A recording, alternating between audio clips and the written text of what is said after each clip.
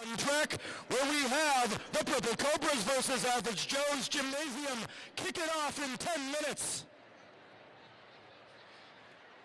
So get your stuff sorted and get your asses down here. It's going to be a great weekend.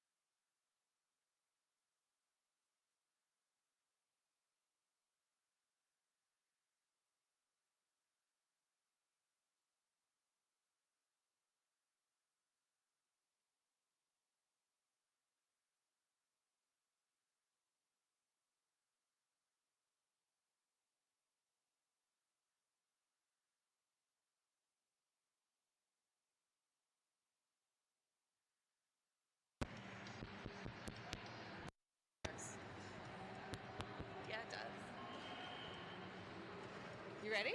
I guess so, as I'll ever be. All right. Good morning, and welcome to the first game of Rollercon on track 1. I'm Shorty with an E. I'm Shouty with a Y. Oh wait, I'm Shouty with an E. Yeah, I don't even know my name. Good morning. Good morning. This game is Average Joe's versus Globo Gym. Are you excited as I am? Yeah. Cool. Let's go through the rosters for these games. Skating for Globo Gym is 0, Stormy Trooper, 02, Caligori, 101, Bitter Blonde Ailment, 1101 Misfortune, 187 Doom, 197 Darth Bling, 213 Primeval, 3 Betty TKO, 30 Mary Chaos, 34 Girlfriend, 359 Doesn't Matter, 45 It's Just Phil, 5 Troublemaker, 737 Llama Croft, 805 Crying Wolf, 824 Pete in the Pool, and 84 No Pack Shakur. And for Average Joes, we have 01 Goldie Knox, 1111 Skulldagger, 113 Fruit Bat, 14 Chimichancla, 17 Rhodes Warrior, 175 C'est La Vie, 22 Andy Oakley, 25 Titan Young, 256 Hate Bit, I'm losing my place, 314 Bacon the Question, 369 Spider Monk, 377 Rita Slayworth, 4 Kira Duncan, 406 Ruth Slater Ginsburg, nice, 47 Nomad, 5 Cutter, 526 Margie Ram, 613 Dreidel, and 707 Sam Antics. These two teams have faced off against each other year after year. The battle is fierce, and the skating is, well, sometimes questionable, but it's an interesting game to watch. And that's just the refs. Correct. That's just the refs. The NSOs are always fabulous. Absolutely fabulous. Let's take a look at who those NSOs are today. We have Heads Will Roll, Toxic McCardic, Mother Flippin' A, Tombo number 5, Windward Widow, Pearl Jim, Tillamook Shredder, McWinkle, and Rachel Scarson. Do we want to even talk about those people in stripes? Probably. Oh, the jam ended. The first one did. Woo-hoo. Let's see. Who has points? Average Joe's gets ahead with 4. 4-0.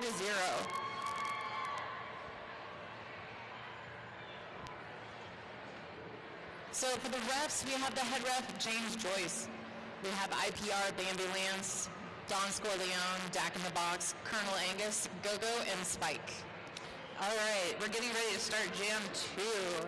We've got No Pack Shakur skating for Globo Gym. And it looks like 377 Rita Slayworth just got lead. Woo-hoo! Did you know that Rita Slayworth's favorite animal is a crow? No, I did not know that. Yeah.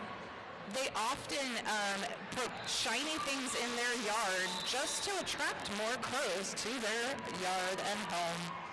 Interesting. Rita scored 3 points in that jam, so that's pretty awesome. I think her crow friends would be proud. We've got 805 Crying Wolf as the jammer for the next jam. And for Average Joe's, 25, Andy Oakley. No, that's wrong. Titan Young. I'm going to make Andy, you're going to jam.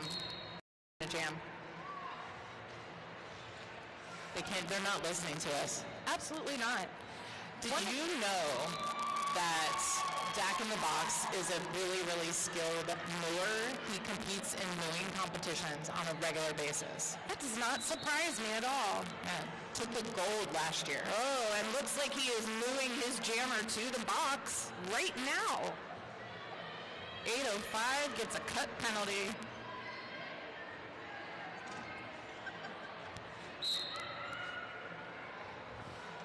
Bambi Lance dropping the hammer. T-Rebel going to the box. I've heard many interesting things about T-Rebel. What have you heard? So one of the things I heard about T-Rebel is that they once dodged a hit so hard that time briefly stopped. Ooh, we've got a time-traveling pivot. That's pretty amazing. I bet that comes in handy for star passes. You know what? I would use that ability for that. All right, we've got Globo putting up a really good defense. Trying to limit those points, but we still get 4 more points for Average Joe's. Globo's jammer does get out of the box before the end of the jam, so we have Doesn't Matter skating as jammer for Globo Jim. And wait, is that Rhodes Warrior that I see on the line for Average Joe's? Absolutely. Did you know that Doesn't Matter has chickens? An entire backyard full of chickens. I have heard he's obsessed with chickens. Yeah, it's a thing. Ooh! Average Joe's is lead again. And Rhodes Warrior taking lead? Like literally, winning lead. No choice but to be lead. It looks like Matt's really crying for some help from the stands and just not getting in. I think he needs to find some more chickens. Rhodes calls off the jam with 2 more points on the board for Average Joe's. All right. Next jam up, we have got 3-0 Mary Chaos skating for Globo Jim, hoping for some points this jam. And 369 Spider Monk on the line for Average Joe's.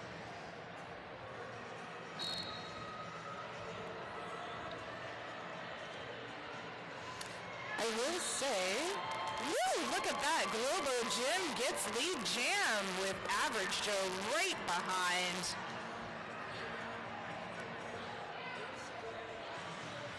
You would think there'd be a lot more wrenches and things thrown in this game. I asked for a box ahead of this game and they wouldn't let me have it, and I'm not sure why. But terrible. If anyone does have some wrenches, we could appreciate them up here at the announcer's booth. Globo limits Average Joe's, holds him back to just 1 point in that jam. So here we have Globo's heavy hitter, Darth Blaine, coming up to jam in this next jam. And did you know that Darth Blaine once was in a staring contest with a goldfish? Ooh, who won? The goldfish blinked. Oh, Like I didn't know they could. Yeah. Apparently that's how good Bling is at staring contests with goldfish. Yep, he is trying to intimidate those blockers, and he gets through for lead jammer.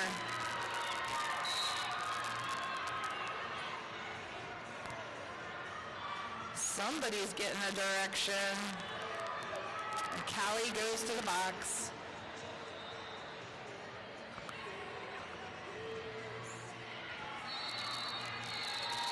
We have a Mystery Jammer 101 for Average Joe's, taking away 4 points. But Globo Jim gets their first point. I feel like that should get multiplied by 10 just for effort.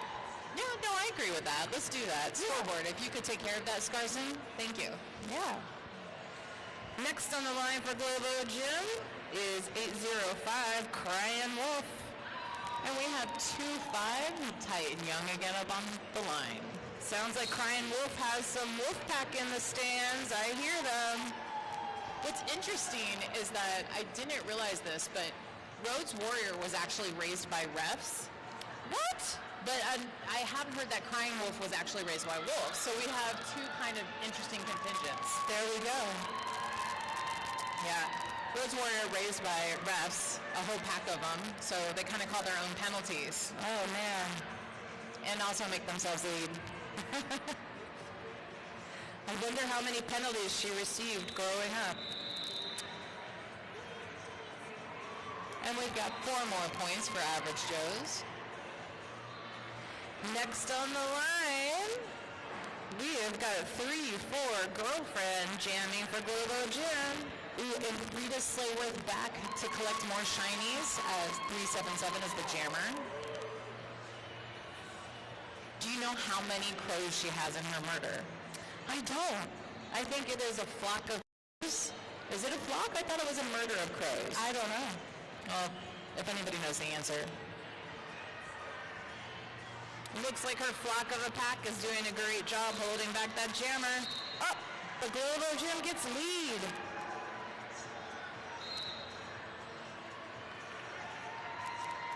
Pivot does go to the box.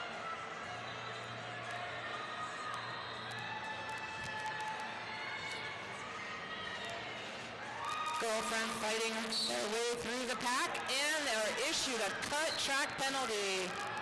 There we go, Jack in the Box moving a penalty to the box yet again. And we've got Average Joe's. Rita makes it out of the pack with 4 more points, taking them up to 30. Hey, you know what? I heard something about Don Scorleone. What? I heard it was Don Toblerone. Ooh, you're right. I did say the wrong name. So what I heard about Don is that he's actually an accomplished soap carver. Soap carver? Yeah, so between games he will carve soap on the regular. Does that soap get passed around for the stinky roughs to clean up with later? He uses the shavings to make like little bags you can put in your gear. Love it. Love it. Those jammers are squeaking through the pack. We have no lead jammer. This jam is going for 2 minutes. Which is about 4 minutes in jammer time. It is. It is.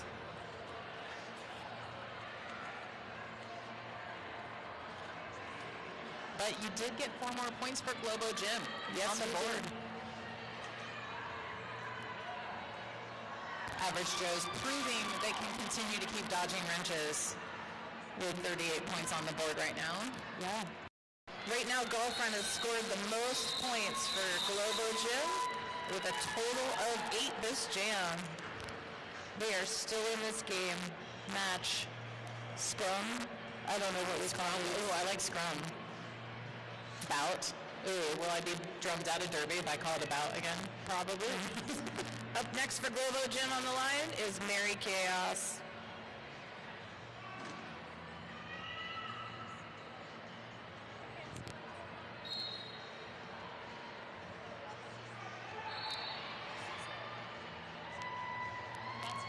Mary Chaos for Globo Gym gets lead jam. Another mystery jammer for Average Joe's that's not on my roster, but 601 is trying to run up to the pack right now. I don't know what I was I going think that's for. their name. Or maybe they're Ghost Jammer. Ooh, Ghost Jammer. There we go. Bringing back Ghost points.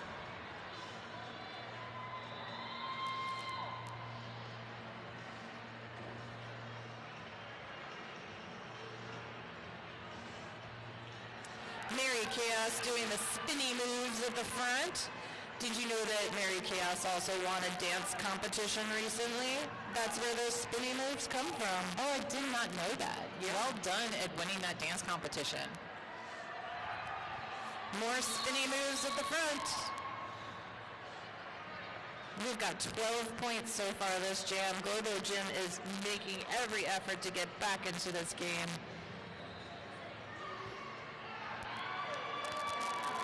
And another 4 points. That Globo defense is working hard.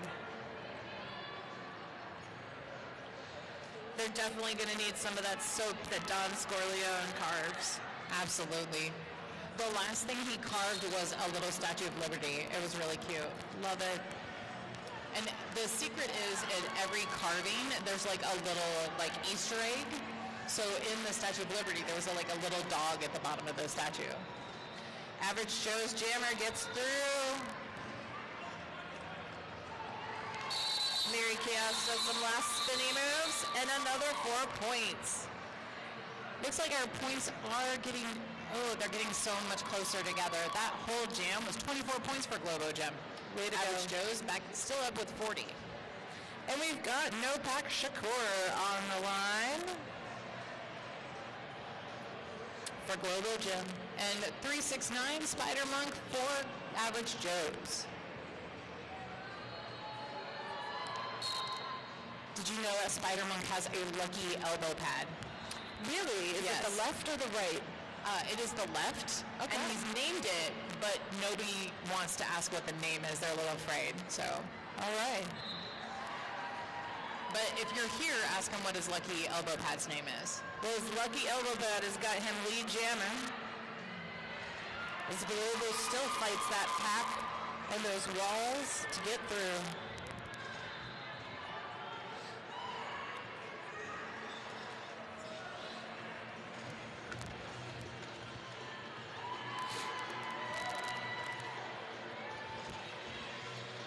We've got Kira up there holding that wall down. So getting ready for Rollercon and this bout, they were practicing. I saw them in one of the car parking lots, skating uphill, all the skaters in unison uphill, just to practice. It was kind of an interesting thing to see. Oh no, Globo's jammer goes to the box on a cut track penalty. There goes Jack mooing that penalty into the box. Yep. Jack in the box is doing a lot of mooing today. And that's Average Joe's with 4 more points. I almost made it 5, bringing it back.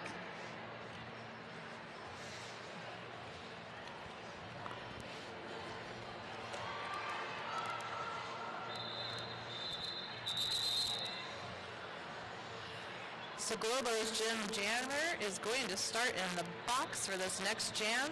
Looks like they've got at least more than 10 seconds. So Average Joe's has a chance to just take it away. Starting on the line is Titan Young. See if we can grab lead really fast. Did you know that Titan can skate so fast that they technically have been late to games that haven't even started yet? Ooh. It's pretty amazing. So pretty. And proving that once again by getting lead jammer.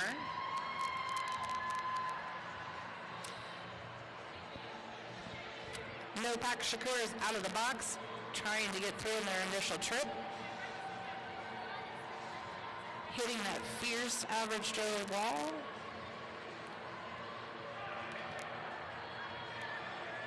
And they are through. Globo Jim holding that jammer back. Calling the jam, and 4 more points for Average Joe's, taking them up to 59. Since we are past the halfway mark of this lovely game, Rollercon would like to remind you to please thank a volunteer. If somebody helps make your day easier, even just by getting you where you need to go and pointing you in the right direction, please thank that volunteer at Rollercon. Up next on the line for Globo Jim is 805 Crying Wolf. And I've got another mystery jammer, 101 for Average Joe's. Also, did you guys know that we're in a desert? Really? Yeah, Las Vegas is in a desert. And because of that, it's hot here and it dries you out. So you know what you should do? Drink a lot of water. Oh, there you go. Alcohol does not count as water. Neither does coffee. Nor Coke. Globo Jim got through his lead jammer, and they are now scoring 4 points.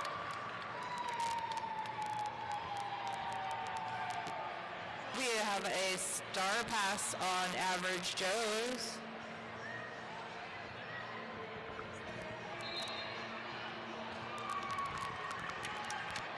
Our jammer for Average Joe's breaking through. 8 points in this jam. Nope, 4 points in this jam. See, can't even count. No, you're right. It's 8. Oh, 8 points. Up next we have Doesn't Matter. Ooh, with all his chickens. So we have chickens versus crows on the jammer line right now. Ooh.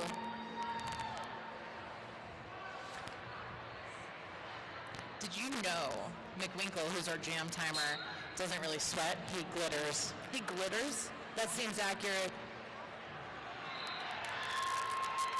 Looks like crow power is way ahead of chicken power in this jam. And Rita does make it out of the pack for lead jammer. All her crows are very excited for her. They're watching at home. I've also heard when Doesn't Matter gets knocked down, there is a chicken cry of "Pukak." It would be really great if everybody made sure there was a chicken cry if he gets knocked down. Rita calls it off. limiting Globo to 0 points while picking up 4 for Average Joe's. That was a beautiful jam. We've got 3-4 Girlfriend on the line for Globo Gym jamming. And we've got 369 Spider-Monk back on the line. Remember, lucky elbow pad is the left one. Let's see if it works out for him on this jam.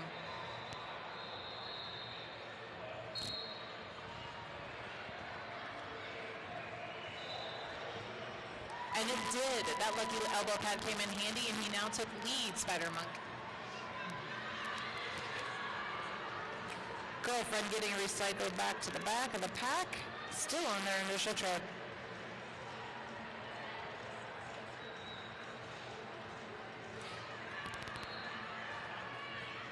Ooh, nice little apex jump. And 4 more points goes up for Average Joe's. I think that left elbow pad maybe gives them wings. Ooh. Oh no, Girlfriend picking up a cut track. Came from the outside.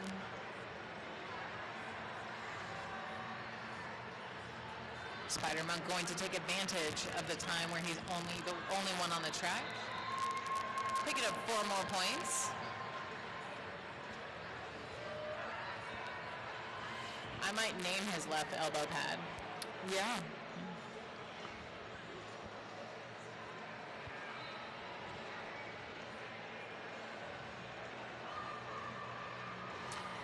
I see the Average Joe's coach over there, Genetic. They once tried to use toe stops on their ice skates. Ooh, how did that go? That did not end well. No, I can't at all. imagine it Can would. you say toe pick? Toe pick. Toe pick. So we got 2 5 starting on the line. Titan Young going to try to take advantage of the time that the jammer for Globo Gym is still in the box. And Girlfriend starting in the box for Globo Gym.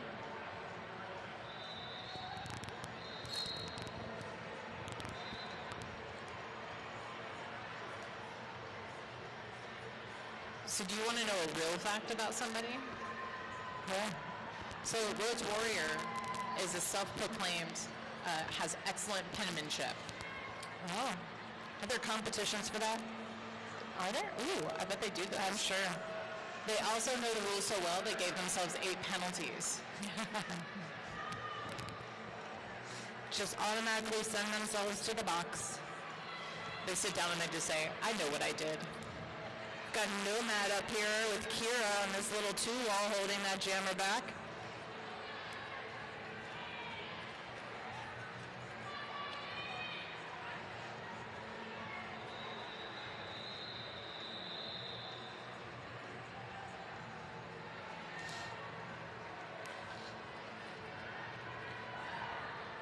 I wonder if any of the skaters are ambi-turners. Oh wait, wrong movie. Oh. On Average Joe's Nomad, up there are one of our blockers trying to bridge that pack. They actually really prefer the somersault positions and skating skills while playing. Yes, Nomad does.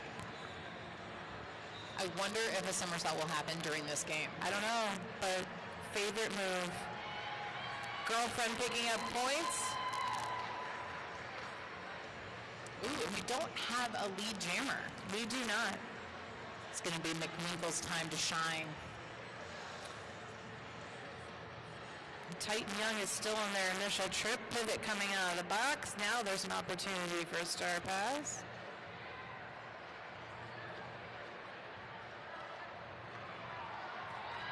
And it's a fake. Ooh, good job.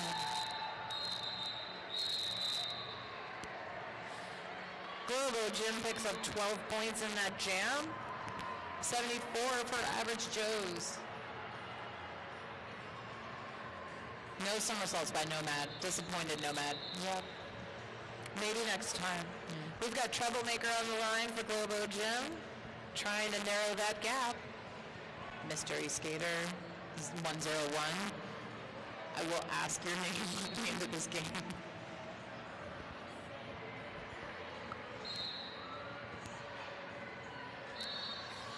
Globo Gym has the lead jammer.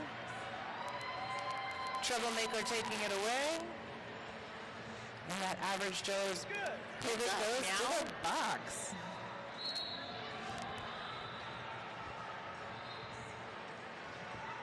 By the way, music provided by DJ Meow.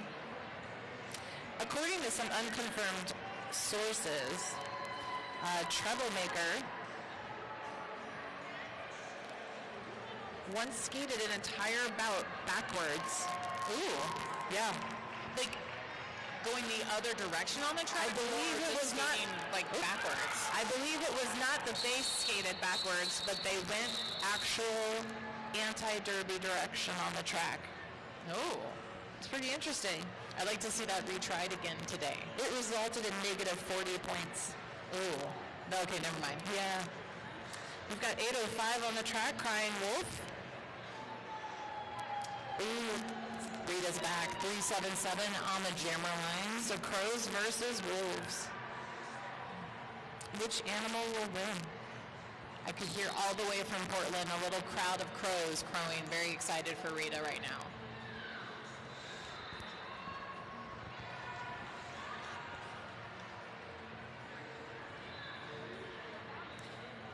Rhodes Warrior trying hard not to give herself a penalty right now. And we've got lead jam for Globo Jim. This could be the jam where we get a lead change. Those Globo skaters back there holding back the Average Joe jammer. And we have a Rogue Star on the track. 4 points for Globo Jim. Ooh, a Rogue Star? Pete in the pool up there, holding back the star pass to Rhodes Warrior.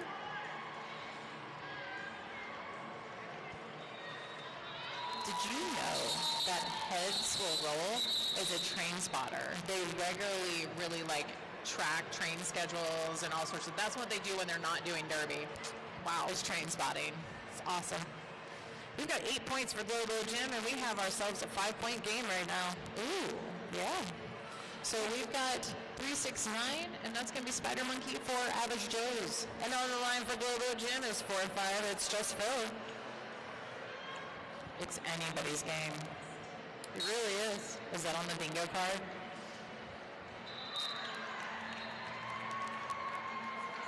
Average Joe's gets lead. And Globo is out of the pack.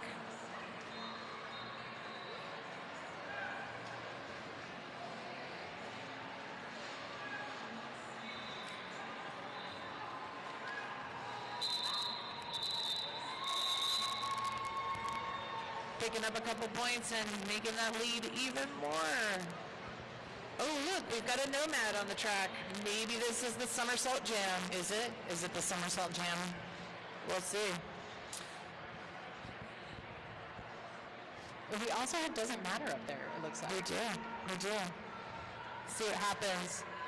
I have heard that Doesn't Matter is like powered by a diet of nachos and Spite. That seems accurate.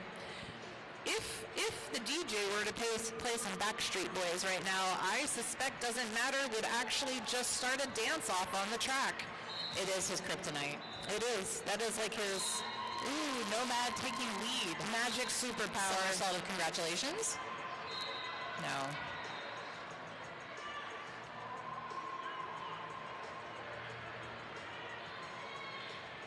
Wait, was that Bling trying to stop Nomad? And he didn't somersault around Bling. 4 more points for Average Joe's. Doesn't Matter getting recycled to the back. Nomad is on another scoring trip.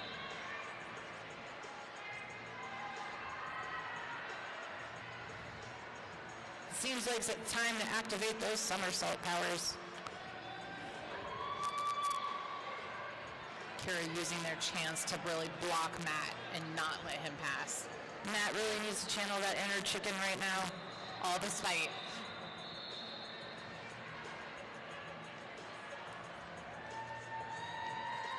And there's Nomad through the pack again for 4 more points, taking them up to 86. Both these teams fighting for their way through the pack for every last point they can get. Nomad taking his time to get back to the pack because he's seriously thinking about somersaults. 4 more points for Nomad.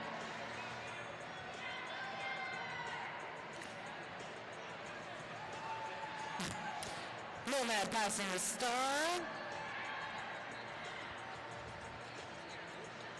Nomad tries pointing at Dawn, and Dawn says no. 4 more points for Average Joe's, taking him up to 94. That was a 16-point jam, not pass, that I almost said. Yeah. We've got 1101 Liz Fortune on the line for Globo Gym.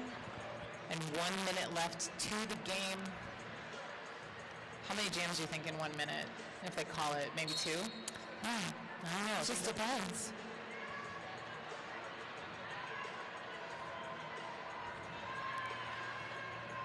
I really appreciate everybody bringing their A game for outfits.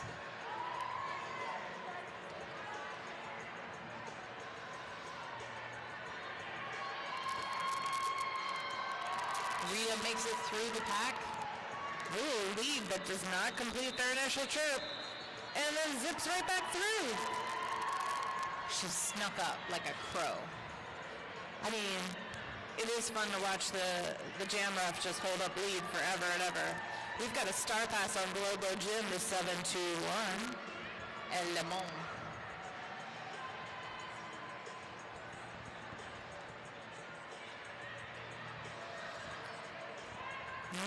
Four points. Oh, I missed my chance to say nice. That period clock expired. Waiting for those last couple points to come in. And it looks like Average Joe's takes the win this year, 97 to 73 for Globo Gym. Congratulations, Average Joe's, you've saved the gym. Next year, we need 100% more wrenches. Yes, also more somersaults. Absolutely. If you'd like to know more about everybody's hobbies, please make sure to ask them. They love commentary and being stopped and asked about their hobbies. Yeah, thank you for joining us for our first game on C1 at Rollercon today. Thank you for putting up with us. I'm Shorty with a Y, or Shouty with a Y. You messed me up. Yeah, I'm Shouty with an E. We might be back later this weekend. Who knows? We'll see. We'll see. Interested in volunteering this weekend? Go check out the VCI desk. We've still got plenty of volunteer shifts and help needed. So if you're interested in helping out, and that includes doing this lovely job of announcing up here, check out that VCI desk and they will point you to some lovely folks that can help get you set up in helping out. Thank you, everyone. Good game.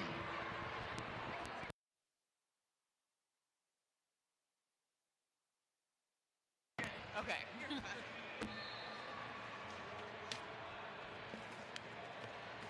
I'm keeping this paperwork though. I have to work this next game. I have to work this next game also. What are you doing? Box?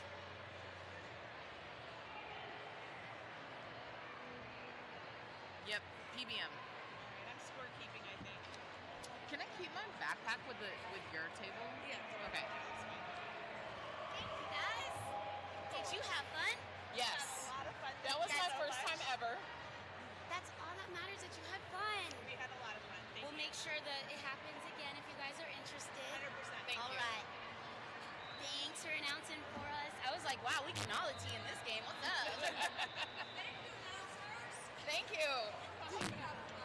Yes. Did you enjoy your factoid being raised by referees? So you call your own penalties all the time, and then we're like, and look, she just called herself lead. No somersaults. I'm not mad. I'm just disappointed.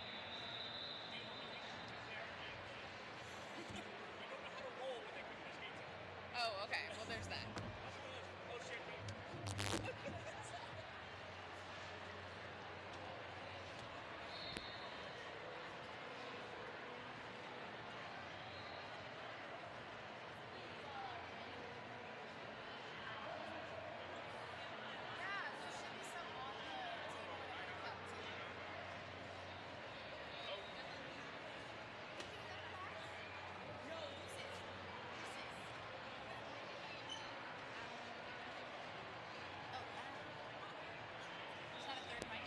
Yeah, I thought the same thing as soon as I Give me them saw it. sponsor reads. Is this them? Yeah. Sweet. Then you know to check them off? Yeah. Perfect.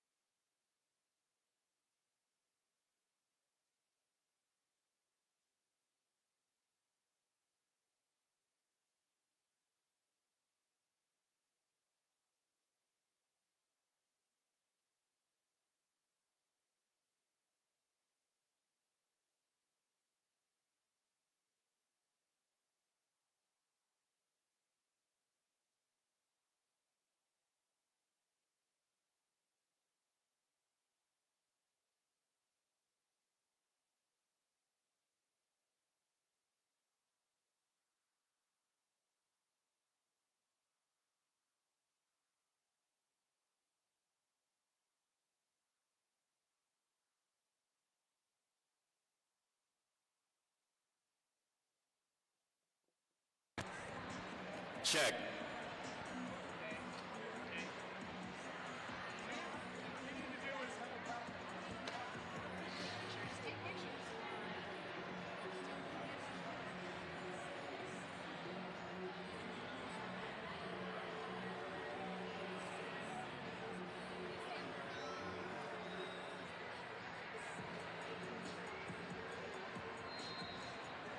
All right, everybody, thank you so much for joining us here in beautiful Las Vegas for your 2025 Rollercon.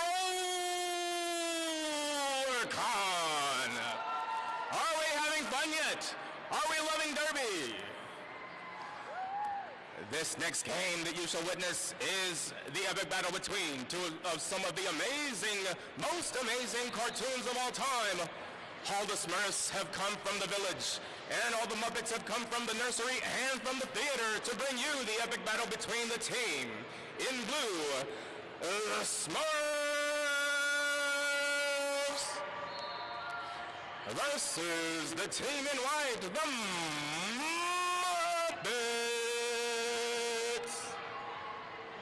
You want to call out the Smurfs? All right, you see my blue hair? Oh, Kermit. I'm gonna borrow this.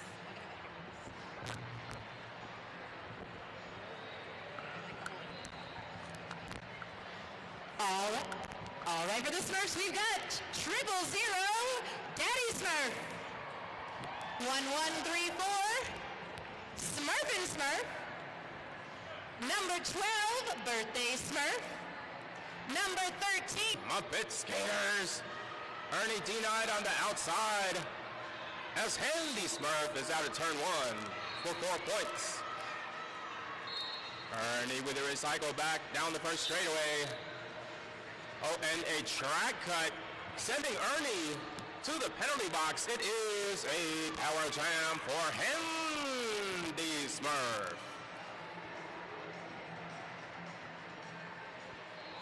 Both teams' defense in a tight cluster here at the first apex. Handy Smurf tiptoeing the outside, but does not make it through.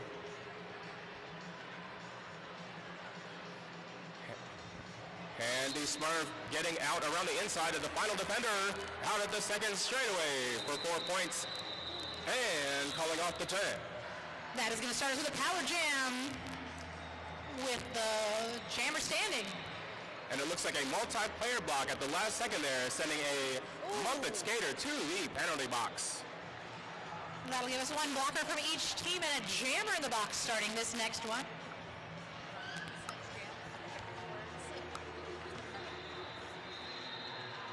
haven't announced since like November. I'm like, oh, I forgot bird birds. Yeah, I know.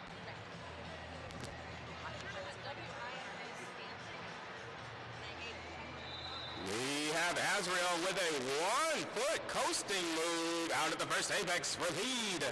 Jammer Ernie on a scoring pass.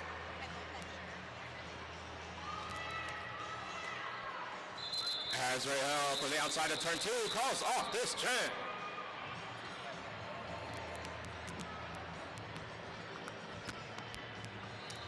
WIFA skates quality boots from Austria since 1920. Ooh, I wonder if they have Smurfs in Austria. Feels like a very wooded place. I was just in Austria a couple days ago and I can confirm there were Smurfs. But were there Muppets? Of course. It isn't a legit trip to Austria without Smurfs and Muppets. And we have one of the birthday Smurfs. I believe it's a Smurf whose day of birth it actually is today. Literally?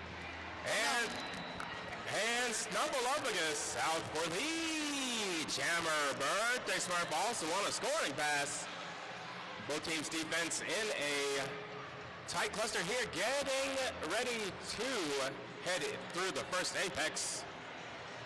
And that is Grover looking to clear a path. Birthday Smurf taking all 4 points for the Smurfs. While Snuffleupagus is being recycled by those blue blockers. And from on the second apex stomp. Go up against calls off the chain. Man, these Muppets and Smurf are always rolling. It's a lead change from the beginning of the game, 58-39 Smurfs. And let me shout out, always rolling, quality stickers, patches, and the funkiest skate apparel. All designed by skaters for skaters. We love what we provide for our community. Is this the first time Janice is starting? And we have Vanity Smurf versus Janice, the hippie chick. Vanity Smurf making a move for the inside. Got one more to beat. Gets past the pivot. Is out at turn 2 for lead. Jammer Janice, the hippie chick. 1 versus 1. Fighting the final. Smurf defender pulls the spin move on the inside. Is now on a scoring pass. Smurf blockers looking to clear the way. However, from turn 3, Vanity Smurf vainly calls off the jam. Janice was like, be cool, man. Just like Weird Chicks is cool. Roller derby apparel. All skate, no heat since 2008.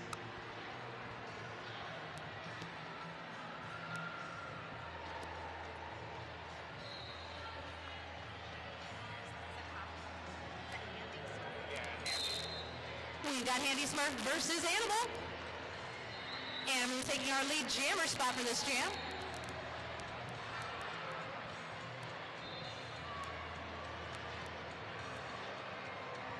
And it looks like there was a star pass on the Smurf team.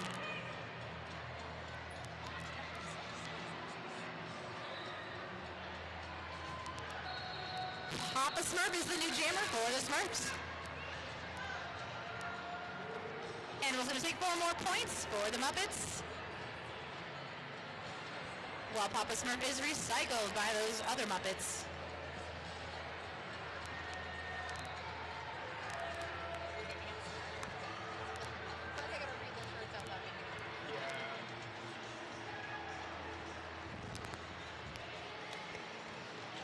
Animal pulling a spin move through the center of the pack is out at the second apex for another 4.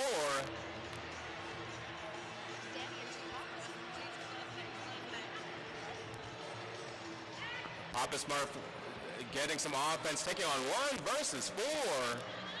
Nice bridging right off Smurf. I saw that. That was some nice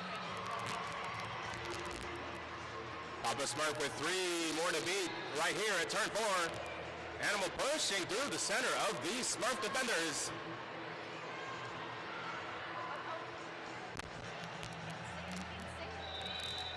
And Papa Smurf recycled at the last second there. 1 point spread. Decent.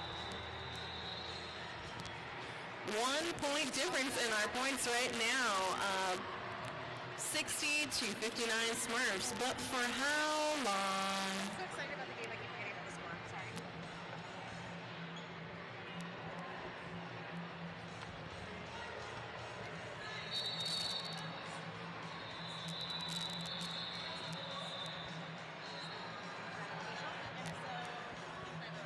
Looks like we have an official timeout. Speaking of officials, thank you so much to our wonderful, wonderful medics and officials. Please keep the medic lanes clear. Thanks. And we have Azrael versus Kermit the Frog. Kermit the Frog taking on this pivot, looking for the way pass, getting recycled on the inside. Back down the first straightaway, Azrael fighting through turn 1, taking on, getting recycled back to this first straightaway as Kermit the Frog is out at the first apex for lead jammer. Doing his Kermit dance? Or is that just a lead jammer Kermit dance? I don't know, but he's got one. I think it's both. Azrael 1 versus 3. Denied on the inside, getting recycled to turn 2.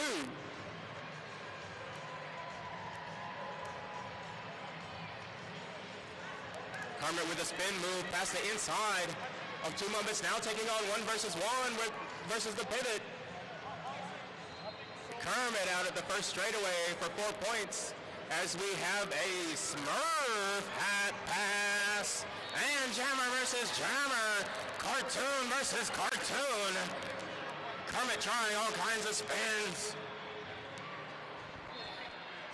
Oh, Kermit accident.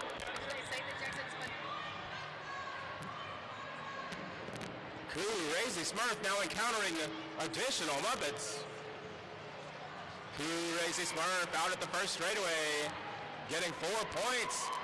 Kermit pulling a spin slide for another 4 and calling off the jam. Quite an eventful jam there. I want to bring your attention to one of our wonderful sponsors, Rollerbag. Rollerbag is a community source roller skating magazine. Stop by and pick up a copy or submit a page. Rollercon booth 54. And we have a 1 point. Oh, lead change. 1 point difference. The Smurfs with 64, the Muppets with 65. With 8 minutes left in the game, it's still anybody's game.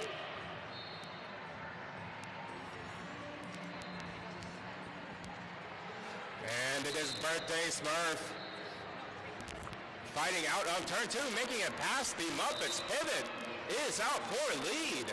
Jammer as Big Bird is giving a race here. Jammer versus Jammer race. Little known fact, Iron Lung, Big Bird, carnivore. Oh, what about his bird shape? Wheels and Meals, Roller Girls Kitchen Food Truck. Follow on Instagram, Facebook, and TikTok. And with that jam, we are now at a tied score. Let's see if one of these jammers breaks the tie. Will it be Vanity Smurf or will it be Snuffleupagus? Snuffleupagus recycled on the outside to turn 4.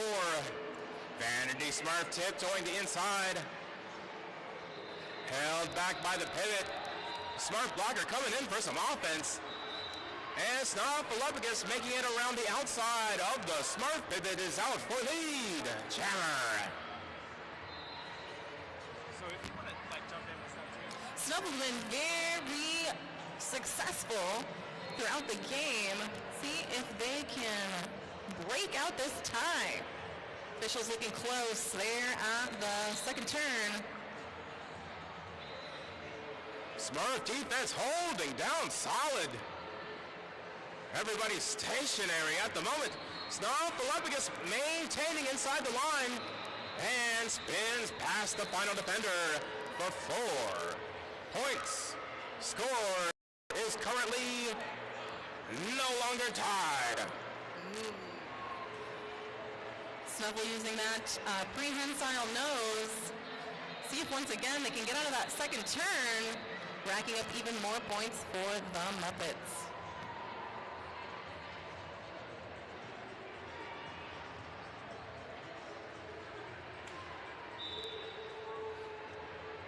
Smurf Jammer Vanity making the Smurf hat pass to Lazy Smurf, who is now on a scoring pass.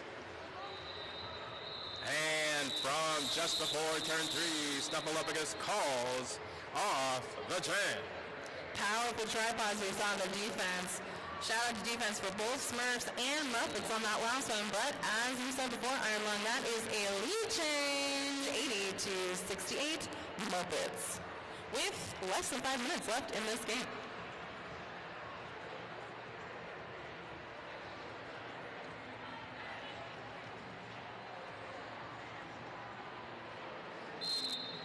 And we have Handy Smurf versus Animal. Animal out on the inside at turn 1 for the Jammer. Handy Smurf also on a scoring pass. And some Jammer versus Jammer. Now correct me if I'm wrong, the last time we saw this it was a very fast back. Looks looks like we're seeing that once again with these two jammers trying to speed the game up, and Animal called it off. Well, we did hear earlier that the Smurfs hats may give a boost. All right, talk about a boost. Let's talk about our sponsors, Rollerbones and Bones Bearing. Rollerbones wheels and wheel and Bones bearings make for a winning combination. Wait a minute, 8-6. Does that say 8-6? I don't even have a 8-6.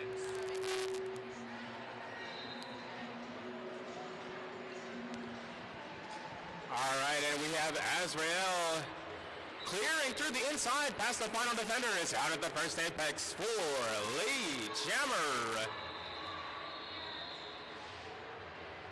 Muppets Jammer held back on the outside, now getting some offense, looking to clear through, looking to get past the pivot. Number 94 in blue, knocking to the outside and the inside. Azrael looking for the way through these three Muppets.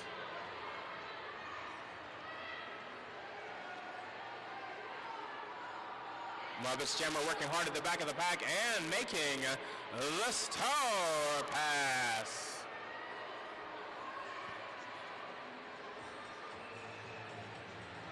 Wow. 78?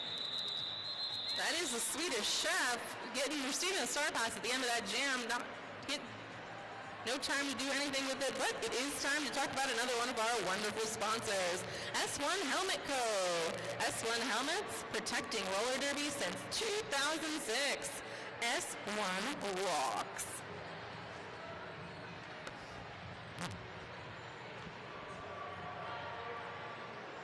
And we have a birthday Smurf versus Big Bird.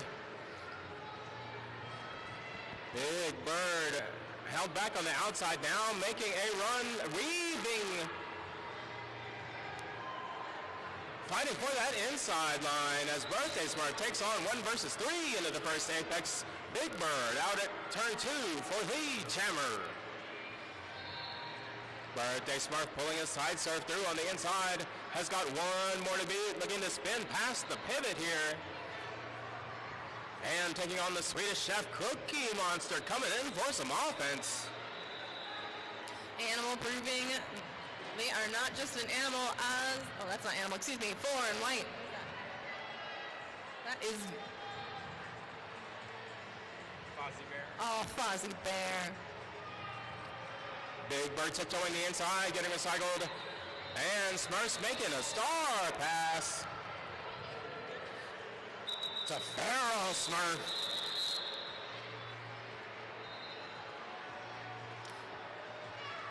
Score after that jam, Muppets still in the lead, 77-85 Muppets.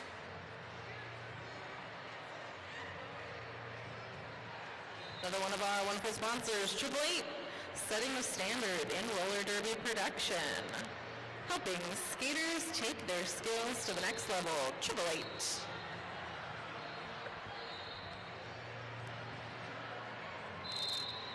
And we have Birthday Smurf versus Animal.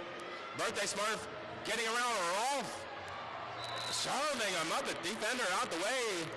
Birthday Smurf getting around the pivot on the outside. Is on a scoring pass as Animal has been assessed lead Jammer. Fast pack setting up at the first turn.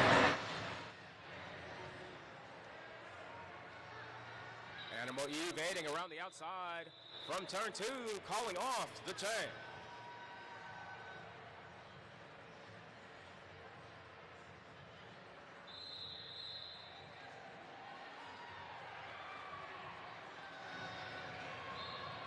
All right, that about wraps it up here at C1. Oh, I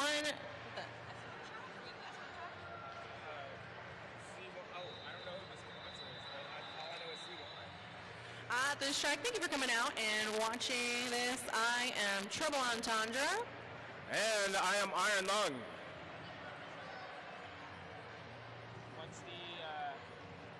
Once they do the thing, do you want to call out the final score? Sure.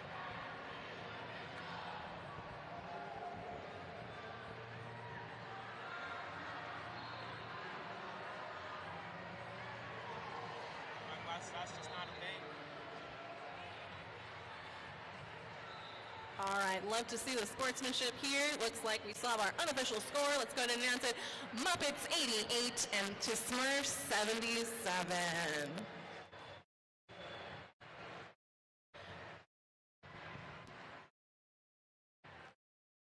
Congratulations to the Muppets and congratulations to all the skaters on both teams for an amazing game.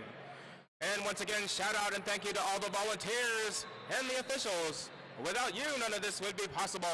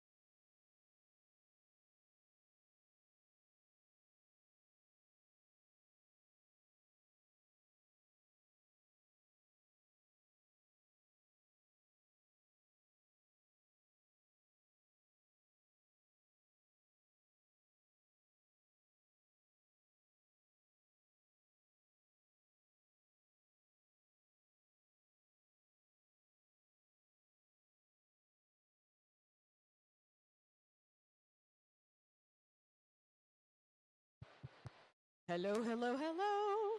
Yay, this works.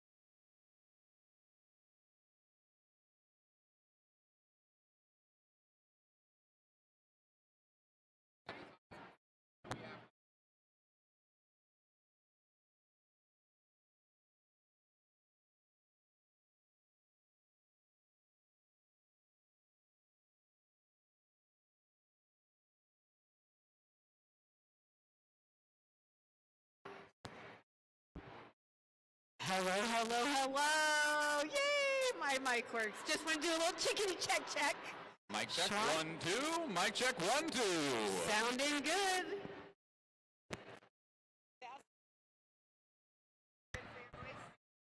Check, check. Checking here for sponsorship. Sounds pretty good. Yay, you can hear us. We're so excited. Hey, I know it says Smurfs and Muppets up there, and I'm sure you all figured out that there's a score. So that means that game is done. And we are now getting ready for our first sponsored game of the weekend. That's right. This is the Ryel versus S1 game. Woo, woo, woo, woo, woo. Hey, anybody out there chosen a team? I mean, it's really, at least for me, it's hard to pick because those are two great sponsors. Both have amazing skaters on their rosters. But who's here to support the Ryel team? Okay, 4 people. Thank you. Who's here for S1? Okay, all right. S1 are definitely leading in the loudness challenge. Ryel people, we're going to need you to step it up. Crowd might be a little biased. Yeah. We'll see how we can get this worked out. But super excited you're here, and this game will be starting shortly. I wonder if we should do the rosters or wait. I'll wait and see what they throw up in terms of time to derby. We did that at the like, oh, it's got like 5 minutes for the start, and then they threw the time up, and it was like time to derby, 22 minutes, and we're like, oh. Oh, whoa, really? Yeah. We're like, okay, Nina, do you mind testing? Just testing. Real loud. Oh, okay. I'm too loud. Hello. Hello. Hello. Hello. Hola, ¿cómo están todos? ¿Hay alguien aquí que habla español? ¿Sí? ¿Hay unos? No. Sí. No, yo creo que está bien. I think it's fine. I was just... That good ass sound that way. We're all like, Oh. Okay. I changed my. Thank you. No, you're good. No, that's good. Everybody out.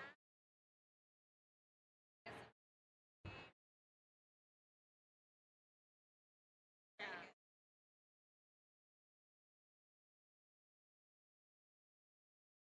All the way.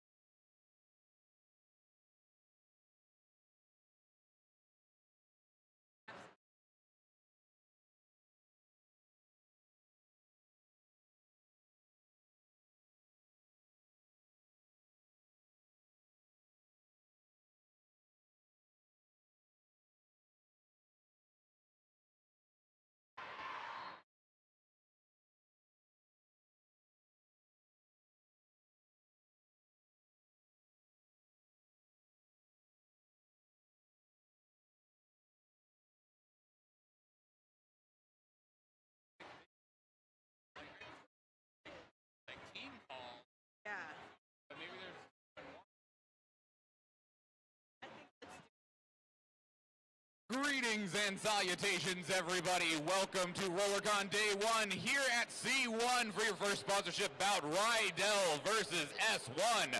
My name is Michael Schwan, and I am joined by... Loquita Bonita and Sasa Thrash. All right, so Benita, do you want to introduce us to those who are skating on Ryel? I would love to.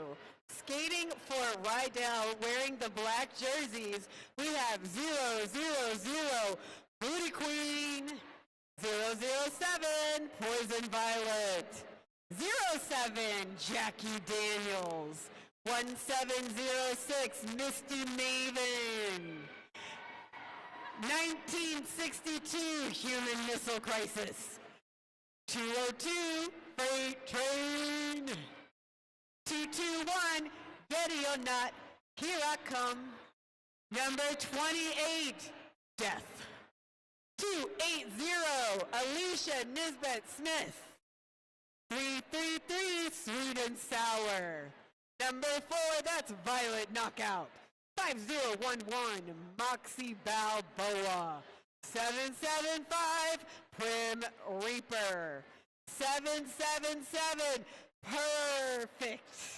89 Arrakis, 904 Brawl, and 94 Octane Jane. Give it up one more time for Ryel. Now those skating in the white jerseys for S1, we have number 08, Party. Number 10, Thugs Bunny. Number 1414, Malabruiser Barbie. Number 143, Baller Shot Caller. Number 15, Bolt Action. Number 19, Bantam. Number 20, Thrasher. Number 25, Slamwise Gamgee. Write them on here and pass notes. Number 27, Carmel Track. Number 3, Scarly Davidson. Everyone do a great job. N- Doing both. All right, I'm gonna Number 316, Lily Gaskell. yes, absolutely. Number 32, Sheesh. Number 6, Not Rocket Science. The team that's on the left on the scoreboard. Number 666, Lolly Rot. Number 7, Donna Diablo. Number 77, Murph. Number 88, Darth. Number 89, Hart. And number 90, Yeety. One more time for S1.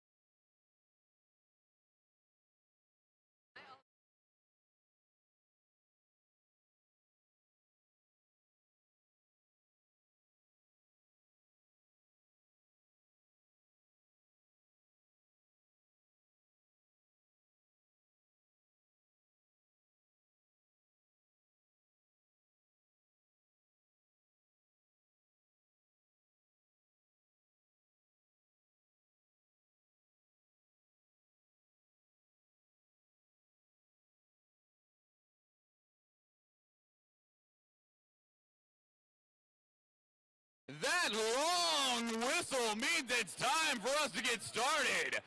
Are you ready for some roller derby? Woo-hoo! All right, this is so exciting. I can't even believe it. All of these amazing skaters on the same track for funsies For funsies. and pride. And what else? What else? What do you win, Schwan, at the end of this game? Bragging rights? Bragging rights. There you go. Can you go by the sponsors? What is this? Go by the sponsor that won and be like, "You are the champion, my friend." Yeah? No? Maybe. Did you know that you're going to get singing along with this? Probably not.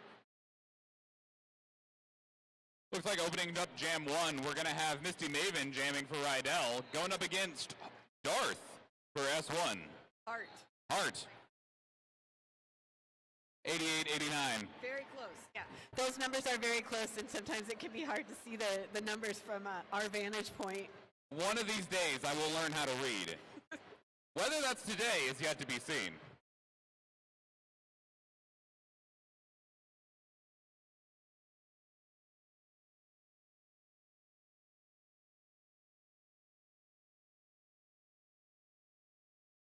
Misty Maven and Hart both here fresh from the World Cup. So got some practice. They got a little practice in during the World Cup so that they could really bring it in the S1 Ryel matchup. We've been encouraged to have everyone join in with a word of encouragement for Misty Maven. Looking for a new job they just applied for and interviewed for yesterday. Good luck. All right, Misty. Both in your employment pursuits as well as in the game today.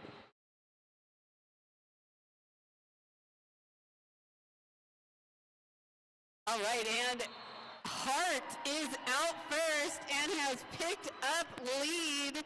S1, first strike. Misty Maven with a star pass. Oh, but immediately following that star pass to Jackie Daniels, there was a cut call. So this is a power jam. Power jam. Power jam for Hart and the S1 squad.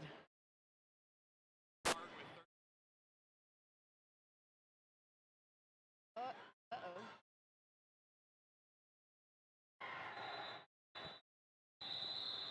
I wonder if it's dying already. It's all right, we got extra batteries. That's right. Shout out to Team S1 and their sponsor, S1 Helmets. The S1 Lifer Helmet Best Fit and Best Protection equals made for roller derby. Get a lifer, be a lifer. S1 makes the best quality and most innovative protective gear. Good job on those first points.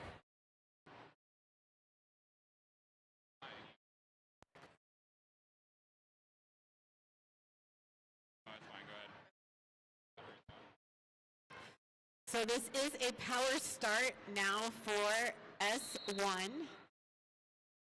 And jamming for S1 is Donna Diablo. And Donna Diablo is out first, has picked up lead. 2 leads in a row now for S1.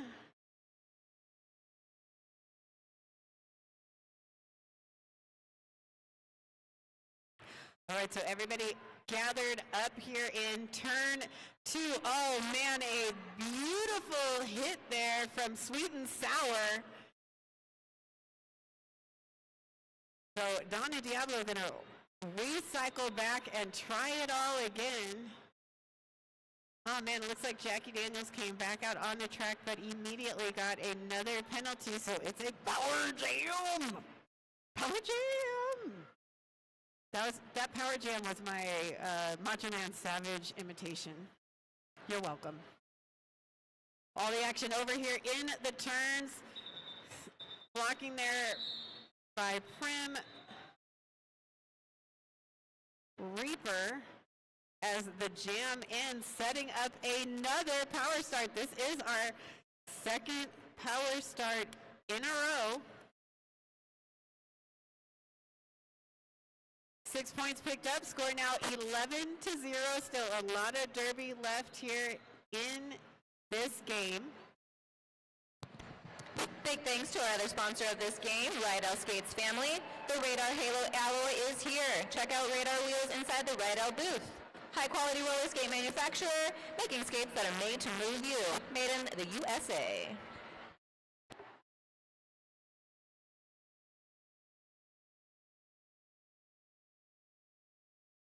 This mic is being finicky. We'll see if it holds. Every time I try to put the cover back on, it cuts out. Maybe that's, yeah. There it goes. Oh my gosh. I don't know if it's battery, but You can share. Over more. But words are.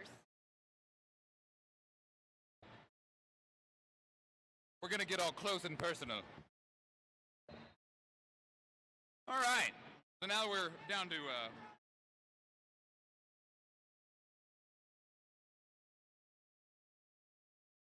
technical difficulties on our end aside. Looks like we're in the middle of a timeout. It was a good time to try to sort those out.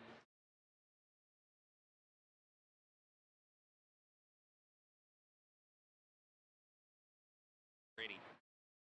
Quick little PSA here. Let's all do our part to keep each other safe. Please travel with a buddy or a pack whenever you leave. You can find more crucial safety tips in your registration bag and program.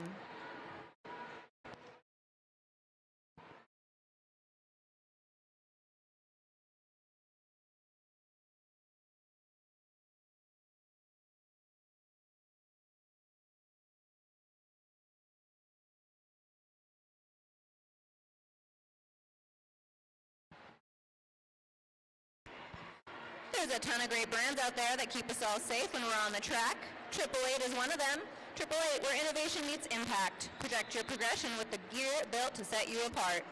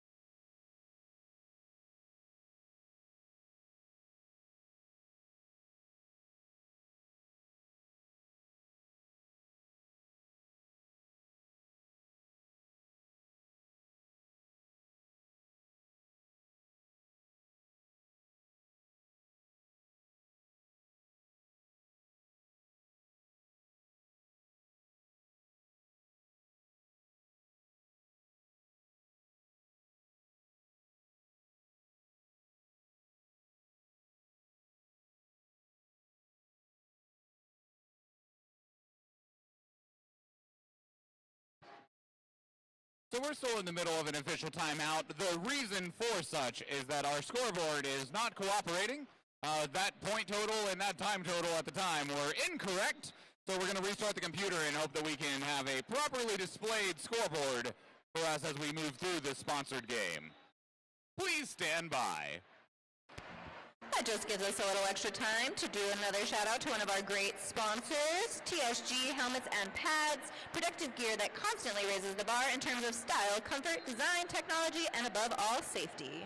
TSG, technical safety gear.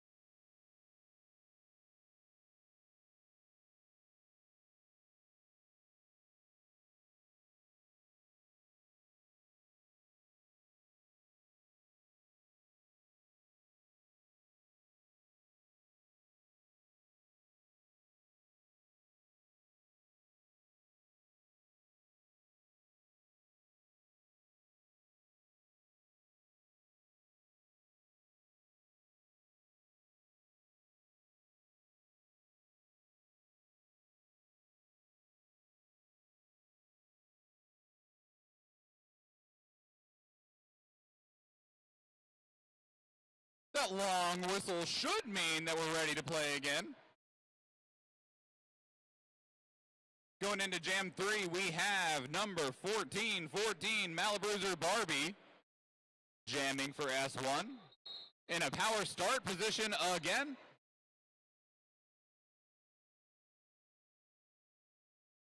Ryel trying to lock Barbie down on that outside line, trap them, wanting to push them out of bounds. Barbie not interested in playing their games, takes a quick step back, reattacks the pack right down the center.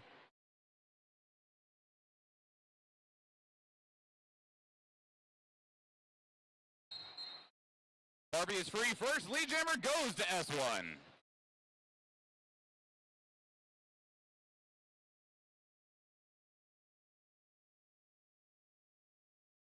Bruiser Barbie unimpeded on the inside, grabs 4 points for S1.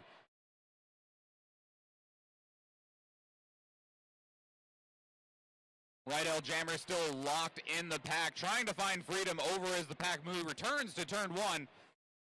Barbie attempts the inside, going to be pushed out of bounds. We'll have to reset to the back of the pack to try again.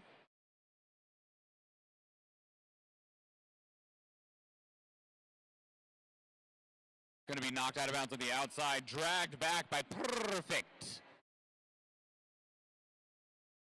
Both teams back up to full strength after a couple of Ryel's blockers serve their penalty in the box. Barbie calling it off, taking 3 points and saying, let's go ahead and try again next time.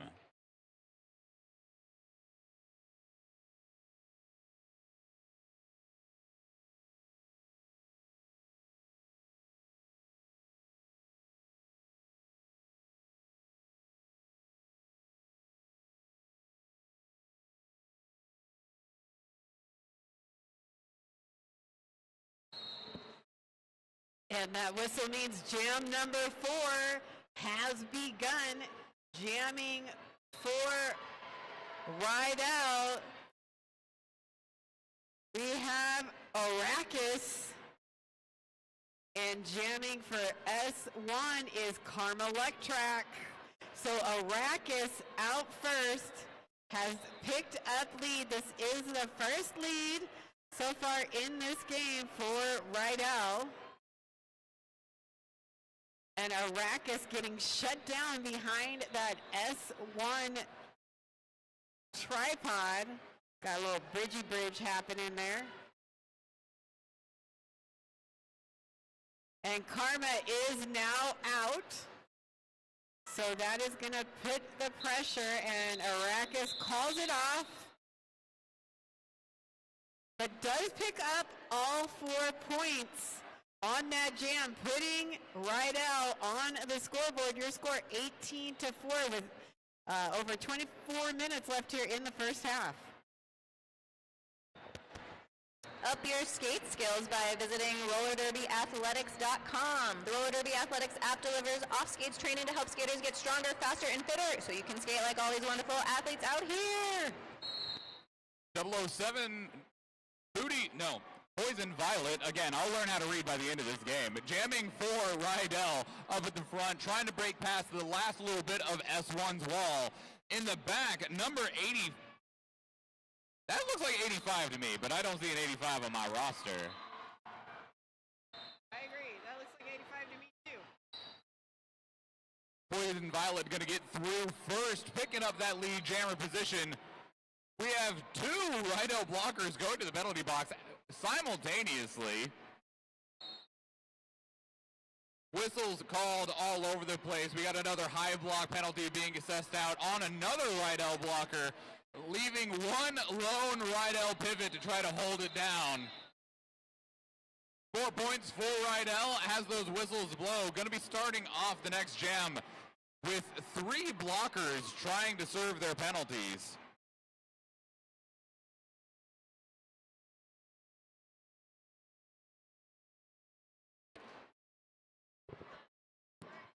S1 started off with 3 scoring jams in a row.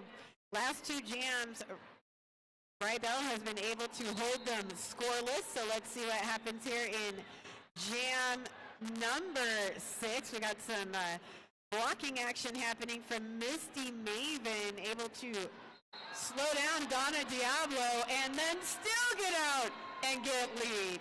So that is 3 leads in a row for Ryel. Donna Diablo looking to get out of that pack. Stuck behind a tripod there, converting to a 2-wall. of Ryel gets knocked to the inside, recycled back.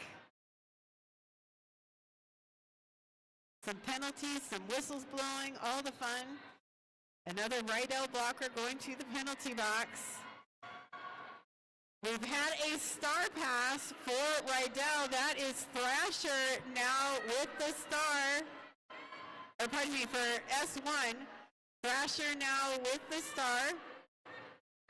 Second star pass in a row for S1. So Misty Maven waiting just until Thrasher got back to the pack, then calls it off. 4 points picked up by Ryel. Very nice job by the S1 squad to contain Ryel and hold them at just 4 points there in jam number 6. Maven with full contact at the start of that jam, even before the initial whistle had blown, already fully leaning into their opposition, saying, hey, I'm going to knock you out, and then I'm going to just take advantage of that position. 100%. Also, that is, the last 3 jams have been just one quick scoring pass, 4 points going up for Ryel, and then calling it off. So now it is Freight Train, who's immediately going to take that lead jammer position. Malibu's Barbie not wanting to rest on their wheels, though, tearing their way around the track. Freight Train weaving through the thick of the pack, trying to grab the points that they can. Going to be 3 for Ryel. Roller derby is a rough sport, but WFTDI Wellness and Body Breakdown has got us covered. Visit the WFTDI Wellness booth for free wrapping, injury assessment, and wellness products. Then visit Body Breakdown and book your massage with Blue. Get feeling good. Or if you need a water bottle, these really awesome, beautiful blue water bottles, you can just go over and get one from the WFTDI booth. Very awesome. And chapstick. Yeah, make sure you're visiting all our sponsors. Say hi and tell them the announcer sent you. They probably won't care, but we do. And but that's nice. Anyway, do you need something? yeah. So we have an 89-89 matchup. That's Arrakis with the star for Ryel and Hart for S1. Arrakis has been designated lead. Hart getting recycled back. Going to that outside lane. Oh, and we have had a successful star pass, it looks like. Yep. Now jamming for S1 is number 90. That's Yeety. So Arrakis looking to pick up those points and call it off. Looks like going to be another 4-point jam for Ryel. Which is also going to be a lead change in Ryel's favor. One small lead after lead after lead. You can claw an entire game to victory 3 or 4 points at a time. That's right. After a very strong start by S1, they have been held scoreless for the last 5 jams.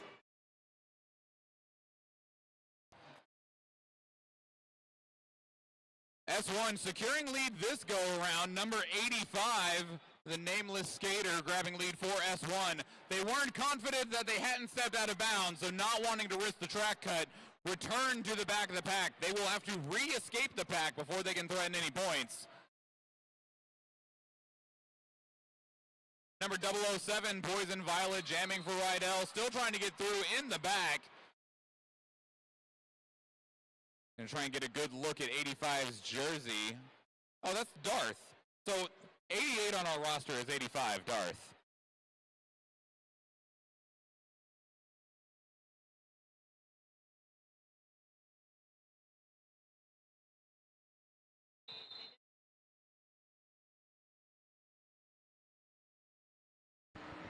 Shout out to Monkey Lube, helping us all keep our skates nice and tidy. Your one-stop solution to cleaning and maintaining your skate bearings that will add speed and a smoother performance to your bearings that you will feel.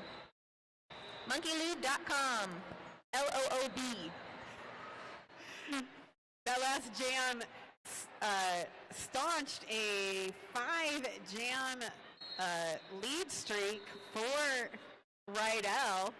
So S1 picking up 1 point, just 2 points separating these two teams with a lot of derby left, and another lead going to S1. That is Slamwise Gamgee, but Freight Train is coming around the bend and going to put that pressure on Slamwise Gamgee. Going to try to pick up some points and call it off before Freight Train does. Probably not quite as successful as Slamwise Gamgee would have liked, but a 1-1 jam. So no difference in the score differential there. Still 2 points separating these two amazing teams. Yeah, just wearing down the clock. We're just skating in circles, having fun. Number 7, Donna Diablo jamming for S1. Going to be going up against 1706 Misty Maven. Maven immediately leaping through the outside, attacking the center of the pack. Tries to check that inside line. S1 is going to slam that door closed. Misty Maven still with a lot of energy up on those toe stops. Very quick feet. Getting some assistance from number 333, Sweet and Sour. Misty Maven with lead after that offensive defense from Sweet and Sour, now on a scoring pass. Donna Diablo still working on their initial pass up in the front of the pack. Full wall of Ryel holding strong. Pack moving out of turn 4. Maven looking for the smallest opening that they could take advantage of. Going to be pushed out of bounds on the outside. Calls it off and grabs 4 full points.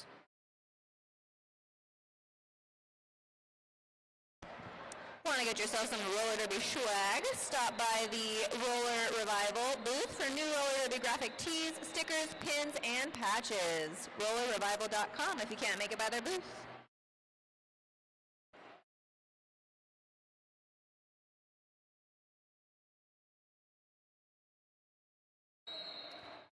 Arrakis with the star for Ryel, and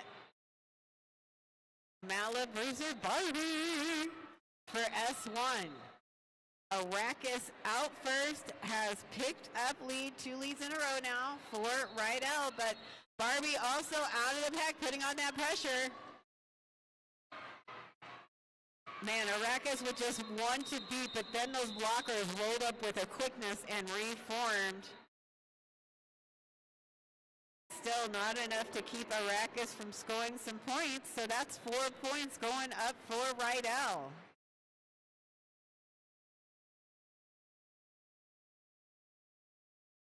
Jammers showing one another some appreciation out at the line. We're all friends here, even if we are competing in this really high-level derby. That is number 007, Poison Violet, going up against number 6, Not Rocket Science. I believe this is Snot Rocket's first time jamming this game, correct? You are absolutely correct, or correctamundo, as the Fawns would say. You know, I wanted to make a joke about the Snot Rockets sliding through the pack, but that just... The ick factor is large on that one. Yeah, I didn't even like thinking about it, but they did manage to go through. Snot Rocket with the lead for S1, pushing through on the outside. 4 points for S1.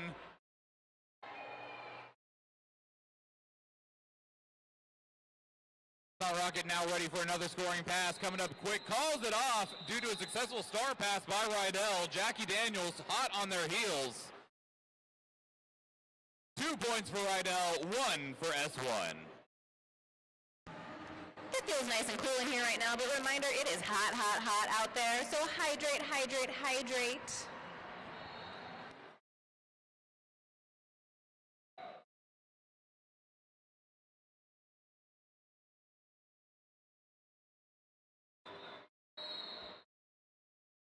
And jam number 14, bum, bum, bum, it's Freight Train. Freight picking up lead with a quickness. And number 25, Slamwise Gamgee, they have the star for S1. Freight on a second scoring pass here. One to beat, some nice blocking there at the end. So a little slowdown, but not a stop. 8 points so far, going up for Ryel.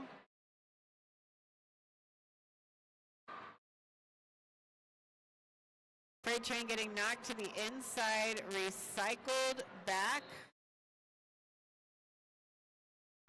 That's baller shot caller. Along with, I think, Karma Electrac was in on that, and Thugs Bunny. Still, Freight got through, got 4 more points, and in the time it took me to say all that, is back again. Ready for more. And there has been a successful star pass for S1. That's Karma Electrac with the star. That's going to force the call off. 2 points snuck in there at the end by Freight Train and Ryel. So 14 points on that jam. That is the largest scoring jam so far of this game.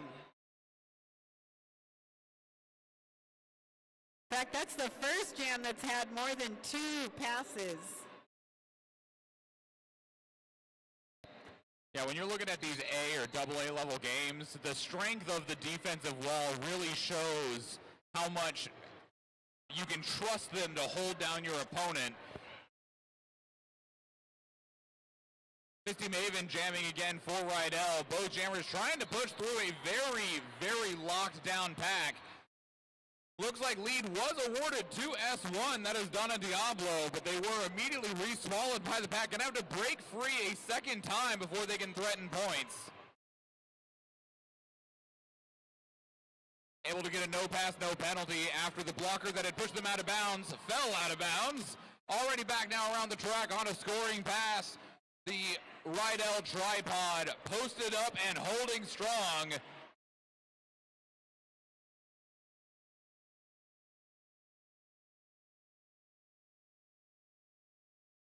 Donna Diablo transitioning around the inside, almost getting pushed down by Jackie Daniels, but out of play is called. They are set free.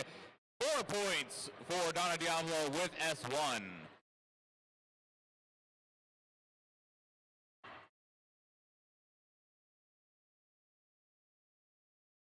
Donna gonna check that inside line. Ryel slams that door closed. Takes a step back, checks the outside line, not finding a whole lot of additional success in that new lane. We have had a successful star pass over on Ryel. Your new jammer skating in black, number 904, Brawl. Donna Diablo working on that scoring pass, pushing right down the center of the pack, not wanting to get close to those out boundaries. Calls it off, grabs 3 points as Brawl approaches on a scoring pass.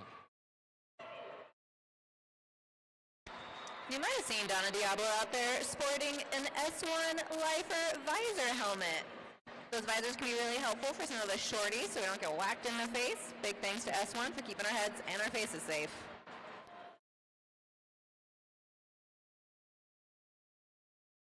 Yeah, I've seen plenty of jammers be like, you know what, I don't know if I need the visor, and then they catch it to the nose, and they're like, maybe I want the visor. Maybe I do. Take that. Jam number 16 underway. Arrakis with the star for Ryel, facing off against Baller's shot caller. This is Baller's first jam as a jammer so far in this game, or the skater who's wearing Baller's jersey, because that's definitely not Baller. It looks like Ryel is out there helping the skaters go very quickly with their quick bearings, where precision meets performance. That's our first 0-0 jam of the game.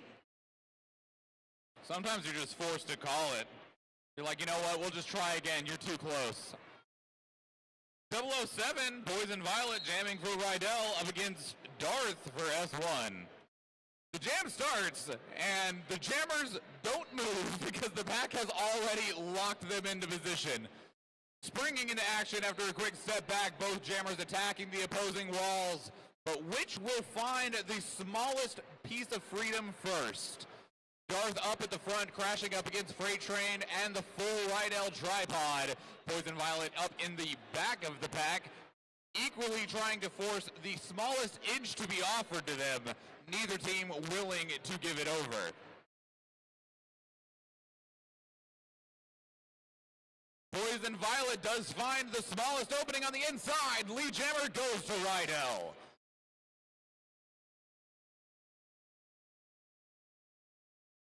Poison Violet grabs what points they can secure on the inside. S1's going to close the door. Violet reattempts on the outside, going to be pushed out of bounds by 666, the Lawler Rot. And says, I got something. They got out. I need the points. What do we get? It's 2. That was another successful star pass there from S1. Number 32, Sheesh, taking the star, putting that pressure on and forcing the call off.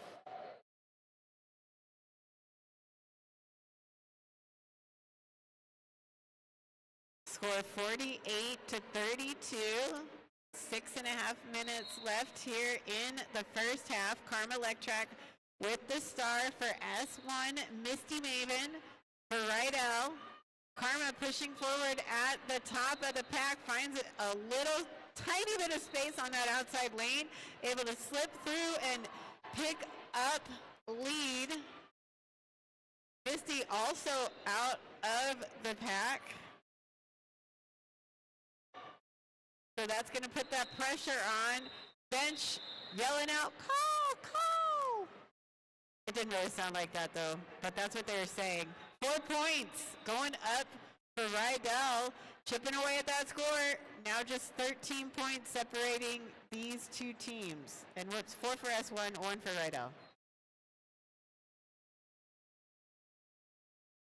Volunteering makes the Rollercon magic happen. If you've got a free hour, we'd love your help. Check in with VCI to volunteer for any amount of time. Slamwise Gamgee retaking the star for S1. Sprints up the inside. Lee Jammer goes to S1.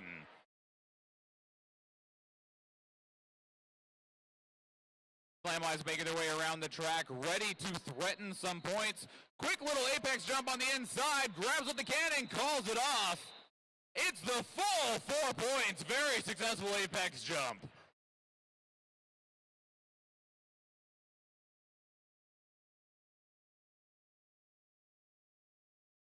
You can't offer these jammers even a half inch on that inside on a corner. They will just see it, and it's like a flying highway. 100%. And it's a thing of beauty to witness.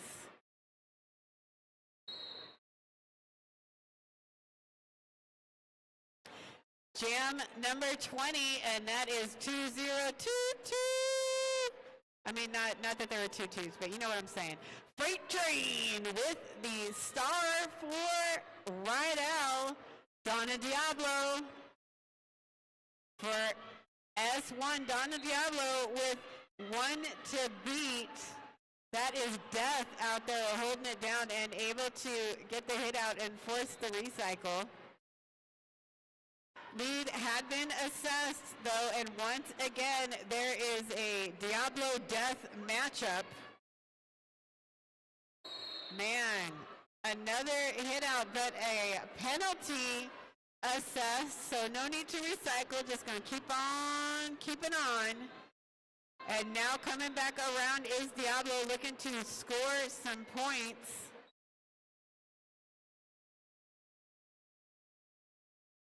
Freight Train able to open up space on the inside lane, is now out of the pack.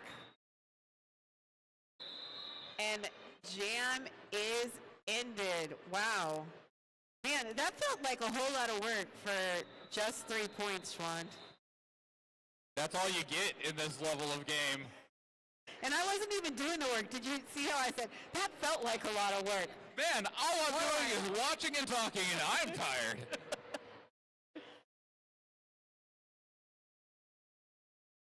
Number 1414, Malabruiser Barbie jamming for S1. Gonna go up against 007, Poison Violet for Ryel. Both teams down one blocker, but that means they can still assemble a tripod, and those tripods are immobile.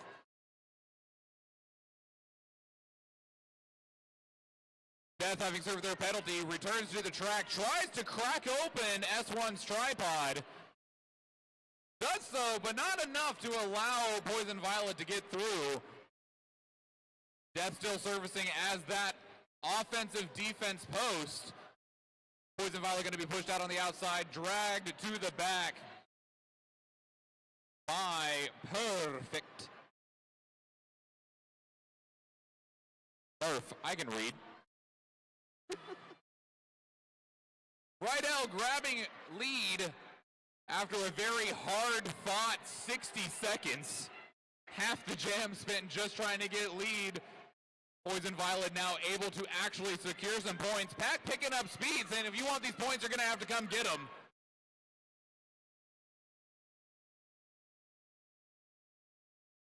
Poison Violet trying to call it off, but going to pick up a track cut penalty in the process. Makes it a power jam for S1. S1 responding with a powerful pass on the inside of turn one. Hart with the star. Hart with a very tentative approach. Drops low on the outside. Attacks right down the center. S1's defensive line turning into an offensive line. Without an opposing jammer to worry about, they leap into action. But not before Octane Jane is going to send Hart out of bounds on the outside, forcing the recycle all the way back to the pivot line.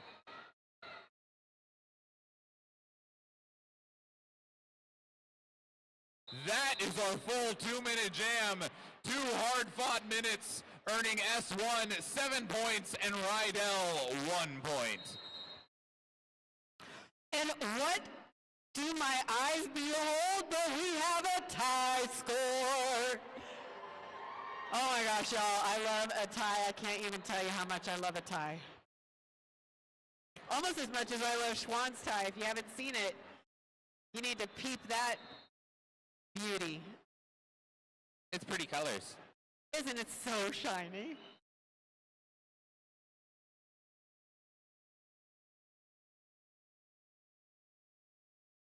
We did have a timeout called by Ryel. 60 seconds before we go into the next jam of the first half.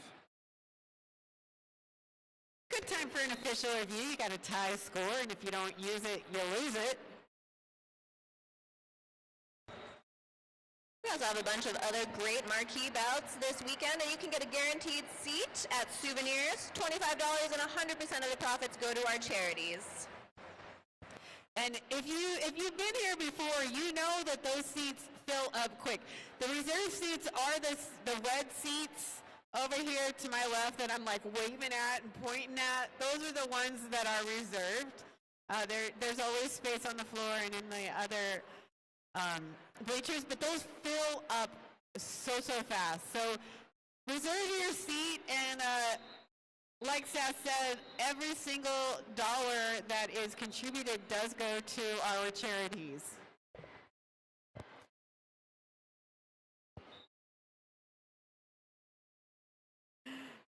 Here we go. Scores tied. The penalty box is empty. Karma Electrac with the star for S1. Arrakis for Ryel. Moving those feet, and it's Arrakis! Out first, has picked up lead for Ryel. Oh, Karma's out too now, so pressure on. Karma up on one skate, going around that apex. Arrakis through the pack, has picked up 4, calls it off. So we are going to go into the intermission with a score of 54-50 in favor of Ryel.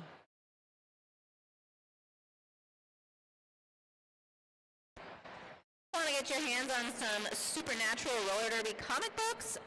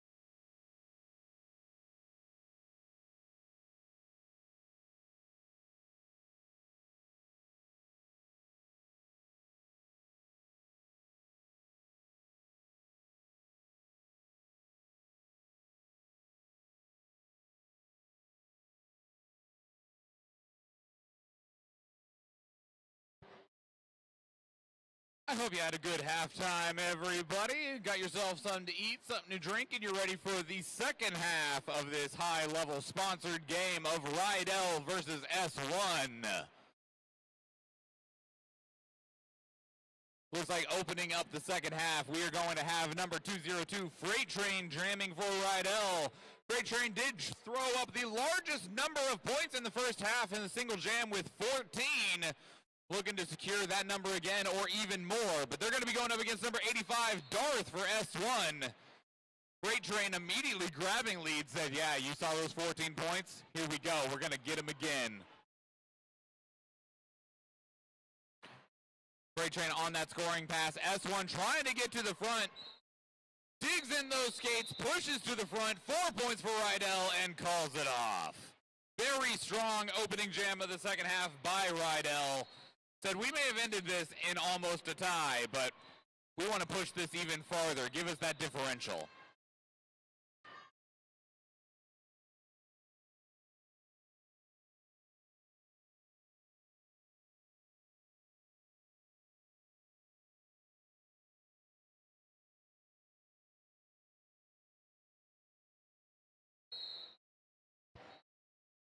Jam number 2 underway. That is Malabruiser Barbie with the star for S1, Misty Maven for Ryel, and it's Maven who is out first and has picked up lead.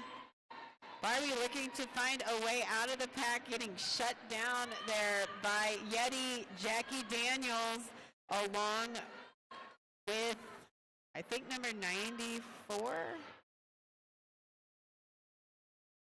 Octane Jane. There you go. But it's Maven who is looking to push through to score some points, but has been stopped. Some very nice offense from Death to break things up and push it up. But some thanks Death got as Death takes a seat in the penalty box. Malabruiser Barbie had taken off that helmet cover, perhaps considering a pass, but sticks with it as she gets out of the pack, but now is fully stopped by Maven, who then calls off the jam. Maven did pick up 4 points on that last jam, so very quickly coming back from the second half and adding 8 more points to their score is Ryel. Score now 62-50. Yeah, I think Maven was looking to engage in some offensive jamming against the opposing jammer, trying to burn down the clock to try to get Death out of the box. Death is standing, so not a whole lot of time left to serve. We have number 89, Arrakis, jamming for Ryel, wanting to take that inside line, S1, throwing them out of bounds, saying, you're not going to go this way, pick a different route. Number 25, Slamwise Gamgee, jamming for S1, also having to recycle after being pushed out. Arrakis on the inside, lead jammer Ryel. Arrakis, a lot of strength, just pushing their way through down lane 1, already back around the track. Now taking the outside, jukes straight down the center, calls it from the ground. It's going to be 2 points for Ryel, 0 for S1. Ryel again just wanting to creep up that lead. One lead jammer by lead jammer at a time. Yeah, that's how you do it. A very heads-up play there by Arrakis. She was so aware of what was happening on the track, so quickly looking to pick up any number of points. It was 2 this time, and hold S1 at 0. So a very quick, very effective start here to the second half by Ryel. They have scored 10 points here in the early moments of the second half and successfully held S1 scoreless in all 3 of those jams. Shout out to Roller Bones and Bones Bearings for keeping us all rolling. Roller Bones wheels and Bones Bearings make for a winning combination.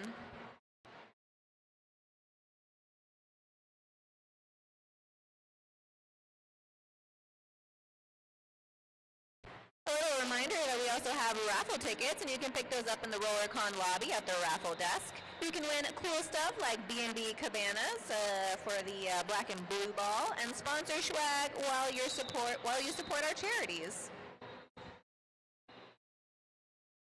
Did you say a cabana? Wait, what kind of cabana? A B&B cabana? D&D, okay. My nerd brain heard D&D, like Dungeons and Dragons. I was like, that sounds like the best cabana ever. You could probably play D&D under that cabana. You could. B&B meaning black and blue. I'm gonna guess for the black Yes, and blue okay, yes. party on Saturday night. I had to think a second. All right, so Poison Violet with the start for Ryel, matching up against Darth for S1. Darth does have a lead. Calls it off. Oh, and that is a 0-0 jam. This is only our second 0-0 jam of the game so far. There was one in the first half. 0-0s are rare. Normally you're able to push past like one hip when you're calling it. But that's when you just have that opposing jammer applying so much pressure to you right on your heels that you just like, I have to call it. I hope that I get something. Yeah, well played with some great track awareness. Freight Train returning with the star for Ryel, going up against Hart for S1. Freight Train just completely chugging through up at the front. Lead jammer goes to Ryel.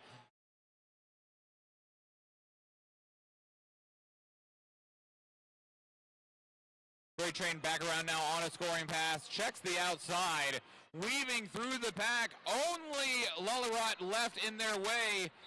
Says, you know what? I'll just take what I got, what I get. I got the full four, securing it again, keeping S1 scoreless, and just slowly pushing up that differential.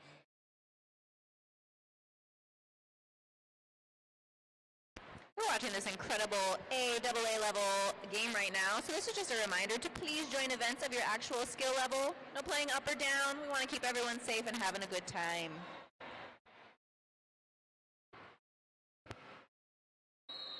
Jammers ready on that jam line. That is Donna Diablo with the star for S1 and Arrakis. And it's Arrakis who is getting a cut call. Gonna go to the penalty box. That left lead open, and Donna Diablo said, I don't mind if I do. And now has lead for S1. Donna Diablo looking to take advantage of this power jam. Power jam! And get some points here in the second half for S1. Ryel blockers, of course, saying hard pass on that. Booty Queen with some nice blocking, joined by Human Missile Crisis. Donna Diablo with Arrakis standing in the penalty box, calls it off and does successfully pick up all 4 points in that jam. So 54-68 is your score.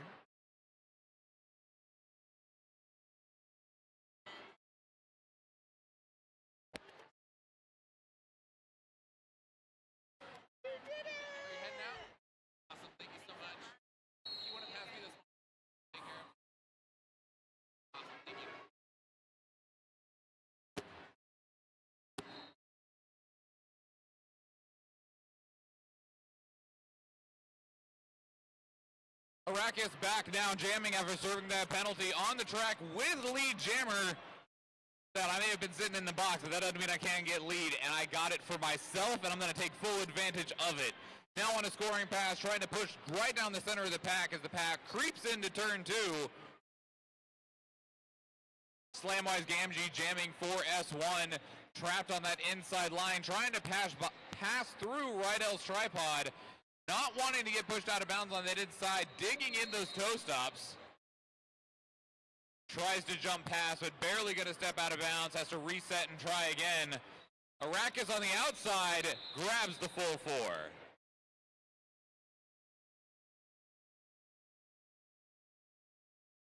Shout out to Ryel Skates and its family of brands, proud sponsor of Rollercon 2025 and proud sponsor of this high-level game.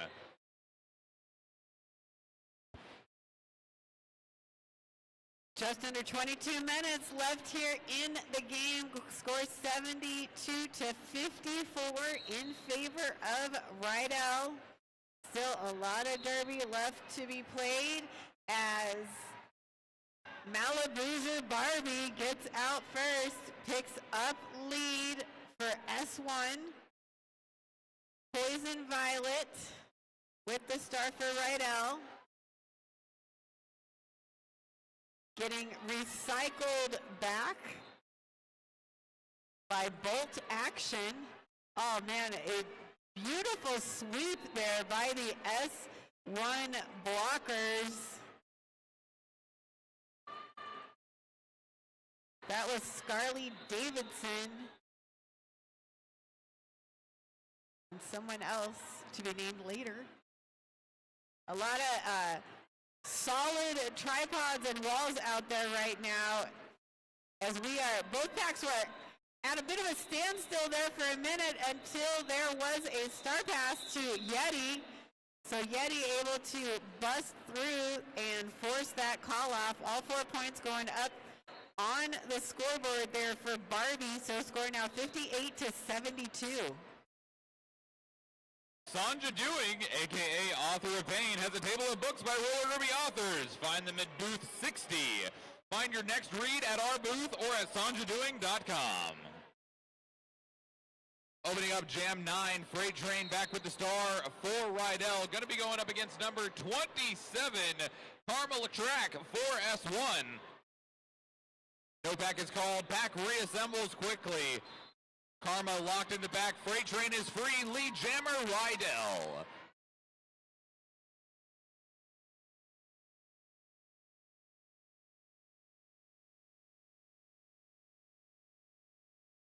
Freight Train throwing a quick shoulder, just bowling their opponents out of the way. Grabs 4 and calls it off.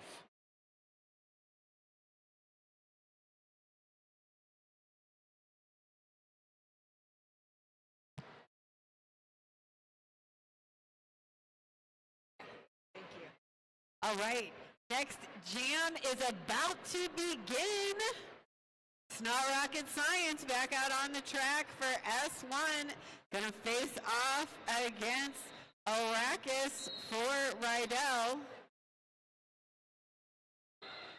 And it's Arrakis who is out very quickly and picks up lead.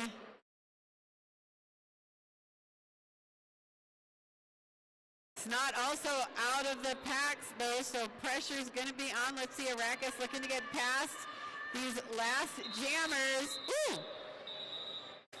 A little bit of a slippy slip fall to the floor and call off, but all good. So 4 points going up again for Ryel.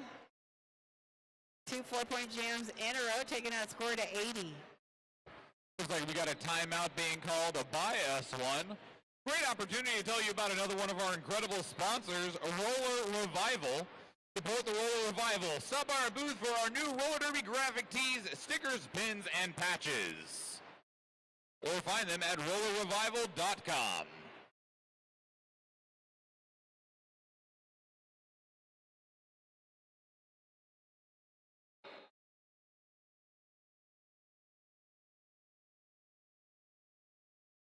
Rollercon reminds you to please thank a volunteer, because without them, this wouldn't be possible. Excellent time for S1 to take a timeout. They are still very much in this game, however. Ryel has just come out like full force here in the second half. They have outscored S1 here in the second half, 22-8.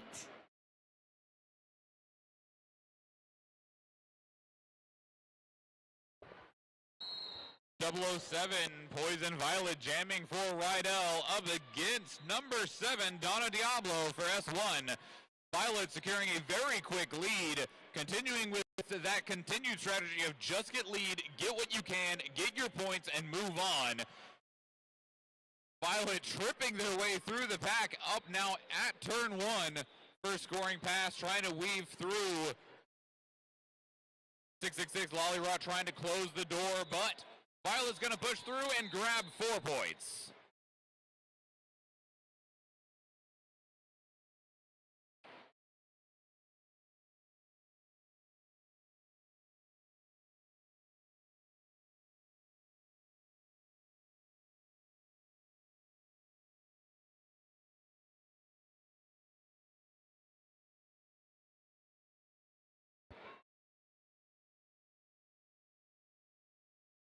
Just about ready for jam number 12. Karma Electric with the star for S1. Freight Train for Ryel, and everybody just want to share the love, I guess, and stick together because not much movement there from the jam line as Freight Train getting knocked out and recycled back by Thrasher and Hart. A whistle blows and Hart the pivot going to the penalty box as Freight Train gets out and is assessed lead. Freight Train at 100% lead here in the second half. Karma still battling against the Ryel blocking tripod there, who have just completely locked it down in turn one. Jam called off, 3 points picked up by Freight Train. I thought I counted 3. There they are. So score going to 87 for Ryel, 58 for S1. Public service announcement, everyone. Please clean up after yourself. Your mom probably doesn't work here. Jam 13 starting off quick. We have number 85, Darth jamming for S1, up against Ryel, already grabbing lead again. That is going to be number 777, perfect for Ryel. Checks the outside, going to be pushed out of bounds by number 08, Party. Dragged to the back, forced to reset. S1 still on their initial pass, giving Perfect an opportunity to secure those points without opposition. Perfect on the outside, trying to just push her opponents out of the way. Informed about the star pass, calls it off, grabs 3, and ends the jam. That awareness of the track, just putting in the work, knowing where your opponents are, knowing if they've done that star pass, if it was successful, knowing when you need to call it. And all within moments. Like, sometimes it's not even a full second you have to be aware of what's happening. You have only a moment to react. Official timeout.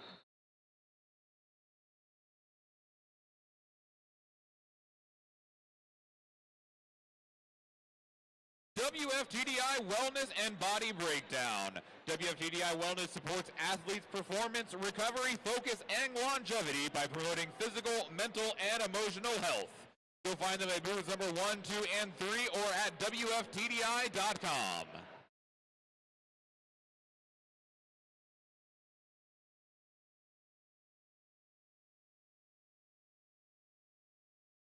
Reminder, everybody, hydrate.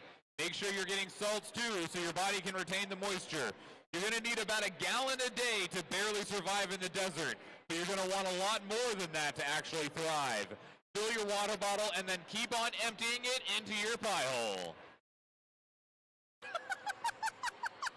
Been read that a couple of times, either reading it myself or someone else, and I'm like, is there pie? Can I get pie? If we're calling it our pie hole, I better be able to get some pie. What flavor of pie also? Pumpkin. Anybody in here a pie fan? Let me hear it if you would take pie over cake. Oh, I wouldn't do that. I love cake. Couple people? I'm not a cake person. I would take pie if it's a, yes, thank you. I especially like chocolate pecan pie, if you're wondering, and I'll be at the announcers table pretty much all weekend. If you have chocolate pecan pie, Benita would love some. If you just whip one up in your non-kitchen having hotel room, that'd be great. Honestly, you could just throw the ingredients into a tin and set it outside for about 3 minutes. And it'll probably be done. Yes, and it'll still be delicious.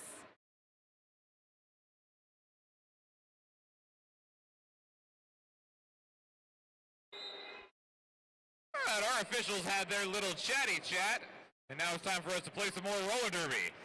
Next whistle starts the jam. Bam! There we go. It is Malibuza Barbie with the star for S1. Pie-loving Malibuza Barbie, as we just learned. Facing off 89, Arrakis. Oh, man. Both getting out of the pack almost at the same time, but Malibu's or Barbie slightly ahead of Arrakis. Lead assessed to S1. So it's like a race, and then it's a booty tap to call off the jam. So that is our another 0-0 jam here. I believe the second one of this half. I think you're correct. And you saw the strategy of the blockers there. Ryel was like, we want to get to the front to make us as far away from Bruiser as possible to give Arrakis the opportunity to get points, which that meant Bruiser just had to call, Barbie had to call it. Because she's like, my teammates are in the back. Their points are closer than the ones that I want to get. Slamwise Gamgee taking the star for S1. Now we move into Jam 15.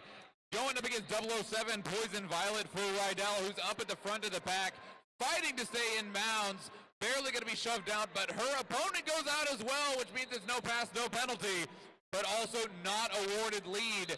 Slamwise Gamgee getting lead and going, well, you know, I'm in the back, but I got the power to call off this jam, giving us another 0-0 jam. Reminder everybody that we always need staff. Stop by VCI to learn how you can earn discounts, free tickets, and more. That's right. Hey, there's a lot of folks here who get a free MVP pass to Rollercon every year by volunteering in the previous year, or get a half price pass. Save that money for all the merch that you can get here. And that is Misty Maven with the star for Ryel, and Snot Rocket Science back out there for S1. It's Maven, though, who is out first and has lead. Snot going to the outside, now back to the inside, looking to create some space to get out of the pack. There has been a successful star pass, so Karma Electrac now jammer for S1 as Maven is through for 4 points. Karma now also out of the pack, so going to put that pressure on as Misty or Maven flips around those hips to pick up a few additional points right at the call off. All you got to do is get your hips passed. Not the wheels, it's not the skates, it's hips on hips. That's right. So you gotta push that booty out and get those hips. You'll see them lean in, they're like, I can secure a couple more. Moving into Jam 17, that is number 89, Arrakis, going up against number 7, Donna Diablo. Arrakis on that outside, just leaning into their opposition. I'm not out of bounds. In fact, I can use you to stay in bounds. Thank you. Lead jammer goes to Ryel. Arrakis now at a scoring pass. So much strength, just pushing right down the center of the track. Got to lock those wheels in, really dig into that plow stop if you want any hope of slowing Arrakis down. They don't need a door, they will make one. Very strong hit by 15, bolt action, making Arrakis stutter for only a moment. Arrakis still securing 4 and calling it off.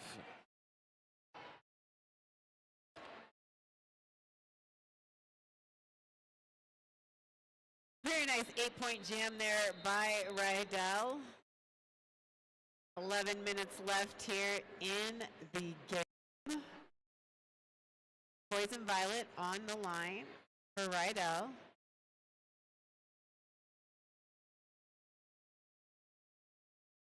And this is a power start. Power jam for Ryel, as Donna Diablo is still sitting in that penalty box.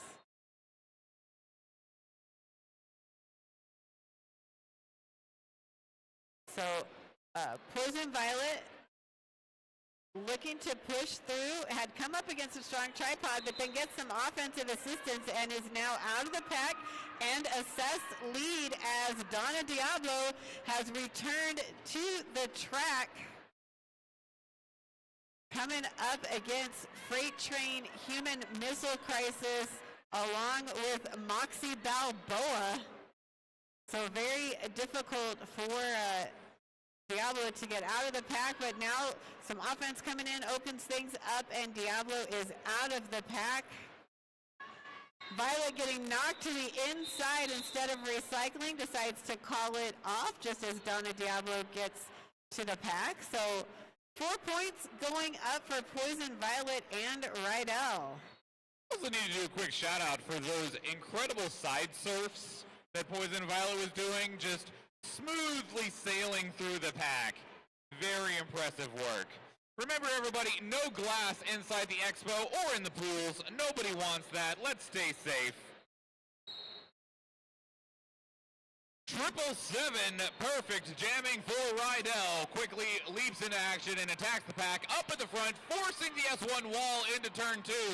Falls out of bounds on the inside. S1 going to drag them all the way back. But it's actually going to be a high block penalty, assessed, or blocking with the head. Assessed 2, perfect, making it a power jam for S1. And in response, Darth grabbing that lead jammer position, unopposed, skating around the track, ready to secure some points, close up this differential. Full S1 wall, leaping into an offense. Getting a couple of taps from Sweet and Sour and Misty Maven, but skates on, grabbing 4 points. Tearing around the track, wanting 4 more. Tries to take the outside, but Yeti or not, here I come, going to send them out of bounds.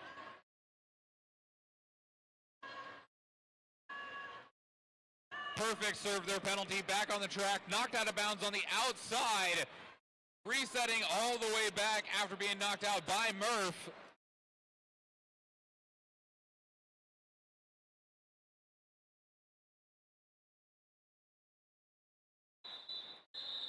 Darth getting ping-ponged around in the center of the pack, calls it off, takes 3 to go.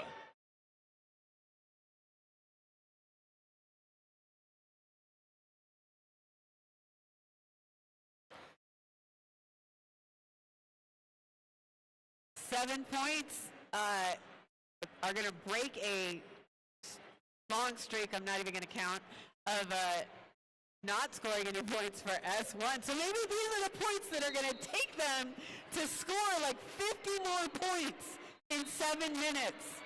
Anything is possible. It's not rocket science. It's here to show you that. It's not rocket science getting lead. Arrakis, though, also out of the pack, and she is coming up very quickly. There is oh man, a nice little bit of confusion there as it's not getting knocked out by a teammate, but it, you know, things happen. And it's a 0-0 jam. That's our 4th 0-0 jam here in the second half. Well, you know, we're down to the final 7 minutes of the second half. It may be day 1 of Rollercon, but these skaters are giving everything they have. You start to wear down, makes it easier to make small mistakes. 100%. Hard jamming for S1 up against Poison Violet for Ryel. Hard up at the front, sprints on the outside, lead jammer S1. S1 securing now, I believe, their 3rd lead in a row as we come down to the back end of the second half. S1 not willing to give up anything, wanting to prove that they deserve to be in this high-level AA game. Hart, 4 more points. Very successful scoring pass, ready for another one.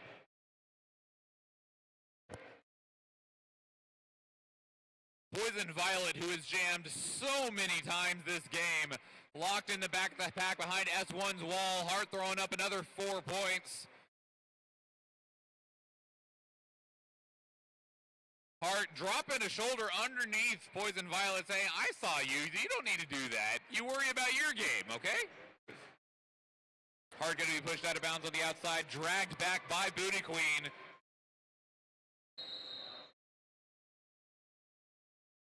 Got a penalty being handed out.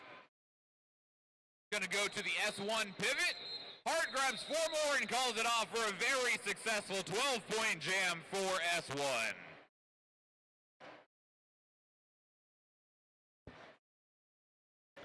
S1 successfully holding Ryel scoreless on the last 3 jams.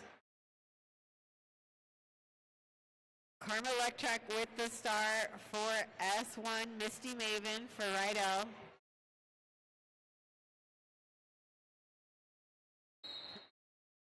Karma starting to juke before the whistle even blows, getting a little warmed up. However, it's Misty Maven who is out first with lead. Karma still pushing on the Ryel blockers. Oh, everybody's slipping down, but popping right back up. Man, that looks like Yeti, Perfect, and a couple other blockers to be named later. Maven getting recycled back.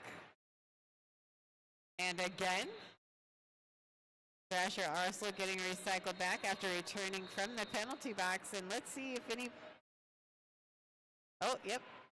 We're still going. I heard some whistles and I got a little confused, Schwan. That jam's not over yet. A star pass to Thrasher, who is now jammer for S1. That's going to put the pressure on in there. Now I can match the whistles to the track that I'm actually at. As the jam ends, 3 points going up for Maven and Ryel. Such an echoey room. At least it's cool in here because it's hot outside. Oh my gosh, yeah, it feels so nice in here. Please remember, everybody, to stay safe when you're traveling around Vegas, especially if you're outside. It's hot out there. Stay hydrated. Move from shade to shade. Stay cool. Stay safe. Opening up jam at 23, we have Arrakis jamming again for Ryel. Just digging in those toe stops on the outside. Lead jammer goes to Arrakis. It's not rocket science as jamming her S1, just trying to get their skates back under their feet, but constantly being knocked down by Ryel's wall. Still had a successful star pass over to number 15, Bolt Action. Arrakis saw the pass and said, no, thank you. I got my points, and I'm going to take them with me.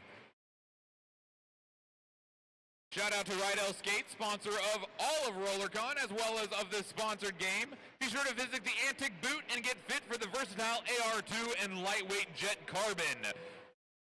They're at booth P1 in the lobby. Bruiser Barbie with the star for S1 and Freight Train for Ryel, and it is Freight Train out first with lead. Oh, a penalty, a cut penalty being assessed to Bruiser Barbie. That means we have a power jam. Power jam. Jam de poder. Freight Train contained by the S1 blockers. Dipped off that pack, going to the outside. A lot of action there from Ryel's blockers to offer offense and open things up. Freight picking up 3, calls it off, freezes Bruiser Barbie in the penalty box. So this is a power start here for Donna Diablo and S1. Oh, never mind, just kidding. They were just excited. They're like, I want to jam. It's going to be a power start for Poison Violet over on Ryel. Scoots back away from the pack, wants to build up some speed. Ryel in an offensive position, ready to try to help Violet get through the pack.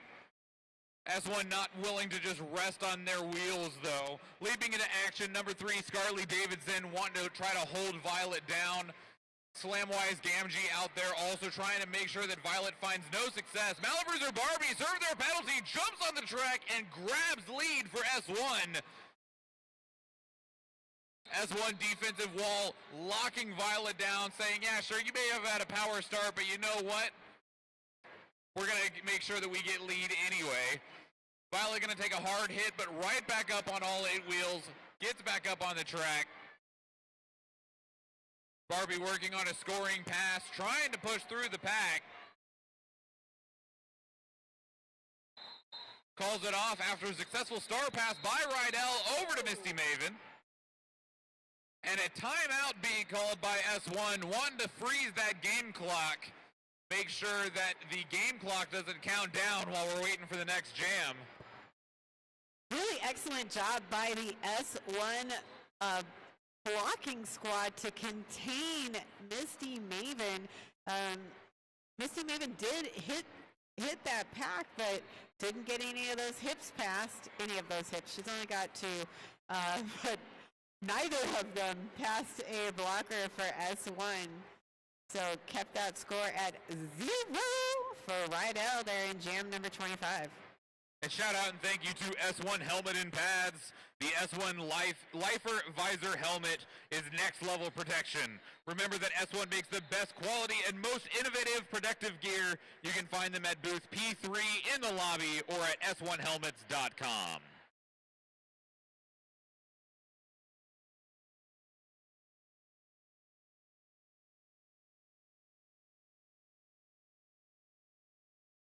Zip your bag and stow it in the labeled spots. Don't lose your stuff. And when you do, find it at VCI Lost and Found.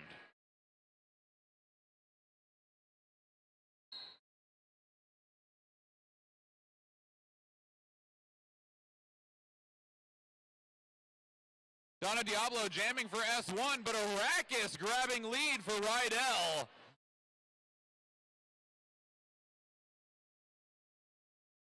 Arrakis has the spice to push through the pack. Now on a scoring pass, trying to push right down the center, digging into the track, practically leaving grooves as they go. Pushes through on the outside, 4 points to Ryel.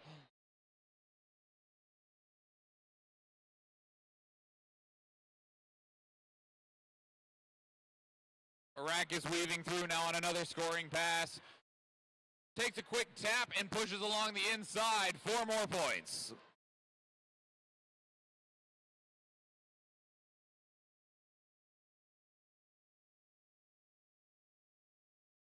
Ryel Wall, just full tripod, still locking down that S1 jammer. Arrakis getting just barely booped out of bounds on the outside by number 32, Sheesh. And that is the end of that jam, which brings us to the close of this sponsored bout, your unofficial final, S1 81 to Ryel's 133.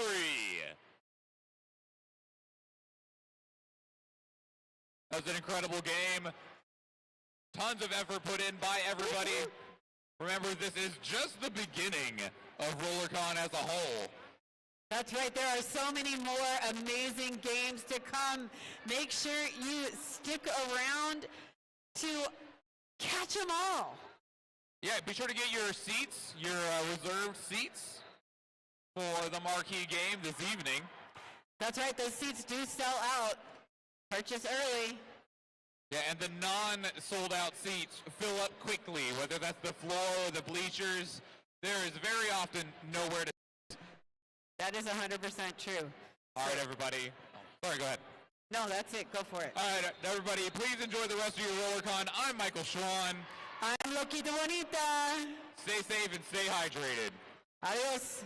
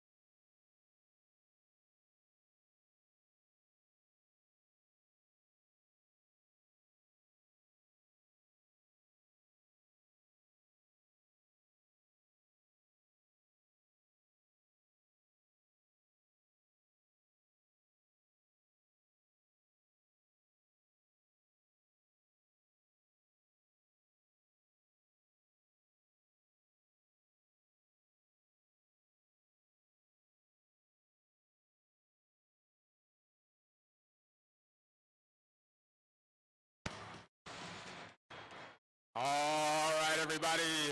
I hope you're ready to scream real loud and possibly turn blonde and go over 9,000. I hope you brought your wands and bows and magical transformations, because the next game that you're about to witness is the epic battle between the team in orange, the Super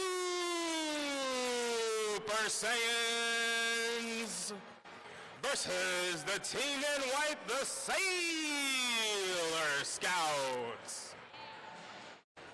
Here are our skaters today for the Super Saiyans. 03 packs a punch. 06 shortstop. 121 Captain Flux Capacitor. 1701 Spark and Awe. 143 Nat Maybe. 177 Slam Mimes. 18 Nat Attack. 197 Darth Bling. 32 Tiff Tough. 314 Pyre Scared. 333 True Blocker. 369 Chicana Heat. 4 Sweet Cyanide. 411 Rowdy Dangerfield. 44 Slim Grim. 66 Rampage. 421 Gnarly Quinn. 86 Wildcard. 9904 Bones and 4062 Reverend Paynard. All right, and for your Sailor Scouts tonight, we have number 007, Poison Violet, 0812, Thor Slammer, 11 Glow, 1010, Sailor Doom, 1159, Bippity Boppity Bruiser, 1171, Snuffy, 143, Cinder Blocker, 19, Peachy Mean, 25, Storm, 30, Mary Chaos, 302, Ian Malcontent, 318, Dodgenya, 326, Thrash Panda, 37, Waffle House Wendy, 4590, Bad Habit Barbie, 564, Flamingo, 64, Go-Go Gadget, 777, Perfect, 92, Luna, and 98, Battlin'. And we are your announcers, Iron Lung and Badass. You want to do this first game? Sure thing. Maybe I'll try to read one of these at the end of it. Loving the tuxedo mask costume on the Sailor Scouts coach. Just really, really doing that romantic vibe for me.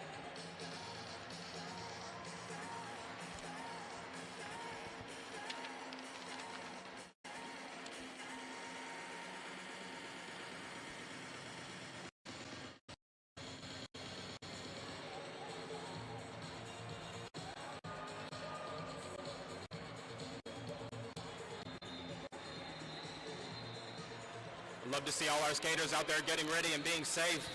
Shout out to 187 Killer Pads, patented technology, handmade patterns tested by the best. 187 Killer Pads. And shout out to 888 Performance, Innovation, Progression.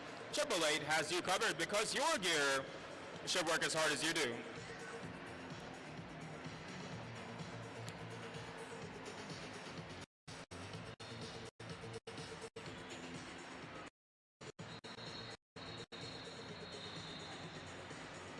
All right, Badass, do you think we will see any spaceships land on the track during this game? You can only hope, really. You can cross your fingers and hope really hard. I am definitely hoping. I'd like to see some kind of transformation occur. My favorite is when they go all like rainbow and like silhouette and sparkly.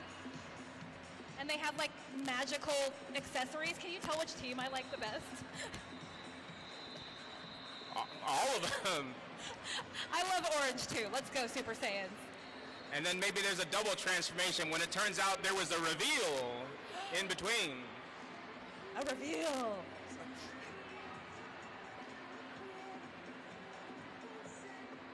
Shout out to all the officials, the skating officials, non-skating officials, all the volunteers, and our wonderful DJ. Without all the volunteers, none of this would be possible. Shout out to the announcer volunteers. That's us. I'm shouting us out. Go us.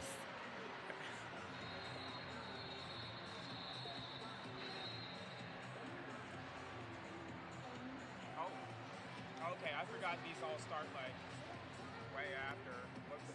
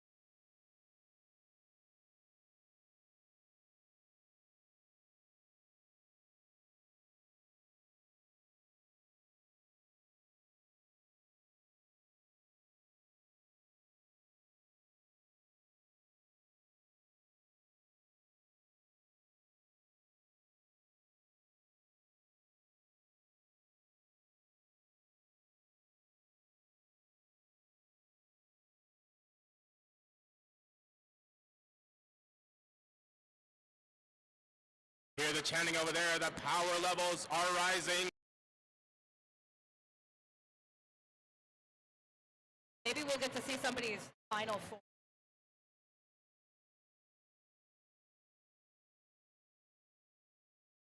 I'm gonna say I love this crowd. I feel like I'm getting a lot of positive feedback for my nerd knowledge. Yeah, that's right. I love it. Who knew you could be a nerd and a jock at the same time? Roller derby did. All right, so we just got another memo that the Saiyan skates and gear are sponsored by Capsule Corp.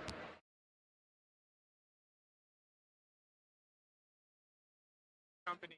It's a company. In the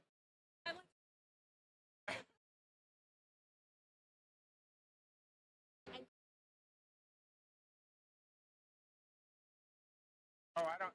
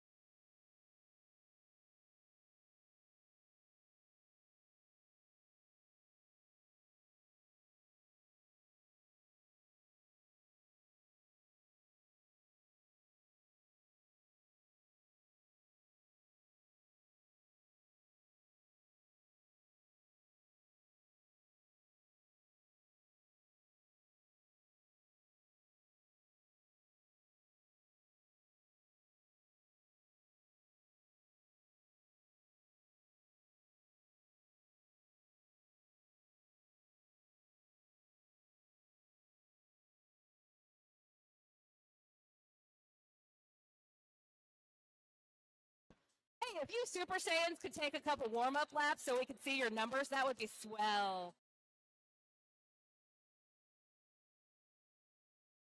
Unless, of course, you only want us to talk about the other team. I can understand wanting to fly under the radar.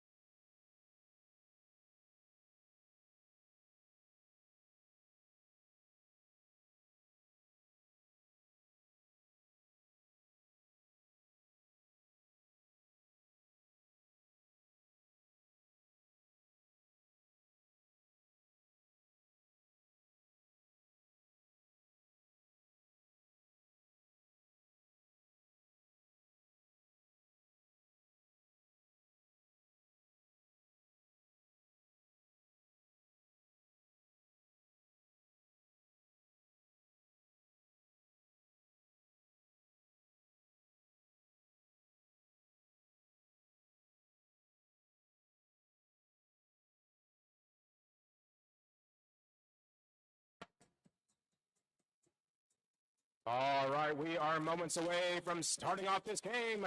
Who is here supporting the Super Saiyans?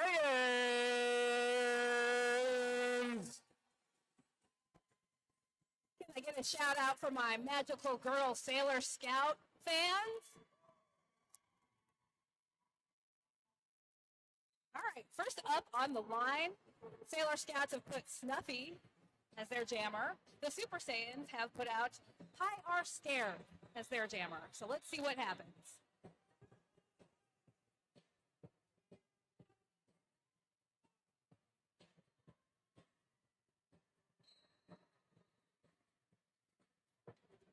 Pi R Scared getting a little caught up in the back,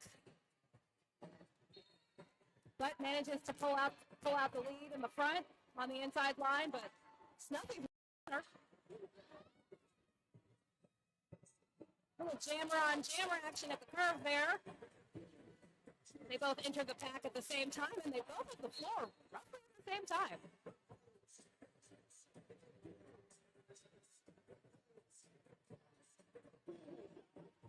Poison Violet with the drawback on Pi R Squared. Pi R Scared.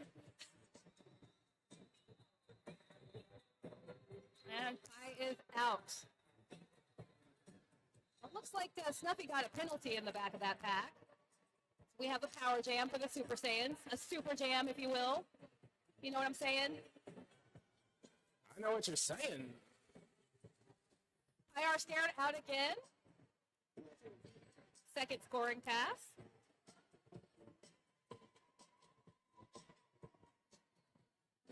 The Saiyans have one of the Sailor Scouts in the back.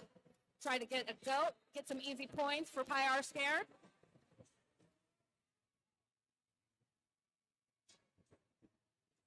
Big hit from Cinder Blocker.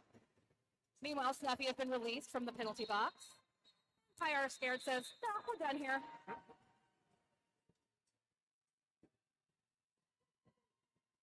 Shout out to Trinant Physical Repair and Recovery, Plant-Based Gut Health and CBD Fluid. Shout out to Ruchik's Roller Derby Apparel, all skate no hate since 2008.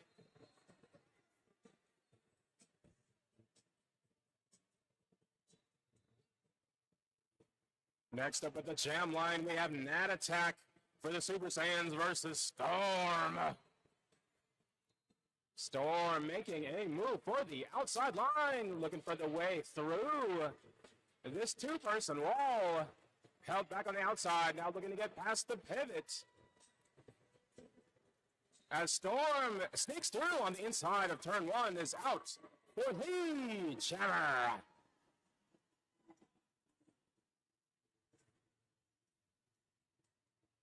Nat Attack taking on 1 versus 4 through the first apex. Storm getting some offensive assistance, able to clear the way. Pulls a reverse 1-foot move past the pivot. Is out for 4 points and calls the jam. Shout out to Roller Rag. Roller Rag is a community-sourced roller skating magazine. Stop by to pick up a copy or submit a page. Looks like we got battling out on the line for the Sailor Scouts. Bones for the Super Saiyan.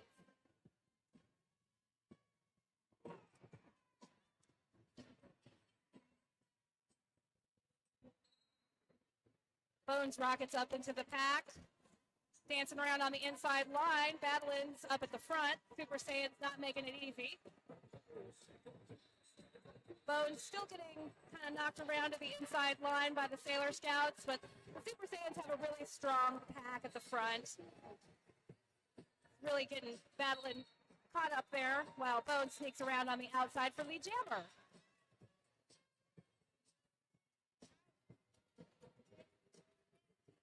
Perfect playing some offense for Battlein, and Battlein gets out of the pack on turn 4.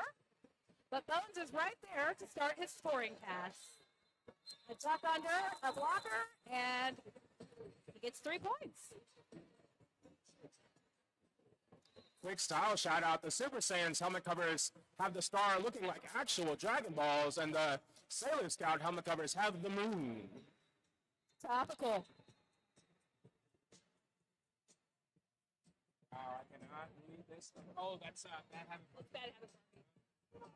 Bad Habit Barbie lined up on the line for the Sailor Scouts. Oh, I can't. Is this Pyar scared again for the Saiyans? No, it's not. Saiyan Jammer fighting through the first apex, looking for the right angle to get around the Sailor Scout defenders, and Bad Habit Barbie through the inside is out at the first apex for Lee Jammer. Both teams' defense in a tight cluster, heading around the first apex, and a Dragon Ball helmet cover pass has been made. However, the jam was called before the new Super Saiyan had an opportunity to score points.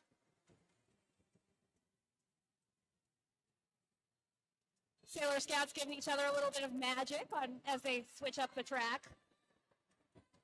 Got Poison Violet jamming for the Sailor Scouts and Sweet Cyanide for the Super Saiyans. I've seen Sweet Cyanide jam before, and she definitely has a final form. She will power up mid-pack. Sai is on the inside. Poison Violet on the out. Cyanide gets the jammer. Fixes her equipment.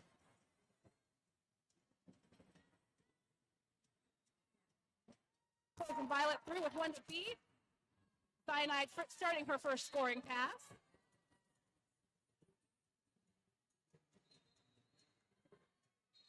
Calls it before Poison Violet's able to score any points. She picks up 3 for the Saiyans.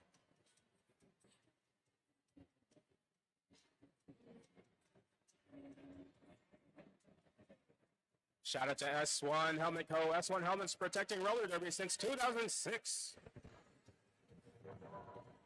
And shout out to Wheels and Heels, Roller Girls Kitchen Food Truck. Follow on Instagram, Facebook, and TikTok. Oh, we are preparing. I believe we're preparing a Kamehameha at the jam line. That is Reverend Painter. Reverend Painter did a little kind of magical Dragon Ball Z move right before leaving the jam line. Maybe that's why it's getting a penalty. No magical out. Oh, it was a cut. Never mind. If you release that much power blast at once, you may cut the track.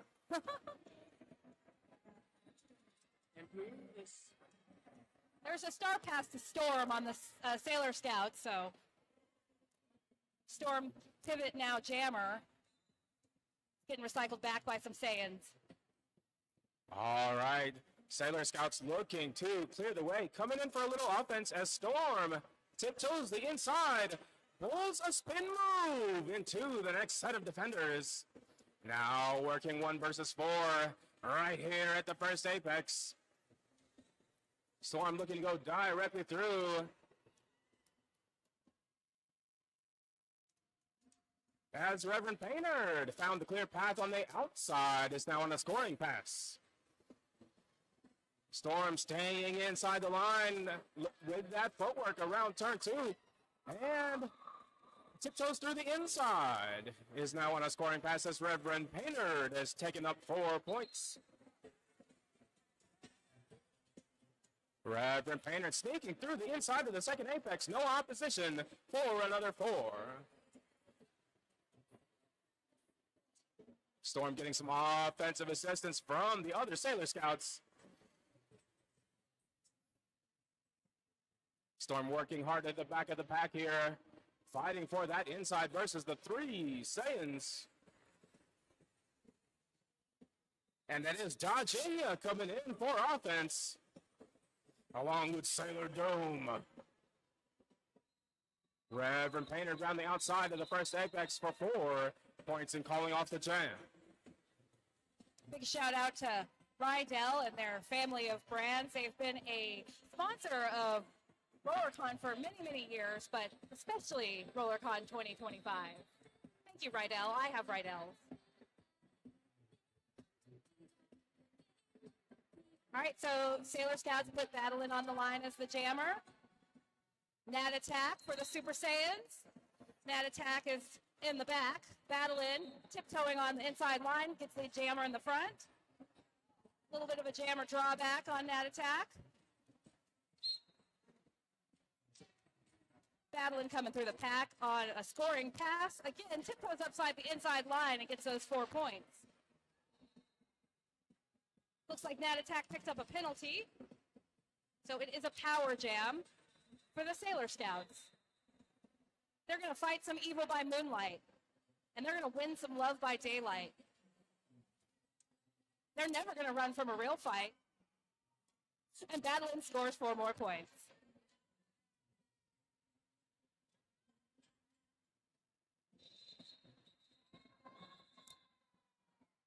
Battling calls the jam off, effectively freezing Nat Attack in the penalty box for the next jam. That will give the Sailor Scouts a power start. That's right. The Super Saiyans jammer is now Frieza in the box.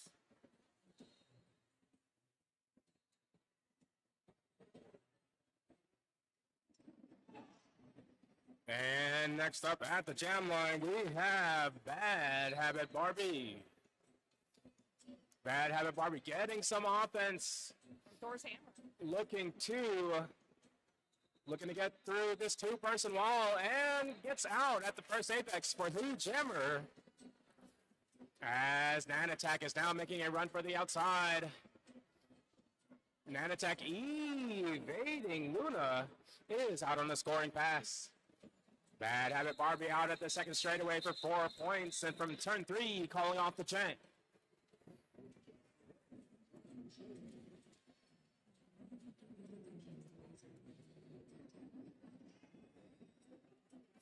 A shout out to Plot Duckies, So You Doing, and books by roller derby authors. So You Doing, aka Author of Pain, has a table of books by other roller derby authors. All right, next jam we have Bones on the line for the Super Saiyans and Snuffy for the Sailor Scouts. Bones takes a quick jump for the inside and gets right through for lead. Snuffy not too far behind, about half track, also on the inside. Bones going for his first scoring pass and calls it immediately after getting those 4 points, keeping the Sailor Scouts at 0. Got a 10-point differential here. Super Saiyan sitting at 38, Sailor Scouts at 28. Easy math, we love that. Okay, 44, and now I can see Slim Prince.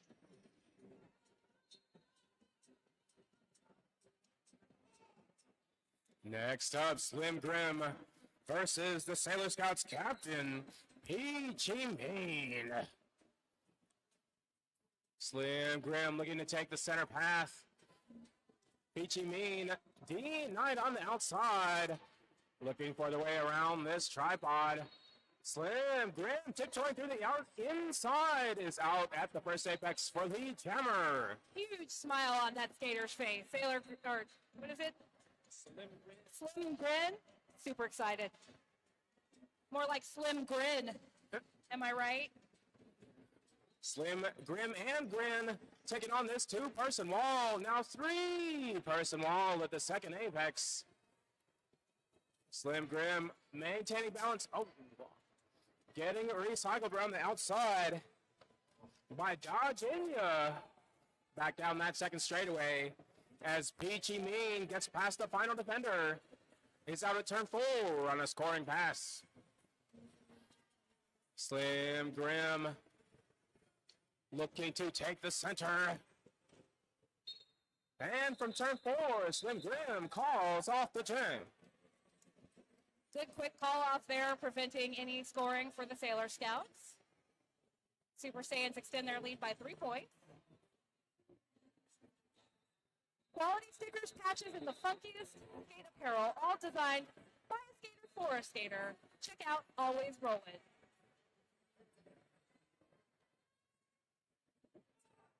Battling on the line for the Sailor Scouts.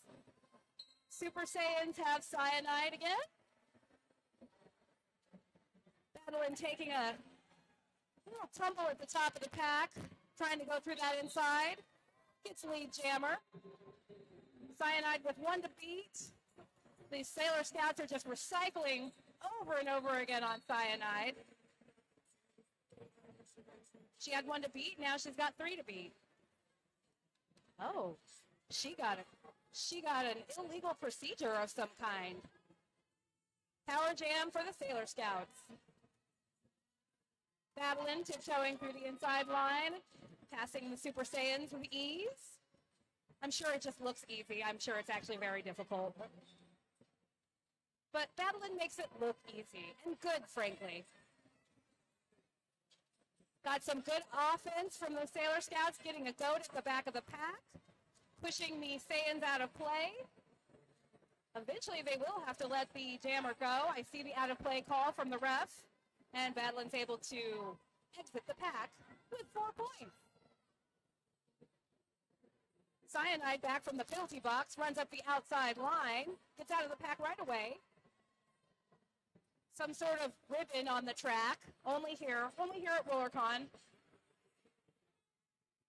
Battling, getting through, calling it. Keeping the Saiyans scoreless, picking up 3 points. 11-point jam for Battling and the Sailor Scouts. What a close game. A difference of 2 points currently in favor of the Super Saiyans. Love a close game. Those are the best kind.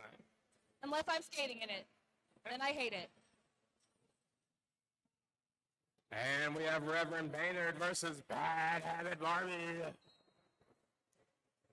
Bad Habit Barbie denied on the inside by Pyar Scared. Looking to push through these 3 defenders. Reverend Baynard getting some offense to clear the path on the inside. Almost makes it. Gets recycled to turn 1. Bad Habit Barbie out on the outside is out at the first apex for lead. Jammer Reverend Baynard also out on the scoring pass. And a fast moving pack here. Everybody's defense getting ready at turn 3.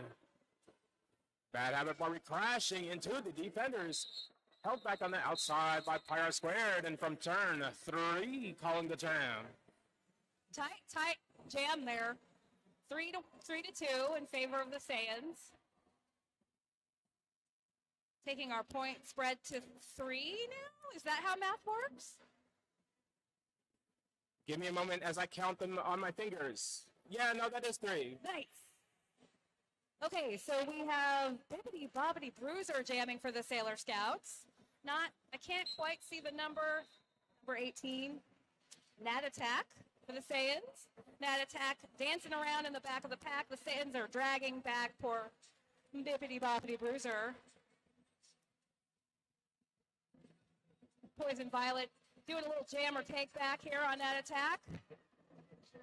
Bibbidi Bobbidi Bruiser lost the jammer helmet cover. Luckily, that little distraction got them through the pack. Not lead, though, because the cover came off. Another ribbon on the track. Watch out. Is that helmet cover on Inside Out? Hard to say.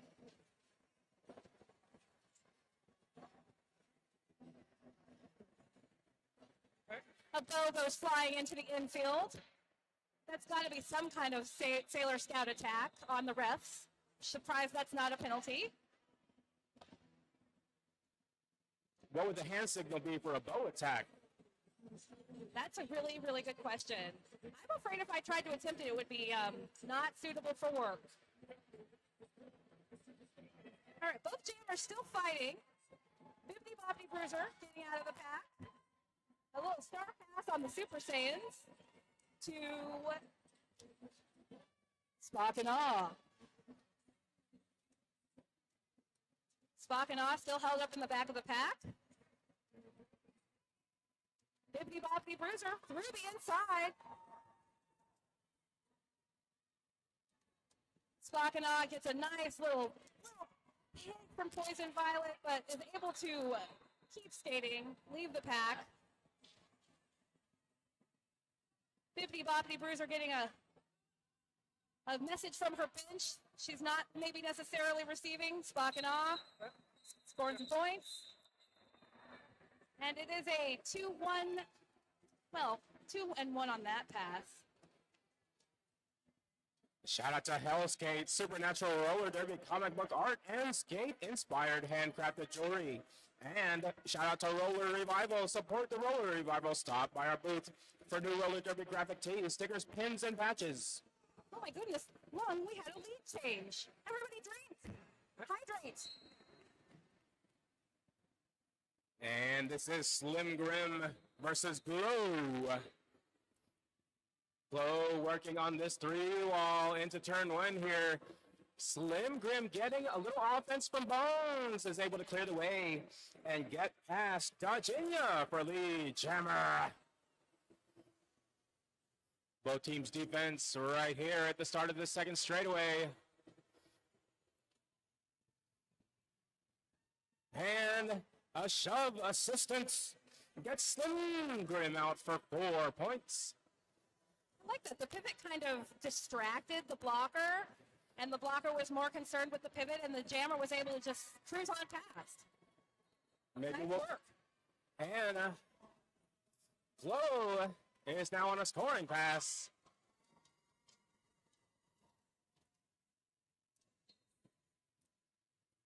Look at her glow.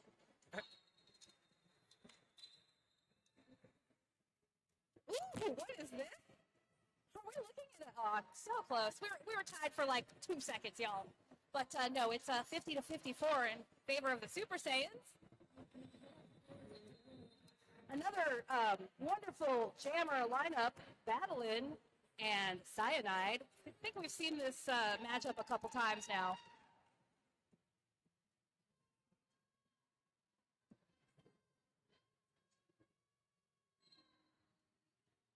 Cyanide goes up the inside, is out for lead real quick. Battlin kind of stuck at the back behind some Saiyan walls. But dances around, gets clear, 1 left. Meanwhile, Cyanide on a scoring pass. Cyanide really using that lateral work, making those Sailor Scouts go this way and that. Grabs 3 points and calls the jam. We had another lead change, and I didn't notice. How am I not paying attention to this game? I'm watching this game. I'm calling this game. The magical transformations are dazzling your eyes. Speaking of magical transformations, Bad Habit Barbie on the line for the Sailor Scouts. Reverend Painerd for the Saiyans. Reverend Painerd held back on the inside. Now making a run for the center is out at turn 1 for lead jammer. Bad Habit Barbie fighting through the first apex, 1 versus 4. Reverend Painerd almost tiptoeing through on the inside, getting recycled to turn 1. And Bad Habit Barbie recycled on the outside. Reverend Painerd got 1 more to beat, pulls a spin through the inside. Is out for 4 points, getting past Ian Malcontent. Bad Habit Barbie making a run for the outside, out at the second straightaway, now on a scoring pass. Reverend Painerd finds the clear path through the inside, pulls a reverse Kamehameha for 4 points, and from turn 4 calls out the jam. Do we need a concussion protocol for energy blasts? I think so. I mean, it feels like that would be much more dangerous than just regular blasts. Who knows? As long as your Sisu doesn't get knocked out. Right. If your Sisu's in, you're good. All right. Snuffy on the line for the Sailor Scouts. Oh, there's a... Bones. Oh, my goodness. What's happening with the Saiyans up front there? Snuffy was not distracted. Ran through and got lead immediately. Bones coming through on the inside, not too far behind. Oh, picks up a cut. Snuffy has a power jam. Lots of good offense. And just powers through the front of the pack there. Picking up 4 points. Sailor Scouts getting ready to mount another offense as Snuffy passes the back. Round the outside. Oh, manages to stay on the track just barely, but then is eventually taken out by Spock and Awe. Such footwork, such Spock, such Awe. Snuffy does not look impressed.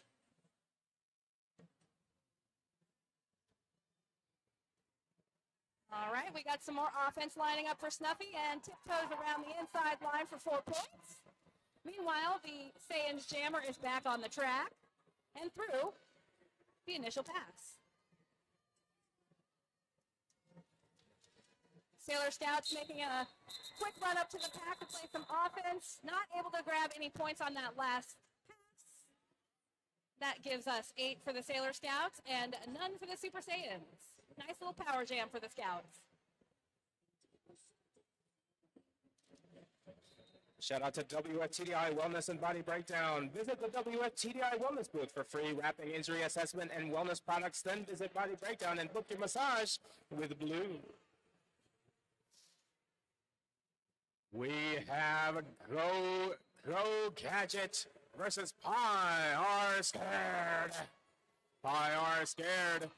Getting past the final opponent at the first apex for the jammer. Go Gadget activating the Go Gadget skates to make it out at turn 2. It is now on a scoring pass. Both teams' defense in one big cluster here heading into turn 3. Go Gadget making a Pie Are Scared making a run for the inside is out at turn 4 for 4 points. Go Gadget held back on the outside. Receives a shove assist and is clear through at turn 1 for 4 points. Pie Are Scared with a knockdown to the outside. Evading through the inside is out at turn 2 for another 4. Go Gadget looking for the center path. Taking out a teammate on the way. And Pie Are Scared breaking through this 2-person wall is out for another 4. Go Gadget working hard here. Making the star pass to Tajinha. Didn't quite get it off though. The moon is on the ground. Gadget had to pick it back up. Now the moon has been passed. It's like phases of the moon. Pie Are Scared, taking down Peachy Mean. Evading around this 2-person wall. Look at that footwork. And now getting past Go Gadget out at turn 3 for 4 points. Tajinha running through the second apex takes another 4. Is that the biggest jam of the game so far? You know what I love? I love free stuff. So visit the WFTDI Wellness booth for free wrapping, injury assessment, and wellness products. Then visit Body Breakdown and book your massage with Blue. We love Blue.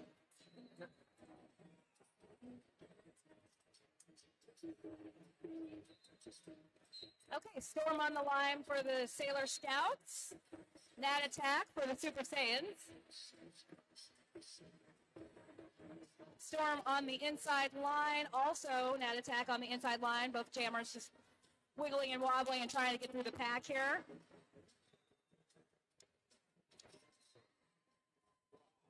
That's a good, strong defense from both sides, but Storm is able to pick up lead by the power of the moon. And now by the power of the moon, we'll attempt to score points as Nat Attack is in the box.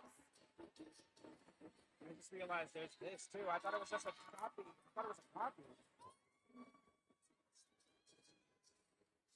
All right, Storm coming around for another scoring pass while the Sailor Scouts try to keep the pack slow.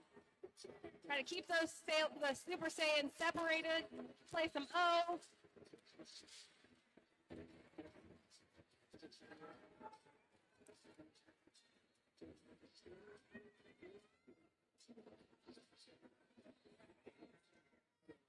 Storm calling the jam before Nat Attack's able to approach the pack fully.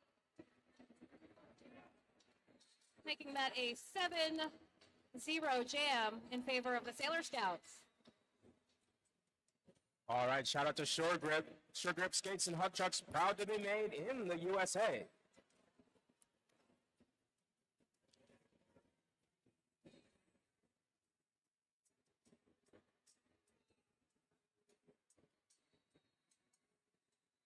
Sailor? Oh, is that who is the Sailor Jammer? Oh, wait, one And we have Slim Grim Thor Slam. looking for the way around Bad Habit Barbie. And Thor is Slammer taking on two Saiyans right at the apex. Evades through on the inside. Past Bones and is out for lead Jammer. I think there was some lunar gravity involved in that juke.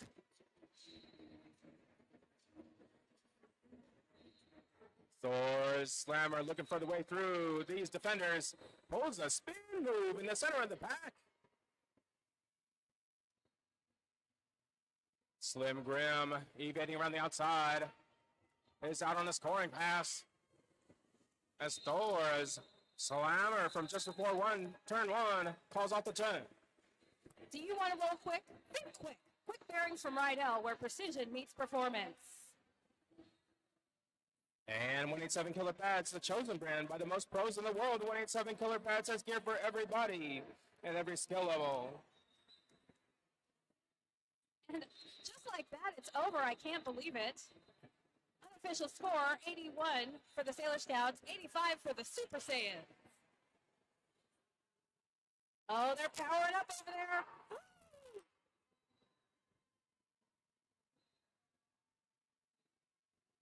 I guess that is the team's final form after all. They did a great job. What a fun game. So many S's.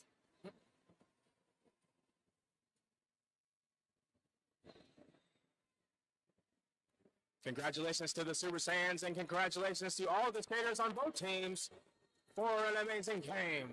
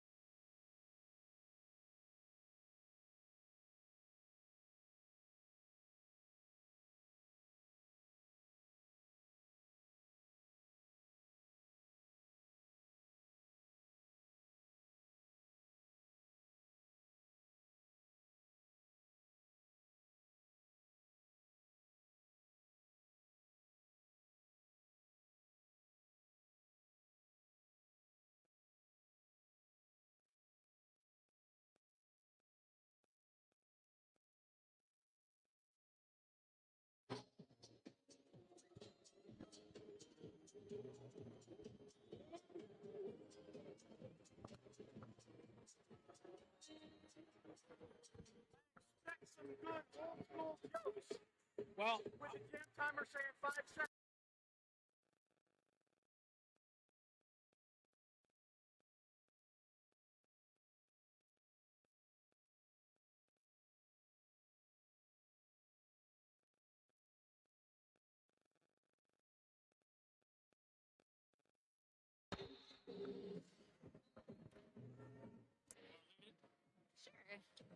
Hello and welcome, beautiful people, to our beautiful game full of beautiful athletes who have joined us in roller derby for more than 15 years.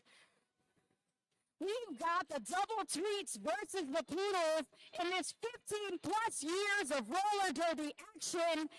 Let's get ahead and throw all these people on the track, y'all. We're going to be starting with the poodles wearing black jerseys. That's number 07, Jackie Daniels. 000, Booty Queen.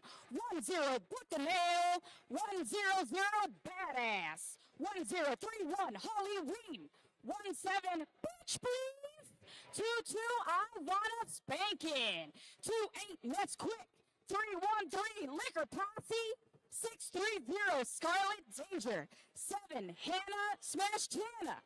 702, Inappropriate. 716, Ruby Ridicule. 8, Chachi Patron. 88, Joya Destroyer. 9001, Brat. 99, Trish the Dish. 99, Healthbringer. And 999, Iggy Cox. And we'll roll down the white team's roster real quick. I did just hear that rolling whistle from Mr. Reed DeRules, our jam timer for this game. Real quick, 09 and Persecute, 143 Pinball, 187 Doom, 202 Tiger, 21 Bettin' Poppin', 22 Jerza, 247 PMS, 27 Carmelectric, 318 Dodging Ya, 357 Captain Crush, 505 Swearin' Mary, 5150 Doc, 66 Daisy Rage, number 7 Marv, number 785 Rocksteady Betty, 823 Beatrix Potter, 87 Soup Beans, 889 Betty Bolts, number 9 Kel's Inferno, and 911 CT Scan. It's an incredible lineup we've got going out there on both teams. I heard we also have a couple people who were brand new, fresh meat as they were called at the time, that were actually coached by members of the opposing team. I want to point out that the officials did a complete gear check on both teams, something we have not seen here or in Derby anywhere in longer than I care to remember. We're also seeing some blockers taking a knee at the jam line, something that has been illegal for quite some years. The real question here is, does our officiating team remember how to do all this silliness? Will we be releasing the jammers first with a double tweet? Are we seeing a little poodling going to happen? We may. I heard a tweet. I'm excited. All right, that's Jackie Daniels, number 07, out first for the black team, elite jammer, Jackie Daniels. Not to be outdone by number 22, also looking for a little bit of love from the crowd. Is that a rubber chicken in your pocket, or are you just happy to see me? No, I think that is indeed a rubber chicken. Jackie Daniels out now, first 4 points on the board for the black team, circling around again for another lap. Seeing a little hip whip happening from Trish the Dish here. Looking for a whip from that rubber chicken. Something we've never seen in the history of roller derby. That's number 99, Trish the Dish, with the first penalty. No, sorry, second penalty of the game. I have heard a rumor that Trish the Dish never got penalties in this game. That is a rumor.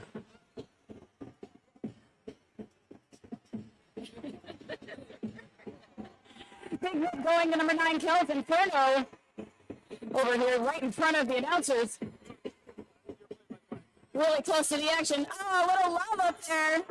Going to Jackie Daniels from number 911. CT scan. Leg whips on the outside.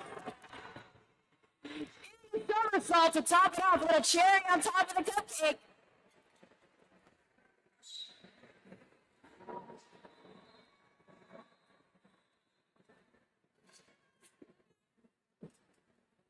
We've got both jammers in the pack. A little jammer on jammer action out front by Jackie Daniels, number 07 in black.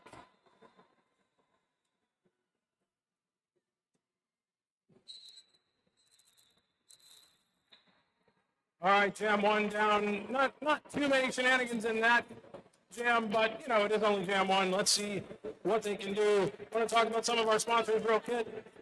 187 Killer Pads, patented technology, handmade patterns, tested by the best. 187 Killer Pads. Go check them out.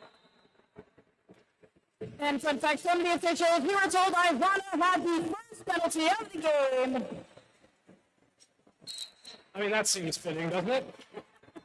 Thank you, officials, giving us factual information. Also, for those of you who haven't been around long enough, watch the jam timer as the jam begins.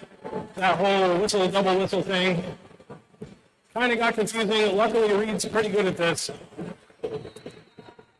Looks like this team's still trying to find their way from the back attack with a rip whip on the outside. Bitchwaves getting lead jammer. Not to be followed up, Tiger has now escaped the pack.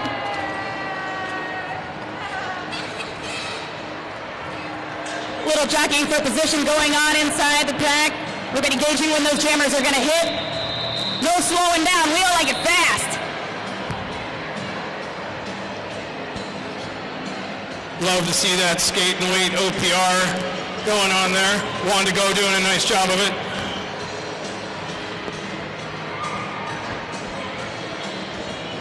And that looks like number 17 for black, putting up 4 points for Poodles.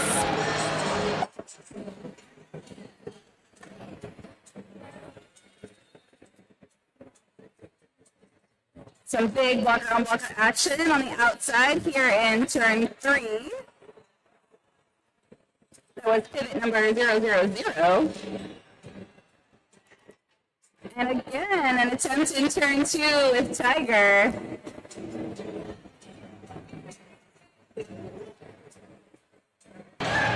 Blockers jostling for position over Tiger, but she squeaks by on the inside line. But I guess it makes sense to, toss up the rules when you've got a benches full of skaters who have been doing this so long. They know all the rules, they know all the tricks, so, just throw a little something at them to make them have to think about it again. Well, when you helped write the rules about 20 years ago, it had something to do with you might know some loopholes. Yeah, I mean, we went from a rule book that was like 2 pages long to, I don't know what it is now. Ump's not around to tell me, but it's a freaking Bible nowadays. Oh, we've got someone starting on the ground. The pivot is touching the pivot line while laying on the ground. Also, the pivot from the black team down on the ground in a prone position there, which is long since been illegal, but not today, folks. Speaking of things that have changed, we're waiting for all the blockers to pass that pivot line with the initial whistle blow, and now we release the jammer. Comes on from number 167. Oh man, I was hoping for a big old jammer drawback there. Got whistles coming from everywhere. Pretty sure that was a back block. Yes, it was. Oh, and that's right. Skaters have to go in derby direction to get to the penalty box. They can't go backwards anymore, not in this game. So all the way around the track they go. I like that you used the phrase anymore in this game. So it's Doom, your lead jammer, putting up 5 points. And yeah, that elusive 5th point per pass. All right. I had blissfully forgotten about the 5th point, but here we are. Good thing our officials remembered. Some of our officials may have been around for 15 plus years as well. We appreciate all the big brains that are happening, wearing stripes, wearing pink. We do see some people wearing pink, something that doesn't happen all the time anymore. Our flamingos. Yep, I hated those shirts. Nobody looks good in that color. I don't care who you are. Some people just can't help looking good no matter what color they wear. All right, that's fair. Shout out to the flamingos. So that's the double tweets with 10 points for the jam. Held the poodles scoreless for that one. Poodle skirts. Yeah, a poodles. There are all sorts of shenanigans going on up here on the pivot line right now.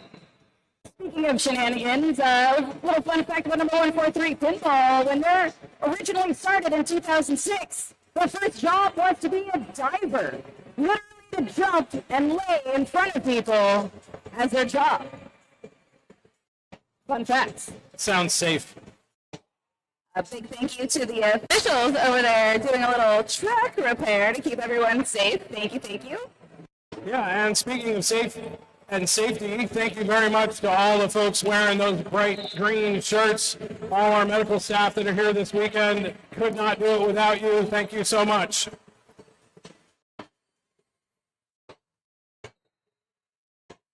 First whistle, and our diver is now standing. We've got some jockeying for position over here to figure out.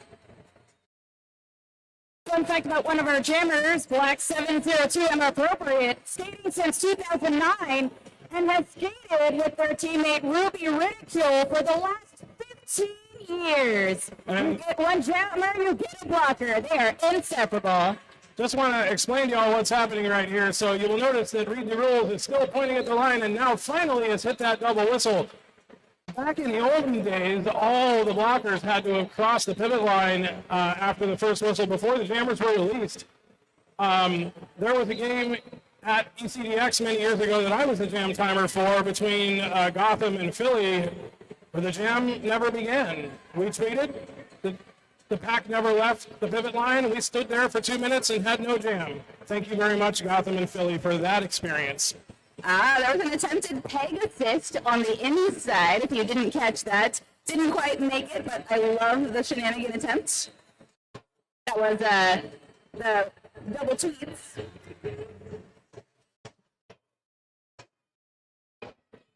Been loving the speed of this game so far. Hardly any skating backwards has been happening. Almost everything has been pretty quick.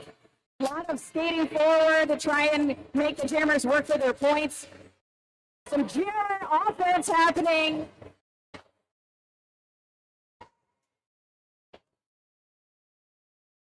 Very nice, making sure that their wall is set up and ready to receive Black Jammer. Oh, but one of those blockers getting sent to the penalty box.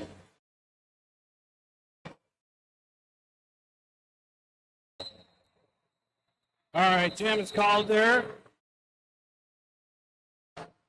Looking like 38-31, double tweet in the lead, 10 minutes gone and a half. Want to give a shout out to 888, another one of our sponsors.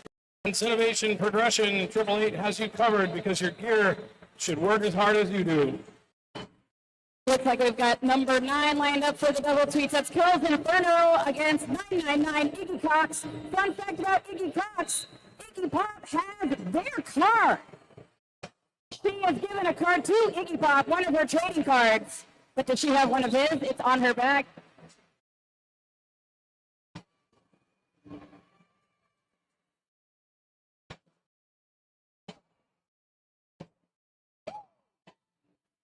That is Iggy out in front for, not lead. He's getting told they're not lead because of a forearm. Kells Inferno fighting in the back. There's a little recycle on the inside line. Another one on the outside here, and that's number 07 of the Poodles, Jackie Daniels, slowing them down. Finally, lead jammer is given almost a minute into the jam. See what they're going to do with it. They'll run the rest of this jam out, try to put some more points on the board. Is that a rubber chicken? That is indeed a rubber chicken.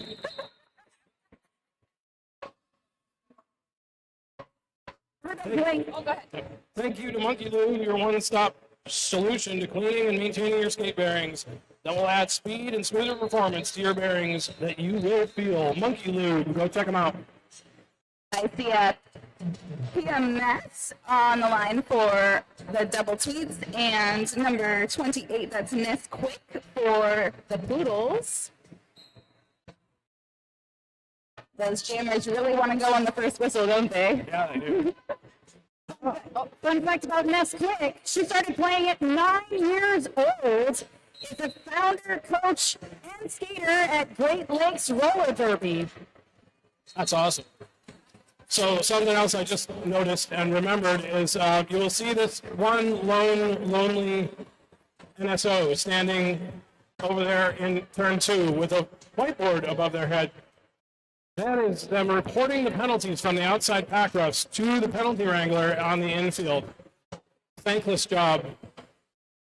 So have all penalties been major penalties, or have we seen any minor ones? No, so that's the big job for the outside whiteboard out there, was sending in minor penalties. So for those that don't know or don't remember, you had to accrue 4 minor penalties before you got a major penalty.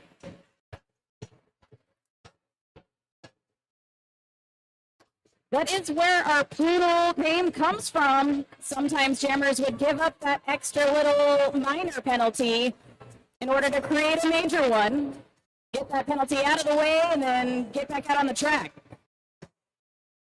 Both jammers scoring points here, getting to the back pretty quickly, and Nesquik calls it off, and final score for that jam looks like 8-8, even points. Want to thank the Ryel. There we go, 4 more points. Sorry about that. Oh, no, it's fine. Ryel Skates family, thank you to them for being here. Radar Halo Alloy is here. Check out Radar Wheels inside the Ryel booth. Looks like we've got number 505, Swearing Marie, on the line for the double tweets. Nana Slash Dana for the Poodles. Lighten up the track with those amazing wheels. Lead jammer is going to be going for the double tweets. Having a little fun with pinball up at the front of the track.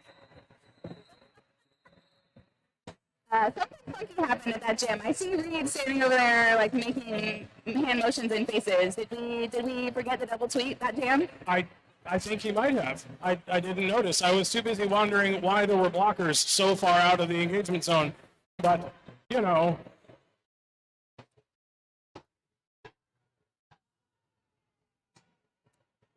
I mean, they're more kind of like guidelines now instead of rules, right? Yes, indeed. All right, we're going to time out on the track. Like we're going to have an official timeout. Something needs to get sorted out here. Take the opportunity to shout out Wheels and Heels, Roller Girls Kitchen Food Truck. Follow on Instagram, Facebook, and TikTok. Thank you, Wheels and Heels.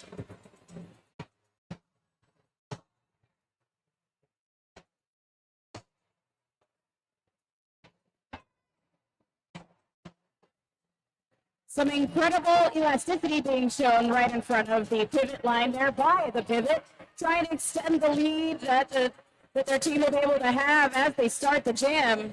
So we know if you have a white stripe, everybody from the opposing side needs to line up behind you. And that's your entire body. The Rule is getting his exercise in out there on the jammer line. Or sorry, the pivot line. We're going to be starting with both jammers in the penalty box, with a large contingency of blockers as well. There's a party in the box, everybody. Party on the track as well, as we wait for the jammers to be released.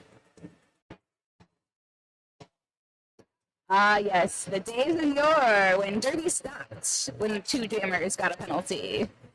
But dancing never stops, not at Rollercon. That's what we like to see. Man, that is a very full penalty box. Well done, y'all. Like, that's awesome. At least you got to sit for the, well, I guess you're missing out on the dance party, though, aren't you?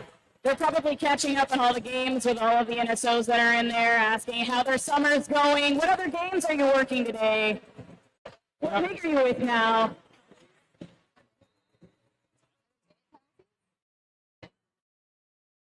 Oh, yes. And penalties are longer. So we're going to wait even longer. full-minute penalties for our jammers. Oh, we've got a jammer standing, star standing, a chicken standing. Our dancing jammers, very nice. Is that dancing or friendly taunting? I can't tell. Porque no los dos. It could be both. And our jammers are released. Derby is happening on the track, everybody. It was not the jam that stood still for 2 minutes. Minute 15. That's pretty good, though. Just for a minute 16. Oh, we've got some shenanigans in the middle here. Oh my goodness.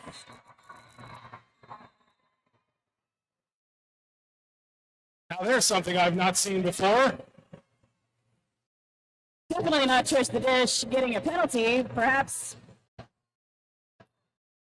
I believe the original infraction was a forearm, a major forearm, but devolved from there. It seemed fairly major to me. Fun fact about fours. Since 2004, Trish the Dish has been playing roller derby.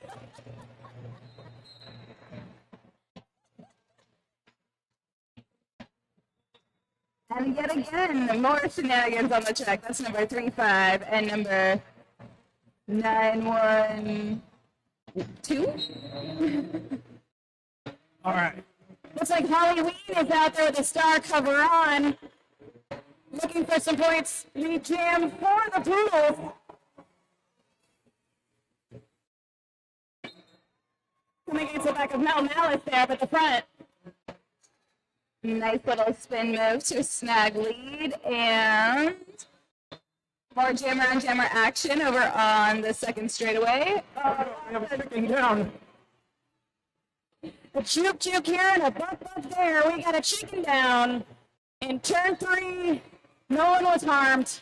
Chicken has been recovered.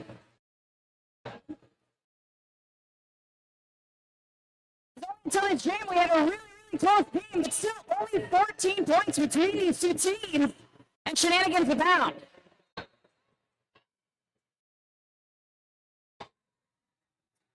A stolen chicken. That's Trish the Dish running up to snag a chicken from Durza over here. And also, Trish the Dish re-entering the pack from the wrong direction, which is illegal now, but was not then.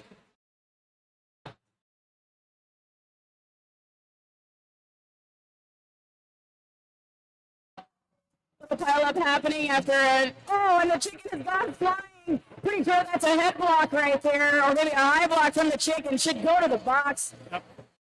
Or the chicken coop, as it were. Some spinneroonies happening to get Halloween up and out of there.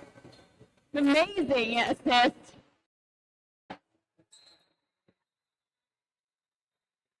This is hoping to close the gap a little bit between these two teams, the Double Tweet and the Poodles. Reminder, these are teams that have people that have played for over 15 years in roller derby. Some at 20 years of playing roller derby, y'all. I can imagine a few of these folks playing in this game might want to visit WFTDI Wellness and Body Breakdown after this game. Visit WFTDI Wellness booth for free wrapping, injury assessment, and wellness products. Then visit Body Breakdown and book your massage with Blue. I spy Tiger on the line for double tweets, and that's Liquor Posse for the Poodles, waiting for their blockers to move past the pivot line. Liquor Posse waiting since 2006. That's how long they've been playing roller derby.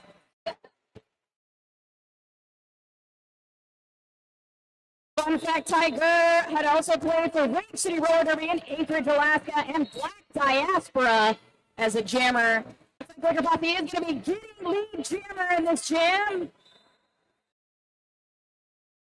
I know for a fact that some of these folks playing in this game were also at the World Cup just last weekend, so lots of derby going on out there. Booty Queen from my home league, the Wasatch Roller Derby, was out there playing for Team South Africa. Of course, Black Diaspora was there as well. It was a fantastic tournament. I didn't get to watch all the games, but I did watch some really great roller derby. Looks like it was pivot Iggy Cox slowing down Tiger, and Tiger sent to the penalty box for a forearm. Not sure if that was the fourth minor or a major, but to the box they go. Well, I haven't looked just yet, but you can tell the difference between the major and the minor penalty because the referee who is issuing the penalty, if it's for 4 minors, will do this thing with their they put all 4 fingers out and swoop up instead of just the single finger point for a major penalty. Kind of indicative of adding up all of the minors with showing how many they've please leave versus that was a big no. One big no. Get out of here. 4 back finger versus the whole hands. That's right. The other part of it is that most referees can't count very well, as all skaters know. So, you got to have a visual representation for them as well. And I see a timeout being called by the Poodles.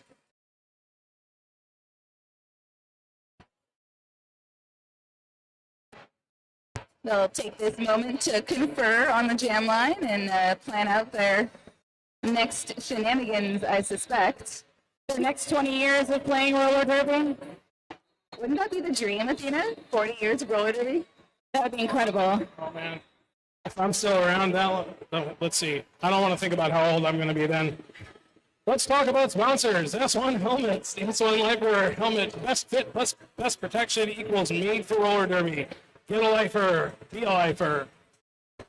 And we want to protect your big brain so that you can play roller derby for 20 plus years. Kind of similar to Joya Destroyer, said she's been playing derby for 16 years and she skates way better now than she does then. Can confirm, killing it. Do we know who they were just pretending to be. Speaking of killing, did you know there used to be a 50 lap killer for the MSRs? You can thank Hellslinger for helping redo the MSRs 3 different times.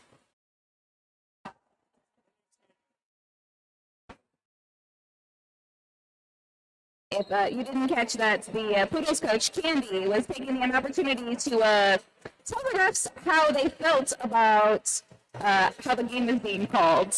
It seemed more like Candy was expressing their heartfelt thanks for the officials being here and facilitating this game, just vehemently doing so. That was Tiger skating derby direction from the penalty box, back around to line up behind the jammer line and wait for the tweets.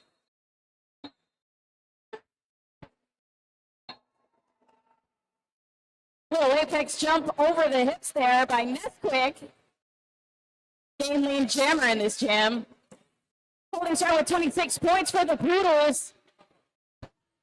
That was Brat, I think, with a big hit on the outside there. Yeah, pretty big little crash up here on turn 3. Almost took out a ref, but some fine skating skills by Gogo out here on the outside saved them from that. Noticed it was dodging you and took that for advice and definitely dodged. Both jammers engaged in the pack at the moment. Tiger showing a little love to the blockers at the front of the pack. Couple cheeks to say, good work, but I'm also out. You can't catch this. There was also a jammer lap point awarded for that little action there. That is Nesquik, I believe, picking up a 5th point. Would you say it's 5 in the sky? 5 in the sky. 1 more points for Nesquik there.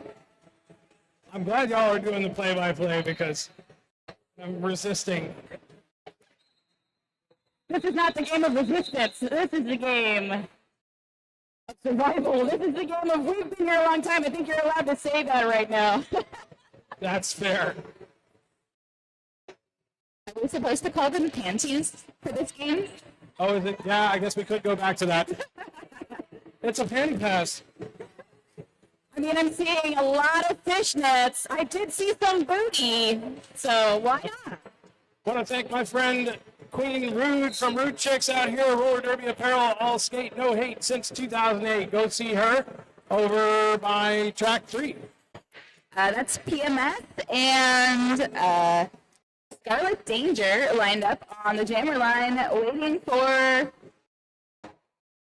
the blockers to move past the pivot line.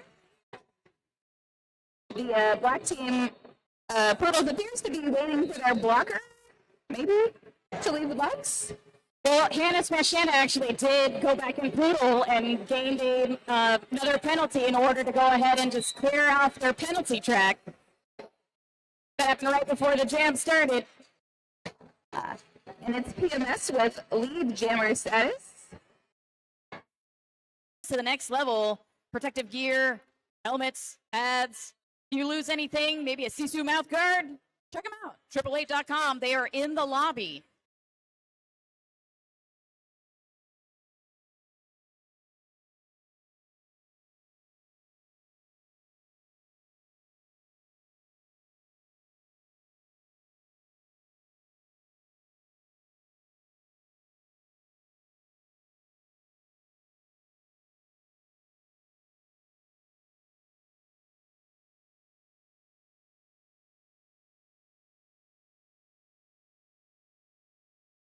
Also, don't forget to get your raffle tickets in the Rollercon lobby at the raffle desk. You can win cool things like the cabanas at the Black and Blue, sponsor swag. I was there while somebody actually won some old bones. They got a knee guard, which was actually pretty cool. Got their picture taken, all for the low, low price of $1. And it does also help Planned Parenthood. So all proceeds will be going towards Planned Parenthood. Make sure that you double check out the raffle up at the front. All right, it looks like we're getting ready to start things off with lock and load on the jam line against, who is that? I see 5-8.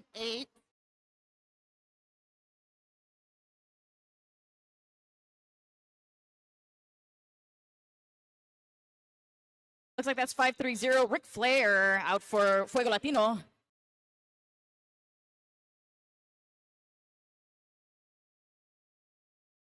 A little conversing happening between the officials, looking very classy in their stripes, making sure that everything is good to go. Oh, I see that little rolling. That's nice. Have that rolling whistle telling us things are about to start. About to call that 5 seconds.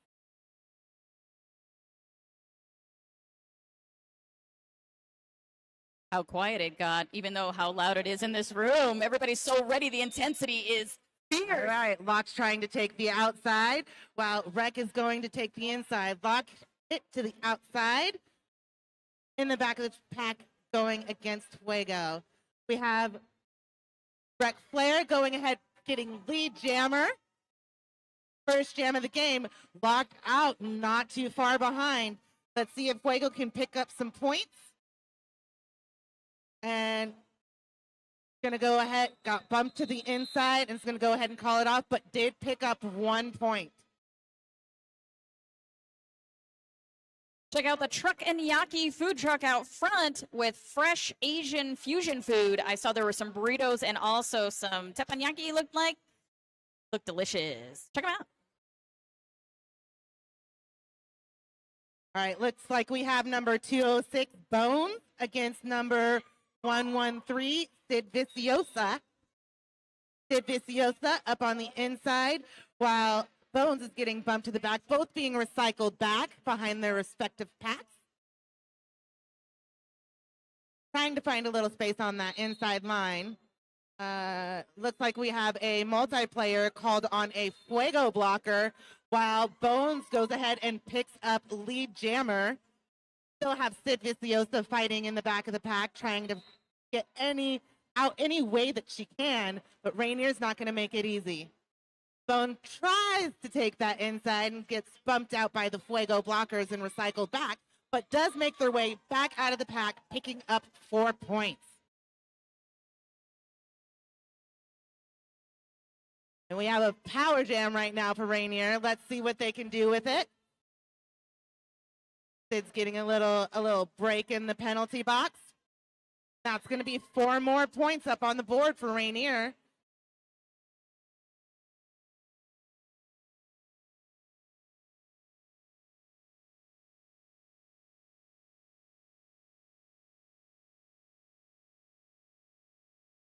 Bones fighting through the, trying to pick up some points. Let's see. gonna keep fighting while Sid Vicious goes ahead and hits the pack. Bumped out on the inside line. Now trying that outside, seeing if she's gotten any space. Has the star off. Trying to find her pivot, but her pivot's up in the front of the pack fighting against Bones.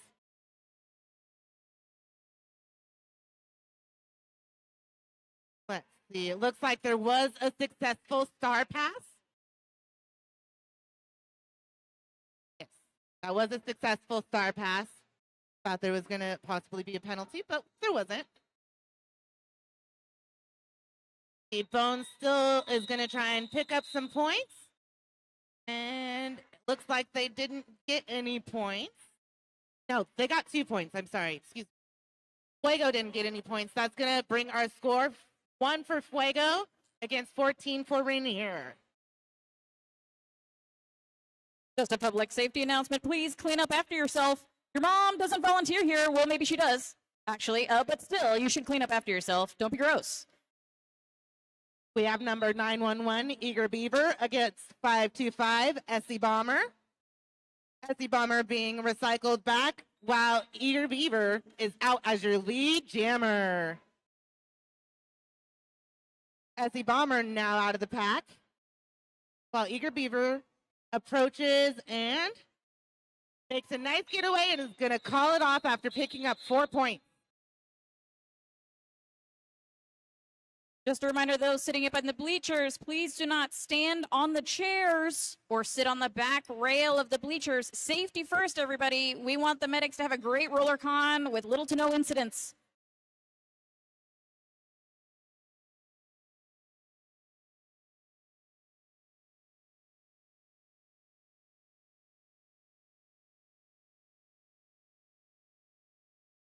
Have number 530, Rec Flair, against number 525, Pepto-Bismol.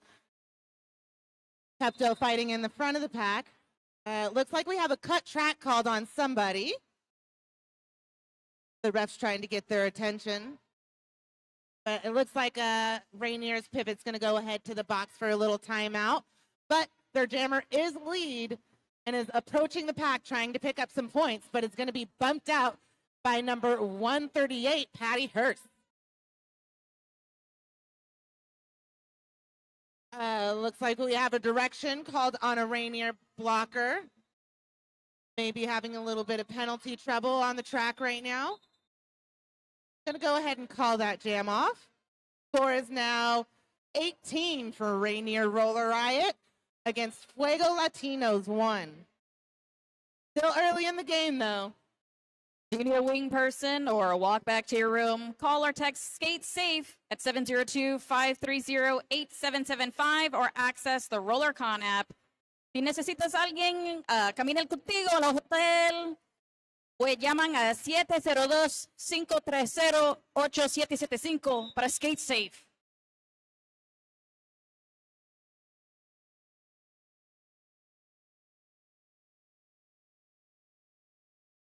All right, Brass Knuckles fighting in the front of the pack. Bones in the back, and that's going to be Brass Knuckles or Brass as your lead jammer. Bones is out, going to try and sneak in. And that's going to be 4 points picked up from Fuego, tiptoeing around that outside line. Going to go ahead and call that off. But both teams picked up 4 points. That's 5 points for Fuego and 23 for Rainier Roller. Just as a reminder, please do not bring any skate bags to C1 seating. Stow your bags behind the bleachers or in the get ready area. Tell your friends, don't bring skate bags to the C1 seating area.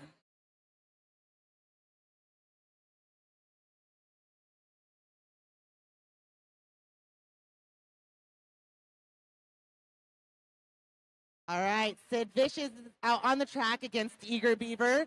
Sid in the back of the pack. Eager Beaver taking a knee and taking that space on the inside line, picking up lead jammer. Sid still fighting in the back of the pack. It looks like it's number 808, Marty McFly, giving her a hard time, trying to draw a little cut track there.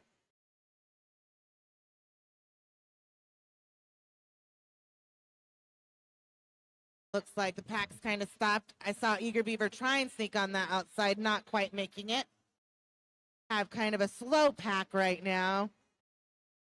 And Beaver is out, picking up 4 points.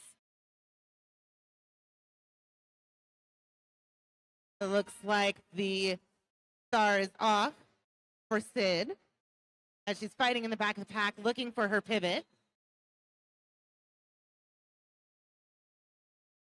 And it looks like there is a star pass, and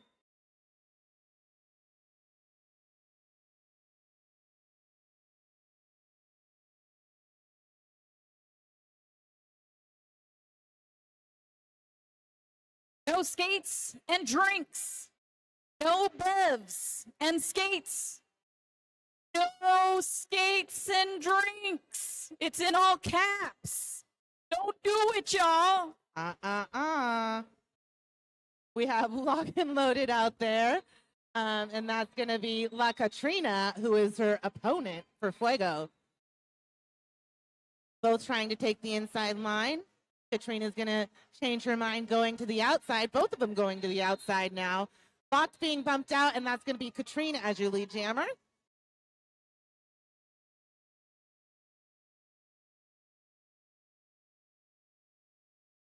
Lock's trying to push her way through. Katrina's back in the pack, making her way through like it's nothing. Like Katrina hit.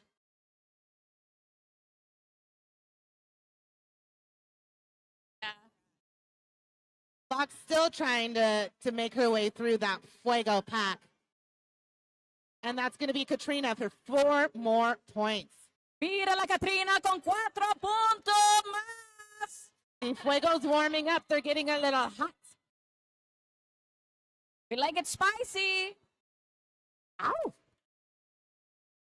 Katrina again, 4 more points. Otra vez, Katrina. They're on a power jam. Exactly what Fuego Latino is going to be needing is a power jam with that differential 17 points at 31, 17 a 31 puntos para Rainier Riot. Like there's a back block called on number 45 for Rainier. That's going to be Kate Smush.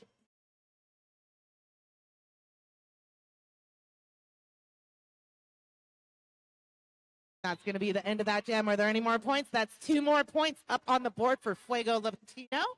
The score is now, should be 19. I don't think I've seen it go up yet, but showing 17 against 31 for Rainier. Definitely the biggest point scoring jam for Fuego Latino right there. And I think the first time that we've actually seen La Katrina out with the star in their helmet. And one cool thing about Fuego is they're one of our borderless teams. So these skaters don't get to practice together. They come together all over the place to kick some booty. I had to edit myself.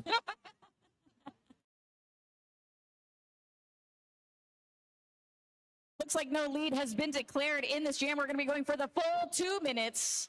Full 2 minutes. I mean, we're here for some roller derby. We like 2 whole minutes of skating. That's Pepto picking up 4 points. And that's also 4 points on the board for Rec Flair. Woo!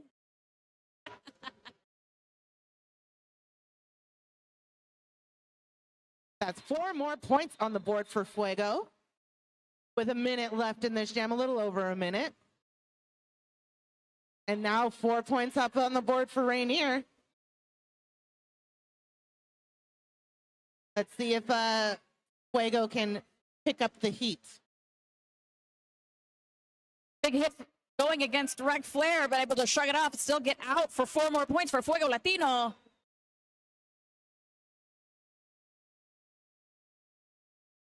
That's 4 more points for Pepto. Oh. Looks like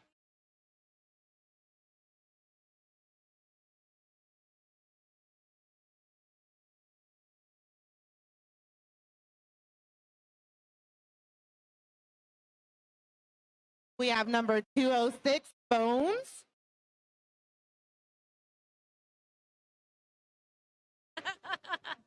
Got to wait for them to start moving. It's kind of hard to see numbers. It's all of the beautiful Fuego Latino hair. The beautiful hair. Makes it a little difficult to see numbers. Fuego thought they had it, but was eaten back up by the pack. While Bones is going to go ahead and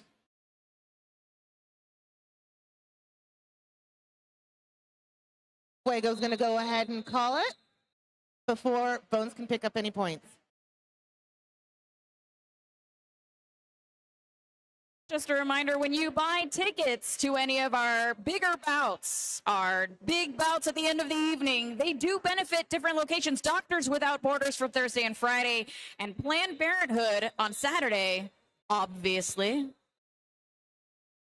We have 525 SE Bomber against 911 Eager Beaver. Ooh, SE finding that hole, making her way through. Eager Beaver still in the pack. Let's see. It looks like there was a star pass. So there is a new jammer for Rainier. That's going to be the Trunchbull. Don't put me in the closet. I don't want to go back in the closet. It's an amazing derby name. And Fuego's going to go ahead and call that off. Looks like 3 points picked up for Rainier. Our score is now 31-46. About 13 and a half minutes left. Only 13 points between these two teams. Still plenty of time. 13 minutes left in this game. Could be anybody's game. As we've seen, 13 points could be made in one jam. All right. Looks like we're seeing La Catrina out for Fuego Latino, getting lead jammer. La Catrina. Looks like Locked is going back to the box. I think this is number 3 for her. And a power jam for Fuego Latino. Just what they need to try and close that gap. Just what Fuego needs. Catrina deciding to find the hole to try and get out. Conserve all that stamina as they come back around. A lot of jockeying for position by the blockers. Yep. That's going to be a cut track called on Katrina. So we're going to have a little jammer swap out in the box. Maybe. Maybe. So these are shortened. No jammers. Since these are shortened games, there are limited penalties that you can get. So instead of normally with a full hour game, you would have 7 penalties that you'd be able to accrue. Because these are shortened games, there are less penalties that you can accrue before you actually have to have somebody substitute in for you and you can foul out. So that's kind of what's happening right now. They're having a little discussion between the officials on when they're going to release La Catrina. Does have to serve some of the penalty, even though the opposing jammer was going to be removed. Katrina trying to get the inside. Rainier saying, not today, not today. But gets bumped to the inside, recycled back. Gonna find a little space on the outside line. Not too much though. It's gonna be put back behind the Rainier blockers. Looking for a little bit of help from her friends and finding it. Little space on that inside line. Hey, it's only a 5-point game now. This is exactly what Fuego needed. Bringing the fire. Yep. Speaking of fire, make sure to hydrate, people. Make sure you're getting some salts, too, so your body can retain that moisture. You need a gallon of water a day to barely survive in the desert. You're going to want a lot more than that to actually thrive. So be sure to fill your water bottle and keep on emptying it into your pie hole, as it says here on the sponsor reads.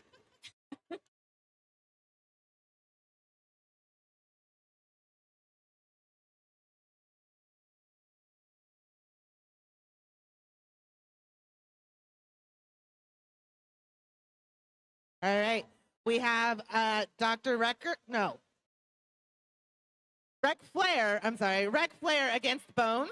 That looks like it's going to be Rec Flair as your lead jammer this time for Fuego. Bones is out of the pack now. Going to try and close that gap between the two jammers, try and pick up some points. And looks like, ooh, that was so pretty. Rec Flair on that inside line, doing a little spin, gonna call it off, picking up 4 points. And Rainier with none. So it should be a 1-point game now. There we go. Oh, 44-45. Let's go. Do you have anything to do in between games? We're always looking for more staff. Stop by VCI to learn how you can earn discounts, free tickets, and more. And it looks like Trunchbull out first time as just a jammer, was a pivot and took a star pass, but this is first time as just a jammer, and going to be against Essie Bomber. Both, oh, it looks like this is going to be a power jam for Rainier. Let's see what they can make of this now. Not entirely sure the penalty that was given. I think I saw an illegal contact being called. Trunchbull, sorry, did pick up that lead jam. What was that penalty? I'm sorry. It looked like an illegal contact on the outside pack ref saying against the jammer for Fuego Latino. Trunchbull coming in. It's going to hit the Fuego wall. And there is a no pack. And going to go ahead, pick up that 4 points and call it.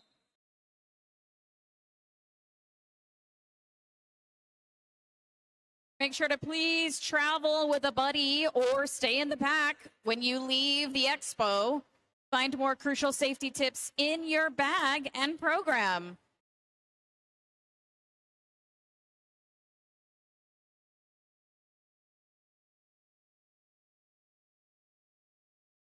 All right. We have a power start. Eager Beaver is going to go ahead and try and take advantage of Fuego's jammer being in the box still. Looking for some help from their friends, and it looks like Eager Beaver is going to go ahead and pick up a track cut. Little jammer do-si-do, as they like to call it. Always so much dancing at Rollercon. We should be having fun, so as you should. Oh, that was a beautiful toe stop on the line, picking up lead. That's Essie Bomber. I think I forgot to breathe when SV Bomber went along the inside line there. I was like, oh! It was beautiful. And does a little bean dip, makes it around on that outside, picking up 4 points, and Eager Beaver is now through the pack. A little apex jump to a knee, going to go ahead and call that off before Eager Beaver can get back to the pack. Fuego is now in the lead. That was a lead change. 56 points for Fuego Latino to Rainier's 49. Hydrate, hydrate, hydrate, y'all.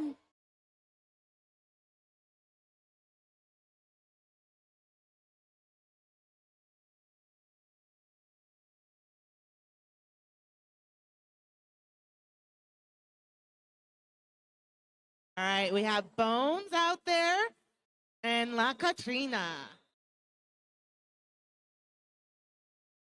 And Bones is out as your lead jammer.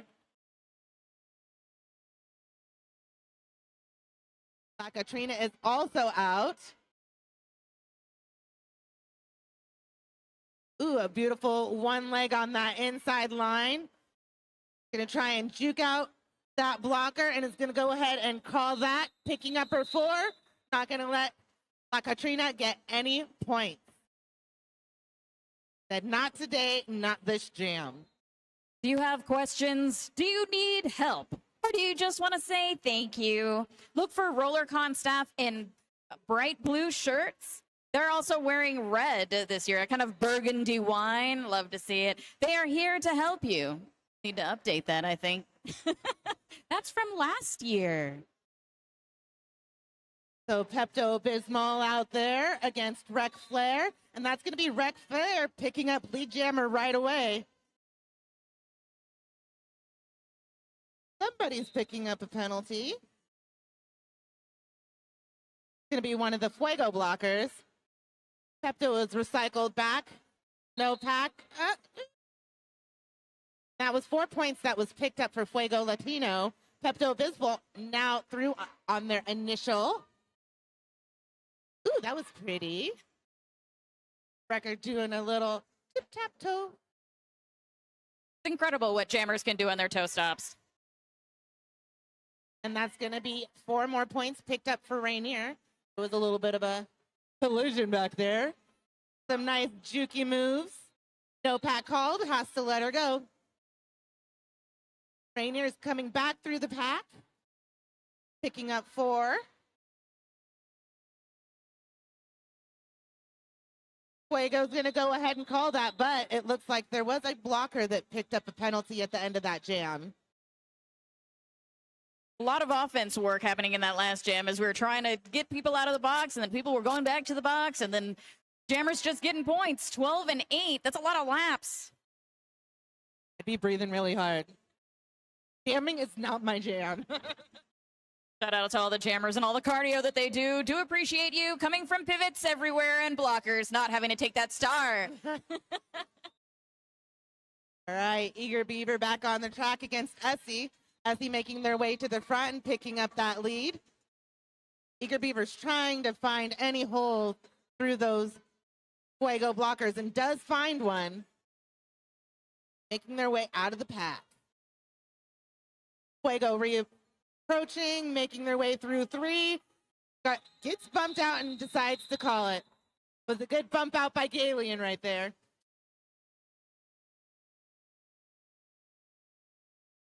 Yeah, Bones and La Katrina back out on the jam line. Do you know signs of heat stroke? Hot, red, dry skin, fast pulse, heart racing. Sometimes that happens when you're watching a game, but be sure to check out for headache, dizziness, shivering, confusion, and nausea in your friends. If you see these symptoms, please see a medic or call 911. Watch out for your friends. All right, with about 3 minutes left in this game, it looks like there is a forearm called on La Katrina, so that's going to be Bones as your lead jammer. So power jam. You make it sound so nice, but also so, like, dreadful. It depends on which team you're coming from. That's fair. Really big offense coming from number 1-1 there on Rainier, trying to assist their jammer out. Bones up at the front of the pack. Well, Rainier's trying to hold one of the Fuego blockers in the back, trying to keep the pack in the back. Doesn't quite work, brings the pack all back together. Bones is still trying to find some space, find some help for their friends. Another blocker from Fuego gets recycled back. Looks like Fuego's jammer is back in, but it's going to get some help from their pivot. Finding a little bit of space on the outside, but also getting bumped out. Got Fuego's pivot in the front, trying to hold Bones with a little bit of one-on-one. That's 4 points picked up for Bones. Here's your lead. Looks like there is a star pass on Fuego's side. Your new jammer, number 113, Sid Viciosa. Love to see a good star pass.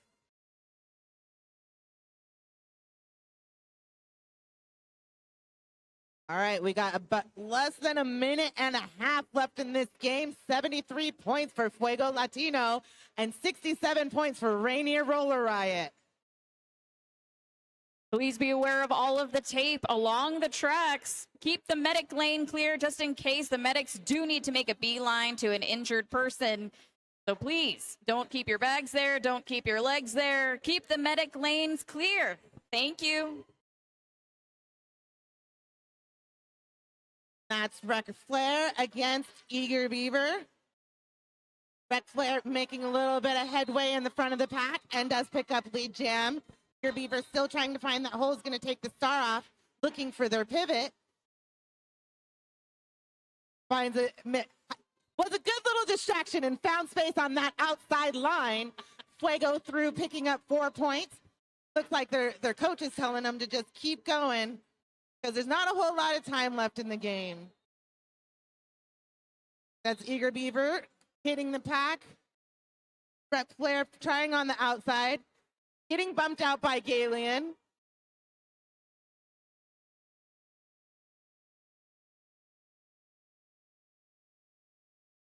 All right, see if anybody can pick up some more points in this last couple seconds, last minute.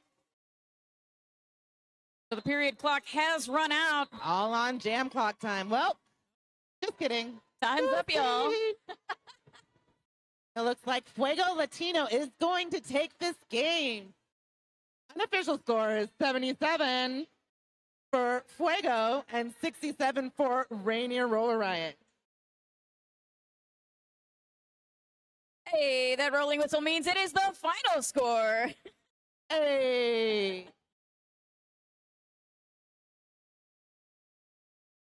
My name's Hit Me Brewston. I'll be back on the mic in a little bit. You guys have an awesome Rollercon, and I'll talk at you soon.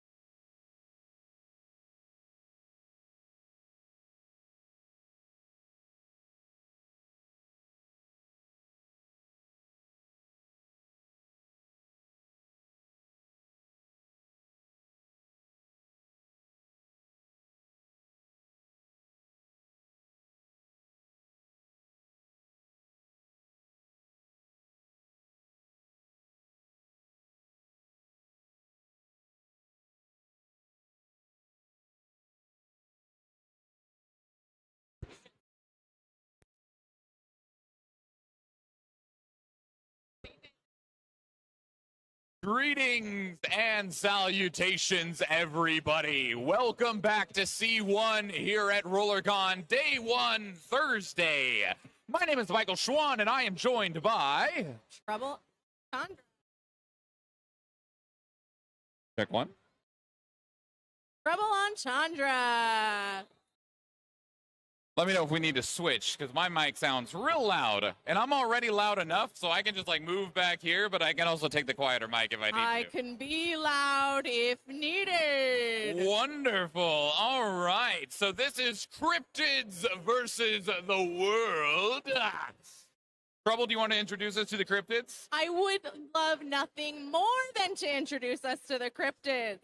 So we have numbers 008, Ham Wheezy. Number 0429, Carmenita Piranha. Number 112, Scratch. Number 113, Fruit Brat. Number 12, Sonic Boom. Number 15, Max. Number 20, Drunken Giraffe.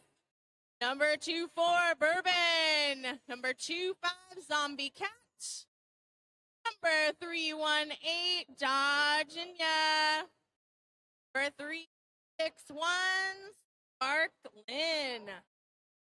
Number 37, Waffle House Wendy. Number 390, Smash Squatch. Number 507, Don Quad Van Jam. Number 69, Cockness. Number 72, Braun Burgundy. Number 77, Brutal Kimpact. 79, Colonel Angus.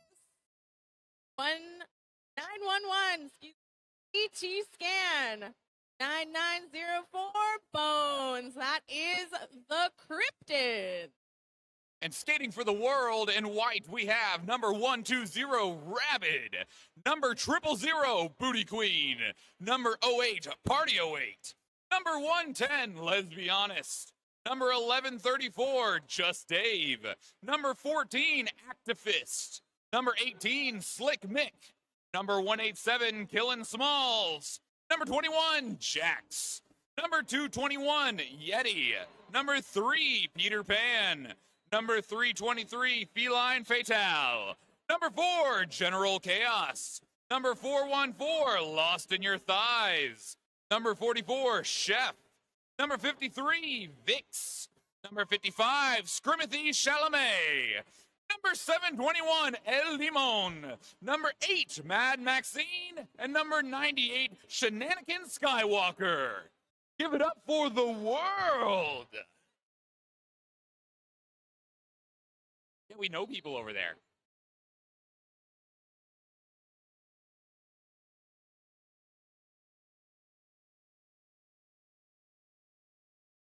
I see the scorekeeper rapidly trying to fight against the countdown, adding seconds to it. Of like, no, not yet.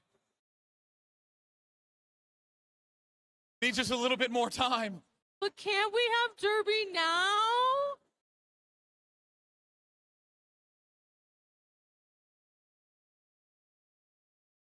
Speaking of volunteers, we always need staff. Stop by VCI to learn how you can earn discounts, free tickets, and more. VCI, you could also earn a free pass or discounted to Rollercon next year, depending upon how many hours you volunteer. Thank you, Athena Latina. Just the voice of the sponsor reads over here, supporting teams Roller Derby, teams 1, 2, and 3. I love all parts of the Derby.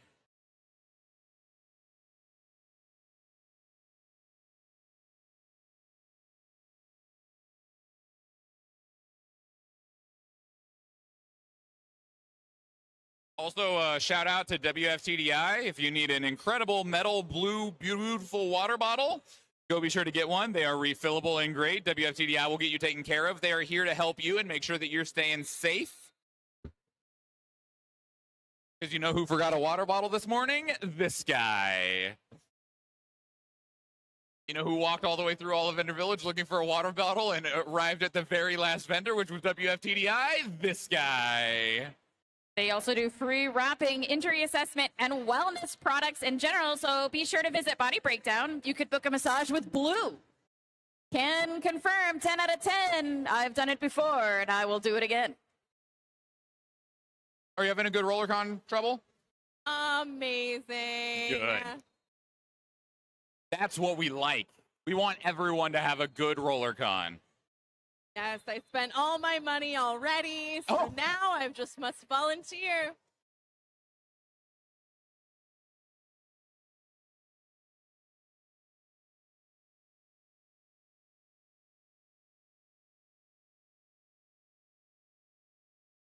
Looks like we got the officials just doing one last safety check on everybody. Also, massive shout out to all our volunteers and our officials skating in, skating. Shout out to our medics volunteering your time, being here with us, making sure that we are safe and allowing us and enabling us to be able to play roller derby. Everyone give it up for the officials. Thank you so much.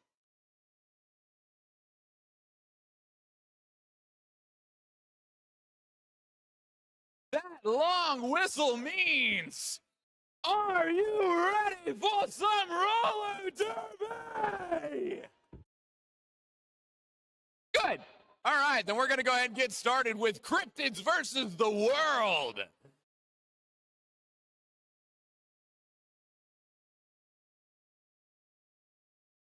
Are we safe up here from the cryptids? Oh, absolutely not. There's one behind us right now. We can't even see him. If I keep my eyes on them the whole time, will they not move? We can hope. I don't understand the animosity. Why can't we all just get along, put wheels on our feet, and play some roller derby? It's not animosity, it's respect. All right, speaking of respect, the jam called number 44 in white is Chef, hitting for the world.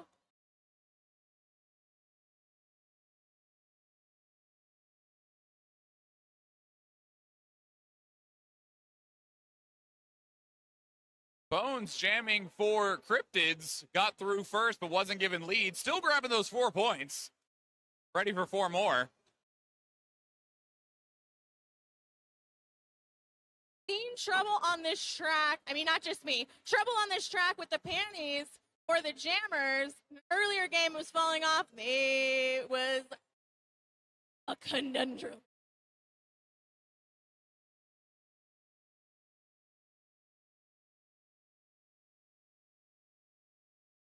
Jeff pushing free, grabbing 4 points for the world.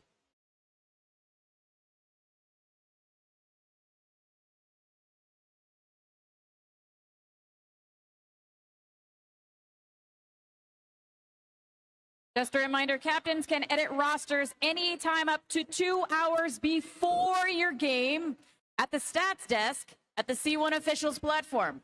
We are at C1 here. The officials platform is just over there. Opening up Jam 2, we have number 414, Lost in Your Thighs, going up against 0429, Carmina Piranha. Don't want to get lost in those waters. There will be nothing left after they're done.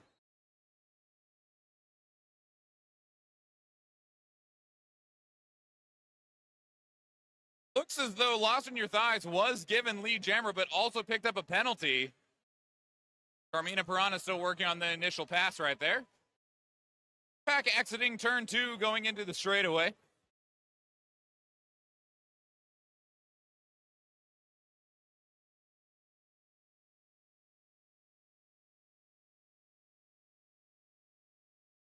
Fighting hard to stay inbounds, digs in those toe stops. It's a clean pass on the inside, but that is just the initial pass. Carmina now able to threaten points on their subsequent pass.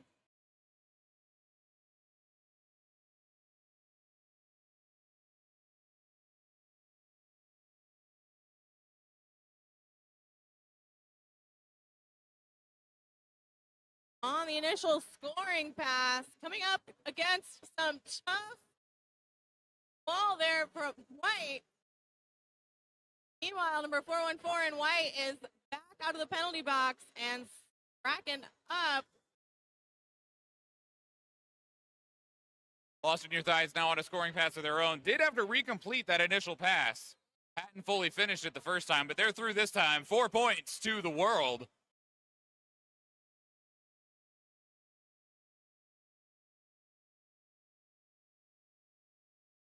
Cryptids working on a scoring pass of their own. Going to be guided to the outside by Killen Smalls. Has to reset to the back of the pack. Doesn't go out of bounds, but that way is closed. Lost in Your Thighs. Quick little hippity hop at the inside of turn 3. Almost clean, but gets acquainted with the floor. Back up on both skates. Undeterred. That's the full 2 minutes. A hard-fought jam. Going to be 11 points for the world and 4 for the Cryptids. Make sure to get your Rollercon souvenirs while we still have some. We aim to sell out fast like every year, and you can donate the change from your Rollercon souvenir purchases to Planned Parenthood. We're collecting at the register, so just let them know. Round up.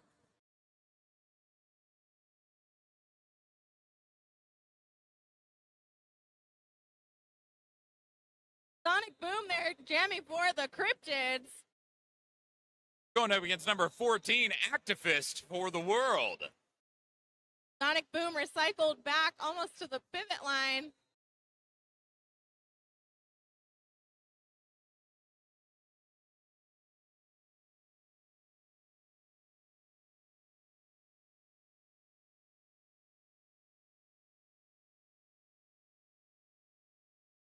Activist with the lead, comes in on a scoring pass. Quick little hop at the inside of turn 1. 4 points for the world.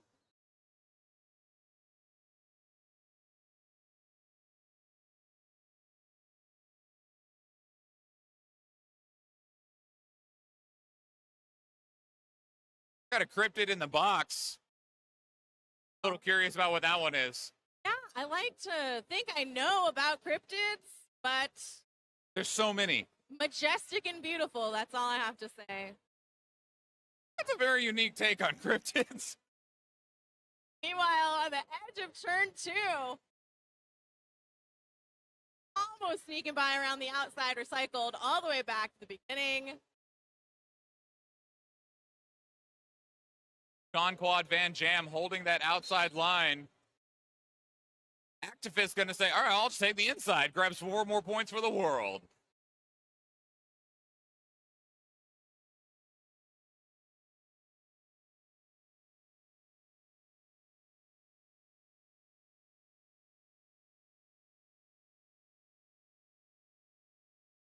Helmet cover pass there for the Cryptids. Shout out to CT Scan, who just got a penalty and laughed at the ref and went, I totally did it. You're right. I'm going to go to the box. Majestic, beautiful, and honest. Good call, ref. I'll go to the penalty box. Thanks. Also referencing things seen and unseen. Lost and found is that VCI in the lobby. So should you happen to have lost something, perhaps it has been found. And is that VCI? Bix jamming now for the world. Going to be taking on all those cryptids, but the cryptids just snuck through the shadows and have already broken free. Lead jammer going to Bones.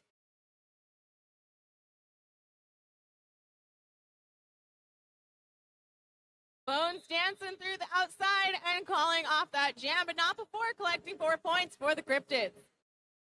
Don't forget to get your bout tickets. Tonight, we're going to be benefiting Doctors Without Borders at our STEM showcase. Lab Rats versus the Bookworms at 6 p.m. Again, Lab Rats versus Bookworms. Join us in our STEM family. We appreciate both of them immensely. Thank you. More STEM.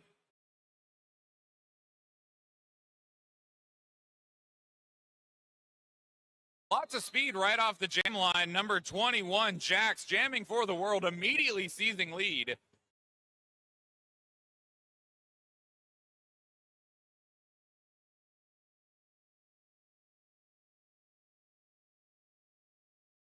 Number 20, Drunken Giraffe, kind of stuck in the muck there. Knocked to the outside. 4 points picked up, meanwhile, by the World. Yeah, it looked like they were just fighting to stay in bounds on that inside line.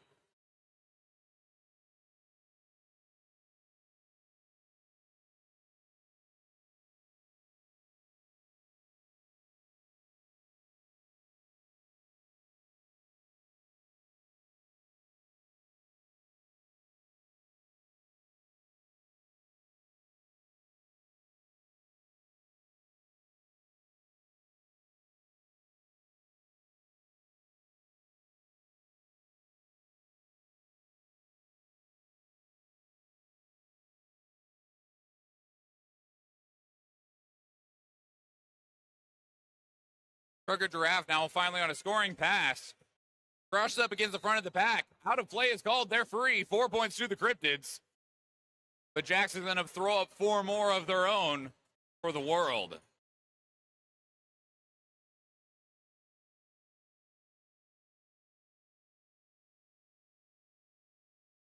Drunken Giraffe hanging on to the outside line there. Went in for 4 points for Cryptids. Just dug in those toe stops. It's like, I'm not going to fall. Little do we know that there's some sort of cryptid power in those toe stops. Just sends a spike straight into the track. Could be. Drunken Giraffe not trusting that pass on the inside, going to the back of the pack.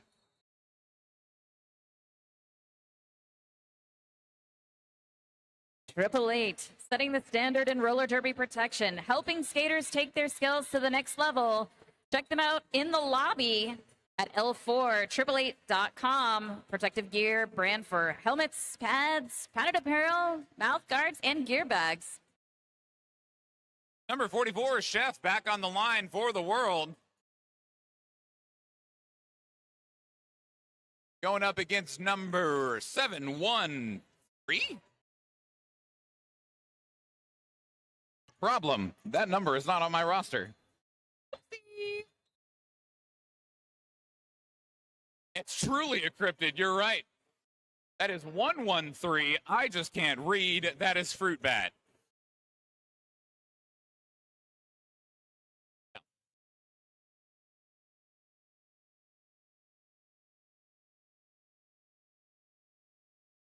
All right, Chef there hung up on a skater, Colonel Angus, who is, fun fact, 6'6" on skates.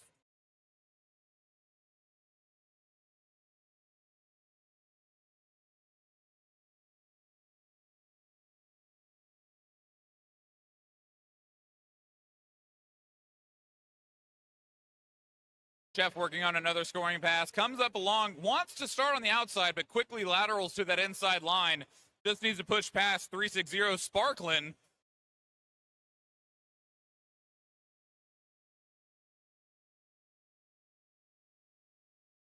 I appreciate that the name and number on Sparklin's jersey is in fact very sparkly. But not too sparkly that it's illegible. Beautiful and mysterious like all cryptids. Shout out to Ryel Skates and its family of brands. Proud sponsor of Rollercon 2025. Ryel, high quality roller skate manufacturing, making skates that are made to move you. Check them out in the lobby. Number 414, Lost in Your Thighs, returning to jam for the World, going up against Bones for the Cryptids. Is it clean? There was a lot of laterals on that. It was a clean pass, just not enough to get you lead. A little bit of a no pass, no penalty there. Bones is out front, but they are not lead jammer. And calls it before Bones can approach on a scoring pass. Double goose eggs. Do you love the supernatural? Yes. You should check out Hellskate for supernatural roller derby art, comics, and handcrafted jewelry. Their booth is actually really sick. Sick is an awesome. Yeah, it's awesome. It's cool. It's got a great vibe. Go check it out.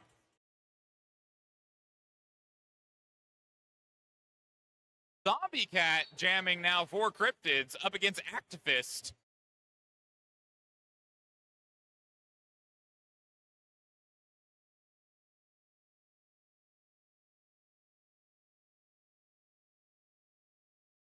Definitely not activist. Cats, though. Zombie Cats first jam this game. Goal in the inside on turn 1. Makes it through, but not before the world.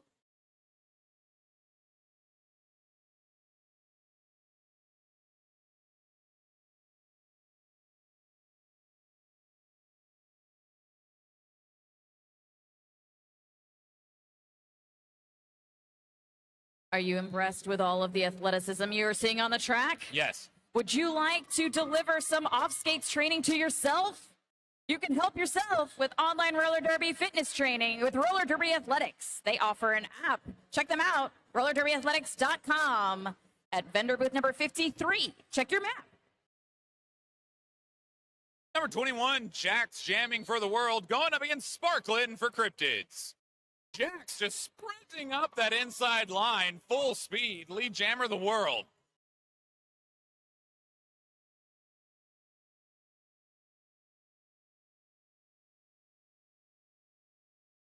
Jax just leaning into their opposition, throwing their skates along the outside, just like, it's fine, I didn't actually go out of bounds.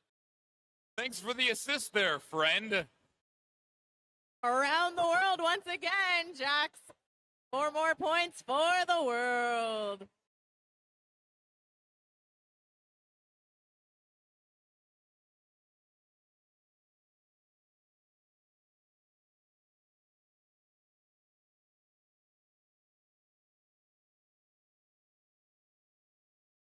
World Pivot going to go take a visit to the penalty box. One less blocker in the way of the Cryptids jammer.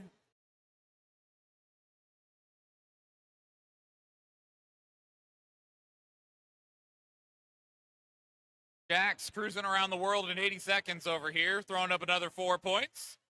Looking to get another 4. Thinks about that inside apex for a moment and then goes, nah, outside's fine, thanks. Meanwhile, Drunken Giraffe joining the helmet cover for the Cryptids, scoring 4 points on that first scoring pass.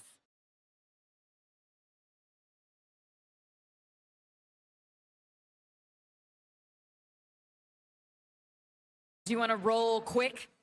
Think quick. Quick bearings from Ryel, where precision meets performance. They're in the lobby. Check out part of our Ryel Skates family with quick bearings.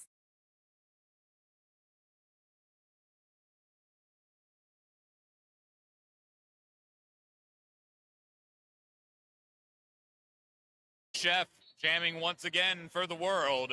Going up against Bone for the Cryptids. Bones recycled back past turn 4 for 4 in white.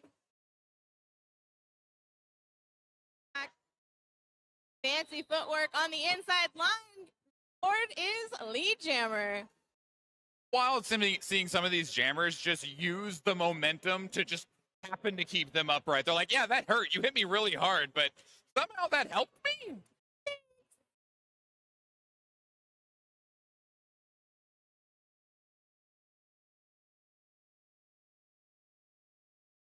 Bones being assessed a penalty right at the end. I think, maybe, I don't know. The ref are just having a good little laugh to one another. There they go, yeah, head into the box. Going to be a power start for the world. Opening up the jam is number 414, Lost in Your Thighs.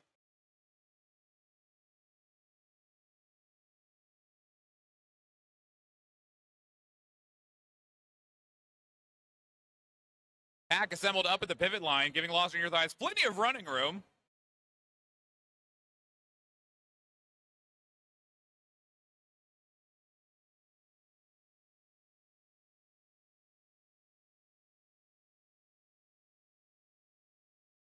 The pack speeding up through turn number 3. Blockers scattered by the friends of number 414 in white. 4 points on the board for the world.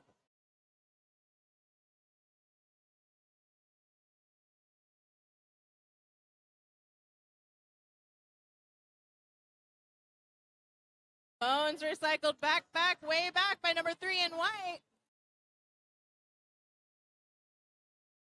Attempts to muscle through that wall. It's recycled again. and going right back into the box, tripping up the other skaters. So that's going to be a low block. Means the world's going to turn around right to another power start position. Skaters, please join events of your actual skill level. I know we call them challenge bouts, but please don't play up or play down. Rollercon's biggest complaints are about wrong level skaters. It's also a safety concern. Oh, it sure is. Shenanigans Skywalker opening jam for the world.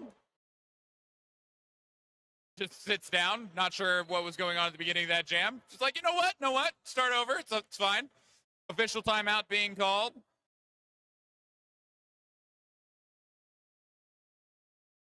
Shout out to Shenanigans Skywalker, fellow announcer.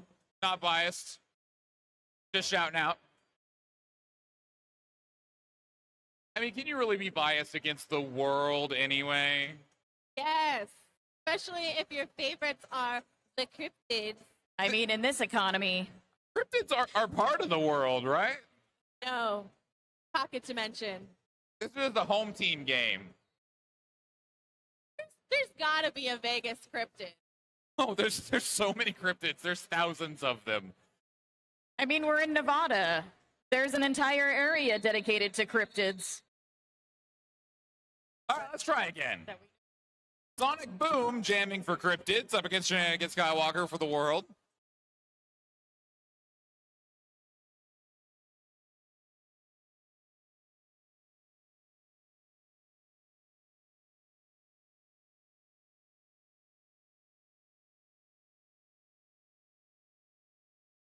Anakin, lots of activity on those skates allowed them to push by on the outside. Sometimes it's just about how fast and hard you're willing to keep going from inside to outside. Sometimes you push really hard, and sometimes you just juke really hard. Well, she shenaned once, and now she's shenaned again for far in the sky there. 4 points for the world.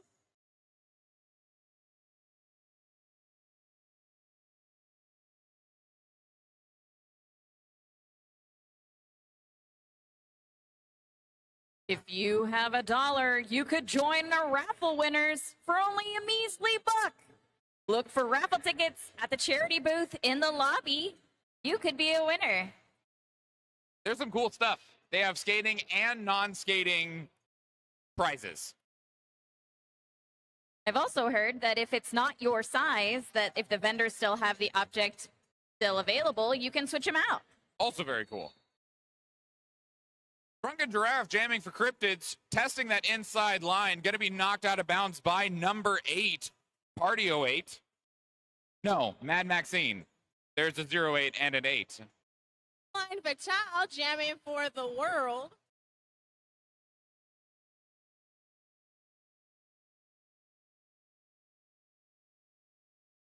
I'm going to blame that fall on the cryptids. Just reached out with something. Mysterious and dangerous. That was nothing on the fault of the jammer whatsoever. Feline Fatale would never fall without the influence of a cryptid.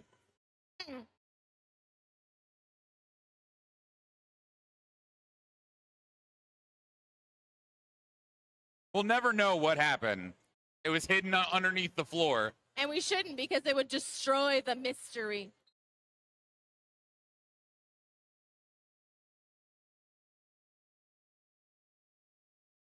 Just a reminder, no skating indoors at the hotels, please. Please watch out for everybody else when skating everywhere else. Safety first, everybody. 25, Zombie Cat returning for the cryptids up against number 53, Vix for the world.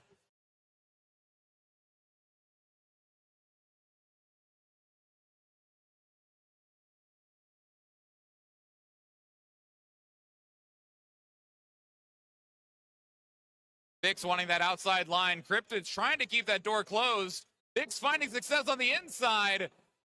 I mean, still got lead. It might have been through the floor, but it's fine. Don't worry about it. Still those cryptids. Throwing questionable ectoplasm in places, and it's causing us to slip and fall. Don't worry about it. I think the Rollercon floor is a cryptid in and of itself.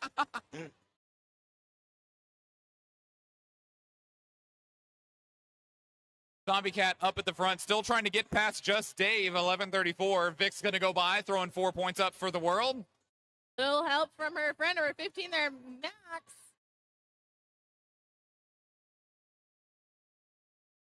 Zombie Cat, one last tap from Chef before breaking free.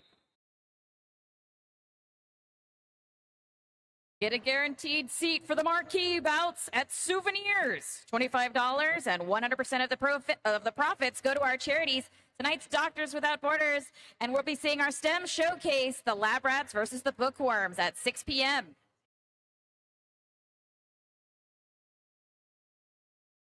Bones positioned way back, wants that full running start.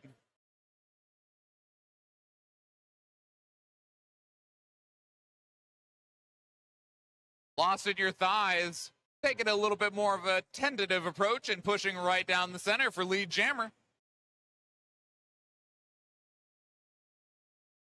Bones playing to that outside line, sneaks through on the inside.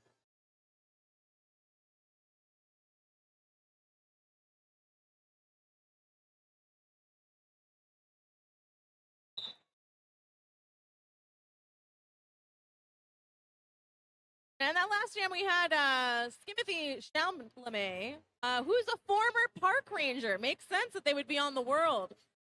They were hunting cryptids regularly. I feel like a park ranger would protect them. Depends on what the cryptid's doing. Is the cryptid just living in the park? Yeah, probably protecting him. Is the cryptid feeding on the park? Maybe not. All right, Jack's getting there. All right, just blowing through that line one more time.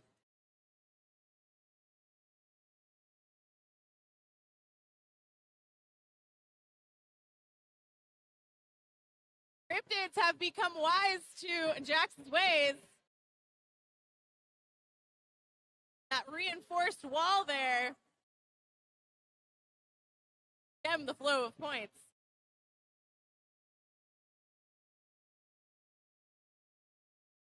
Jack's trying to jump that inside apex on turn 2. Going to pick up the track cut, making it a power jam for the Cryptids.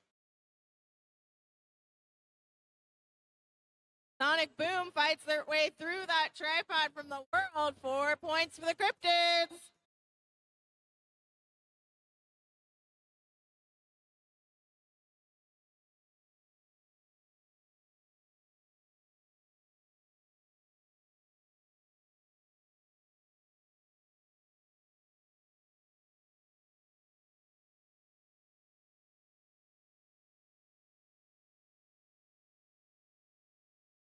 Sonic Boom working on a scoring pass. Tripod of the world up at the front, being opened up by 0429 Carmina Piranha.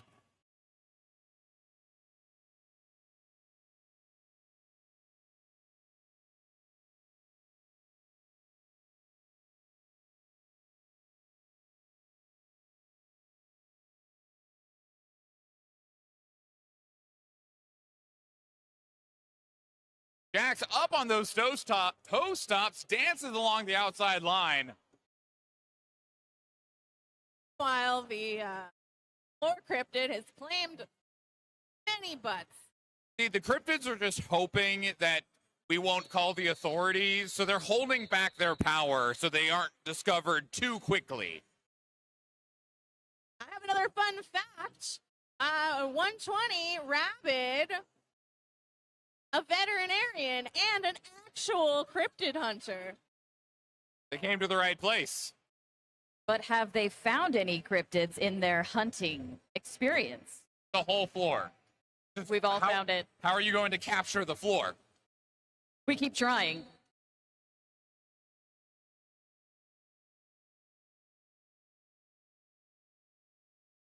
Bones jamming for cryptids. Pushes forward to freedom. Lead jammer.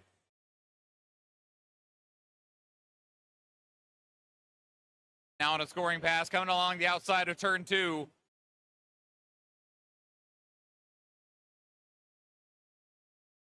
Jeff coming up with that against that cryptid's wall, stuck on the outside through turn 2.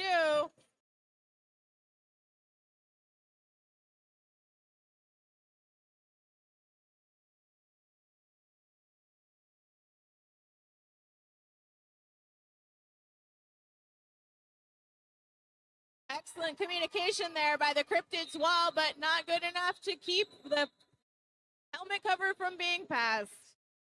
Booty Queen had that cover for about 7 seconds after the successful pass, but that brings us to the close of this challenge match. Your unofficial final, Cryptid 67, the World 132.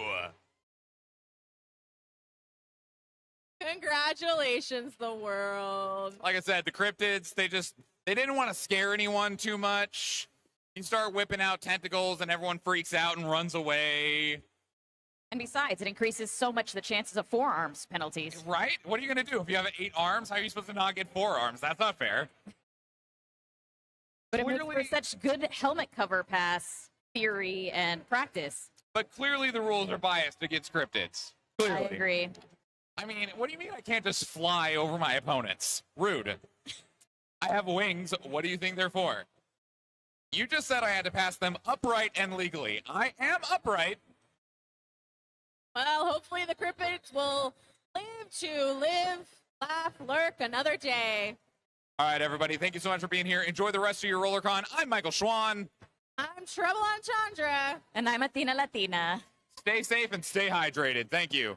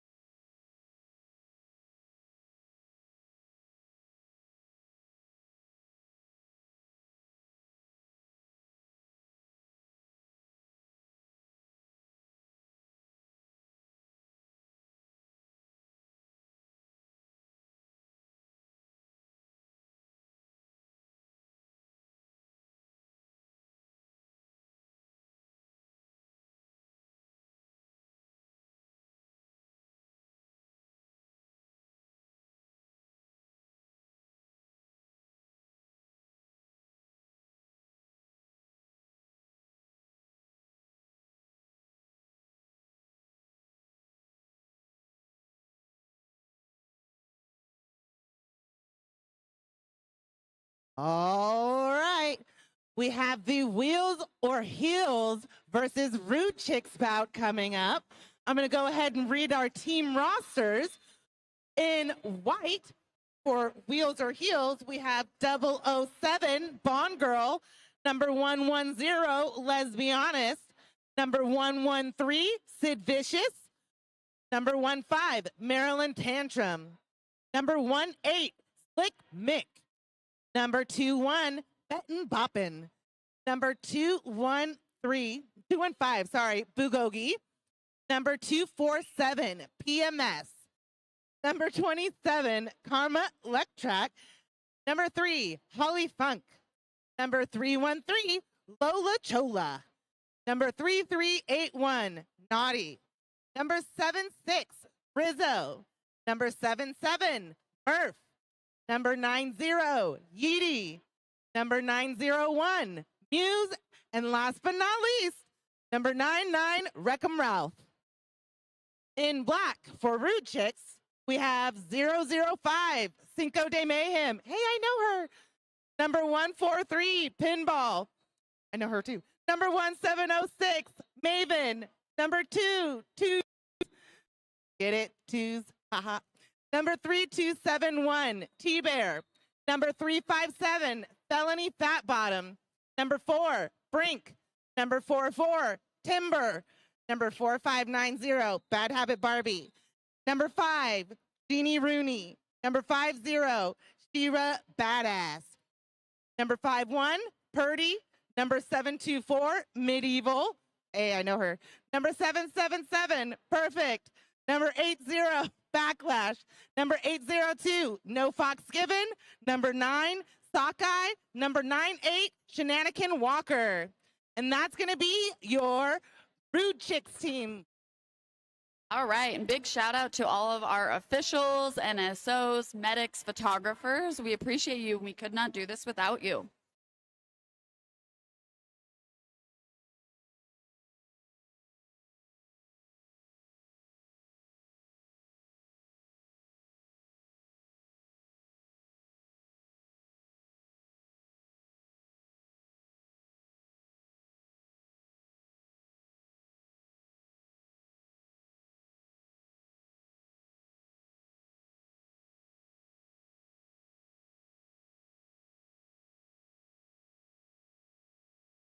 If you haven't already, go around, check out our vendors. We've got the Ryel Skates family.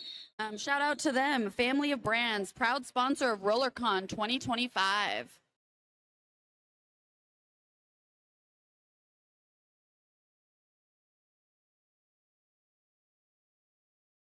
All right, up on the jam line, we have number 110, Let's Be Honest, versus number 9, Sockeye.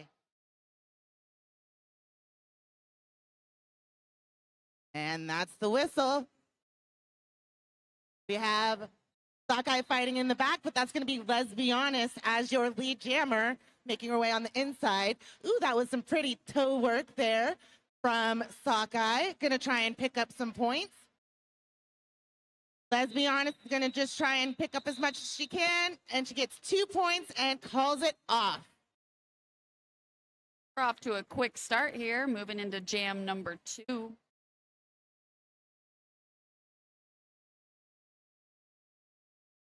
All right, we have Naughty against, I think that's Locke, against Jeannie Rooney.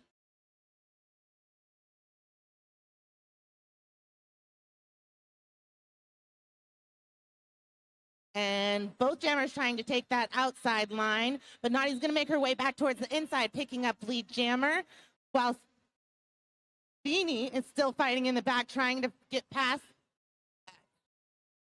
some of those blockers back there. Doesn't look like a fun time. And that is going to be Naughty, putting up 4 points on the board. Jeannie's still fighting in the back, trying to find any space she can, but gets knocked to the outside and recycled back. Goes ahead and takes the star off and is looking for her pivot, but pivots up at the front, trying to hold on to Naughty. Naughty's picking up 4, though, making her way back around. Some solid defense there in the back.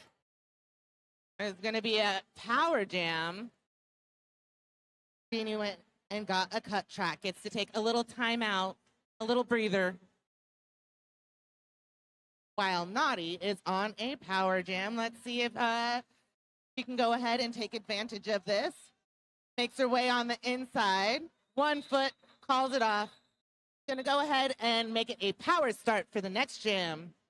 Make it a little easier for her fellow jam friend. Shout out to 888 Performance, Innovation, Progression. 888 has you covered because your gear should work as hard as you do. Check out their booth here at Rollercon 2025.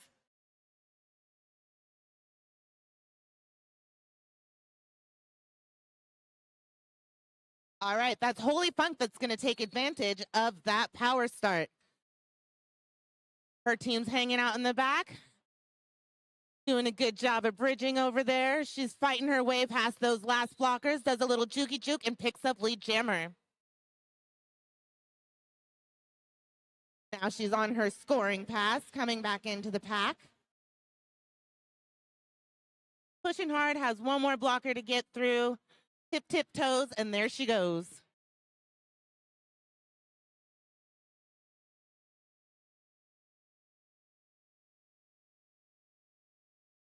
Let's see, both jammers back on the track now. And gonna go ahead and call it.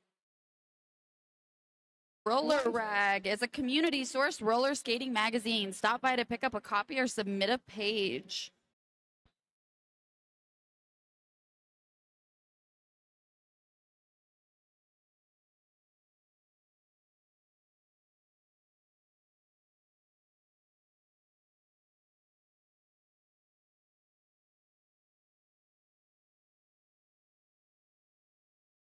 That's number 98, Shenanigan Walker, against number 15, Marilyn Tantrum.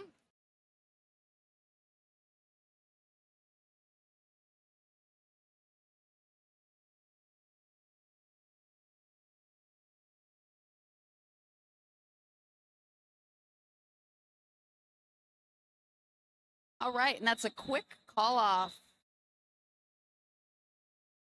Picking up 4 points there on that jam.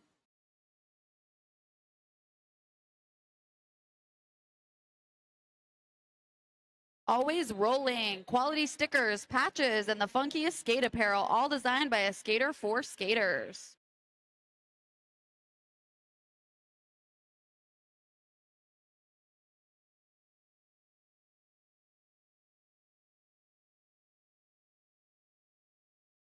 All right, that's going to be Let's Be Honest versus Barbie.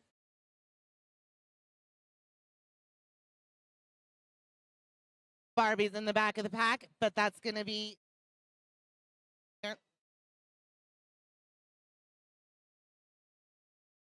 Let's Be Honest as your lead jammer. Coming back into the pack, picking up 4 points. Barbie's going to go ahead and take that cover off, looking for her pivot, but pivot's in the box. Let's Be Tough Honest coming defense back in the back right now. Really making that jammer work for it.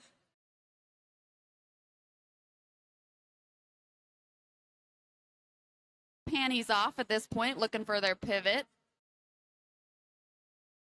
That's going to be 4 more points for Let's Be Honest. Brings the score up to 35 for Wheels or Heels. Rude Chick still trying to put some points on the board. There has been a successful star pass. I think that's Cinco. Can't see the number.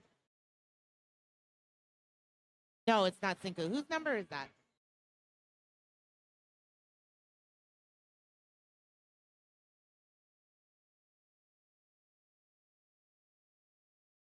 I think it's 98, Shenanigan Walker. Still trying to fight against those Wheels or Heels. Looks like somebody was assessed a cut track, and I think a second penalty as well. So we'll have to sit for a minute. Ooh, was that the jammer? I think that is the jammer in the penalty box. Right, this could be a really good opportunity for Rude Chicks here. Starting off in a power jam. See if Holly Funk can make it funky. All the commotion up there by that pivot line. Trying to make her way past this last blocker. And does so successfully, picking up that lead jammer. This is a really good opportunity right now to get some points on the board.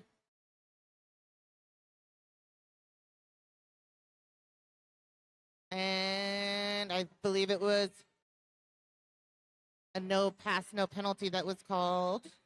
But they picked up 4 points. Going to the outside, tiptoeing, trying to get past one more blocker. Gets a little swing from her friend. I think I'm going to try that move. That was pretty sweet. I don't know if anybody else really caught that. It's pretty fancy.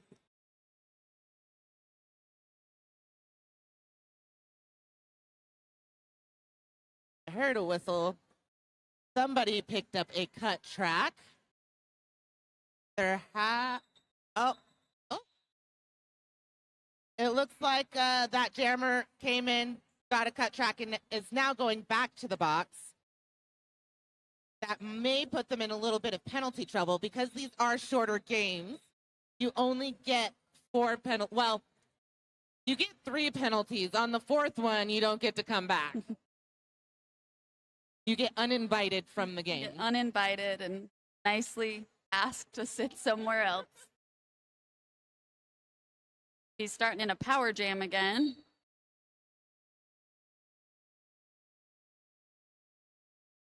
That's Maryland Funk that's out there. Trying to get past that tough wall. Has a few more skaters to get through, but they're having to drop in order to keep pack. Going back side to side, inside, outside. Finally gets past that last blocker.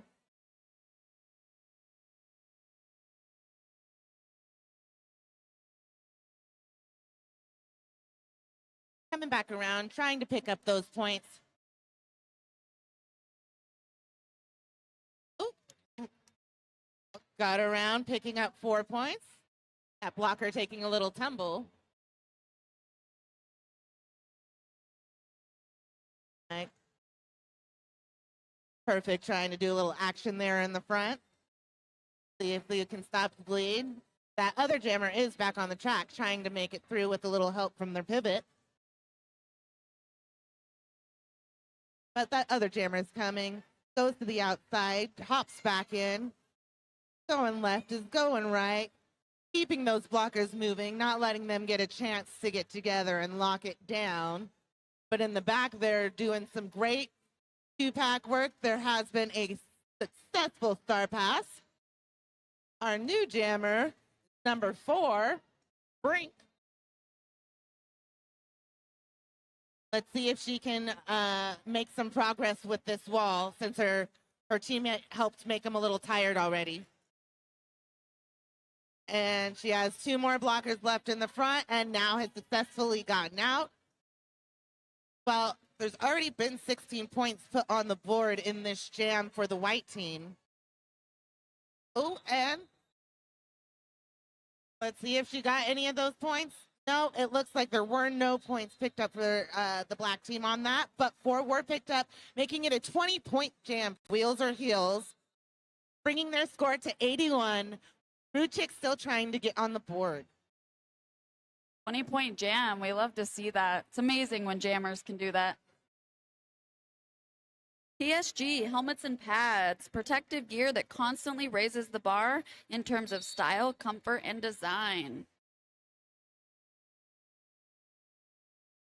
Have Jeannie Rooney going against Let's Be Honest out there. Let's Be Honest making her way past that last blocker, picking up the lead. Jeannie's still trying to make their way in the back. Has 2 blockers left. Oh, now there's 3. They got back together. Now there's 4. They keep adding. Oh, but does a little hoppity hop. gets out. If she can make it back around in time. And she can't. Lesbiana says, nah, I'm going to go ahead and call that jam off.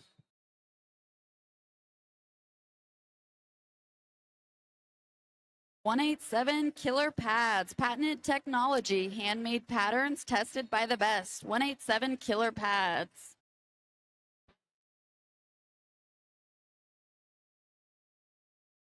This is the first time for number 802, No Fox Given, out there as the jammer. And number 3, Holly Funk. Holly Funk making quick work, going to the front of the pack. While No Fox gets recycled back, is fighting against that backpack.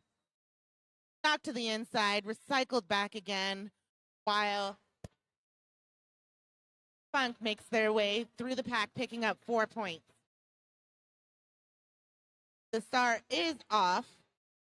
Well, it looks like somebody looks like the jammer picked up a penalty and is going to have to go ahead and sit in the box. While, ooh, nice little whip again. I love to see a good whip out on the track.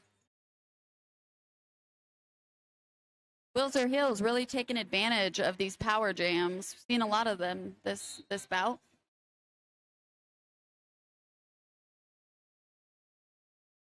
I heard somebody got a back block. Looks like Naughty's going to go ahead and go to the naughty box.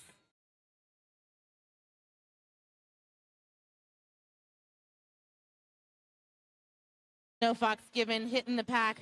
Going to see if they can get some points. While Holly Funk goes ahead and, well, both jammers now going to go to the inside. Holly Funk decides, I don't really feel like continuing to go back. I'm going to just call it. Are you interested in volunteering at Rollercon? Just stop by the VCI desk and they'll sign you up for shifts whenever you have free time. If you've got some time in between games, we always need more announcers, medics, NSOs. We'll find the job for you. You also get volunteer hours, which can get you a discounted or free ticket. I did not have to pay for my ticket this year because I volunteered enough last year. You know how nice that is? Pretty nice. Volunteer, my friends. Amen to that. All right, looks like 18 Slick Mick out there. No. We got Rude Chicks as lead jammer right now. We love to see that. Looking to score some points. Some tough defense, white blockers right now.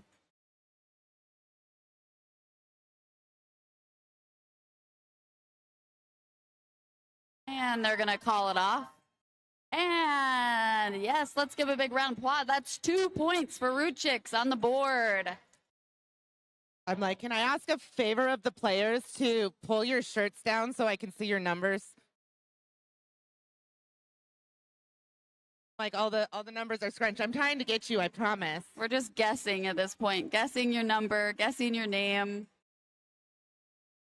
It's Let's Be Honest out there, and it looks like number 9, number 8. See, if it was pulled down, I would be able to tell you. I think it's number 9, Sockeye. Sockeye is getting out of the pack. Let's Be Honest, coming back in. Makes their way through, going to go ahead and call it. Has 4 points. Looks like somebody's getting a high block is going to have to go sit in the box. If you haven't already, go check out the raffle table. You can buy tickets, $1 each, for some kick-ass prizes. All the money goes to our charities. Last year, we raised $30,000. It's a lot of money, y'all. So go check out the raffle table. Tons of awesome prizes. All right, we have number 5, Jeannie Rooney against Holly Funk. Holly Funk making their way to the front of the pack. Gonna go ahead pick up that lead jammer, but Jeannie Rooney getting a little help from her friend. Gets out too, isn't too far behind. You see the pack trying to scramble to get some points, see what they can score before calling it off. Looks like 2 points were picked up by Rude Chicks. Rude Chicks on the board.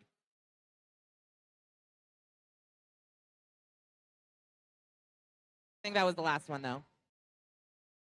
All right, still important. We love it. Got to celebrate those little victories. Absolutely. Bout tickets. Thursday benefits Doctors Without Borders. Super awesome organization. Friday, it's also going to benefit Doctors Without Borders.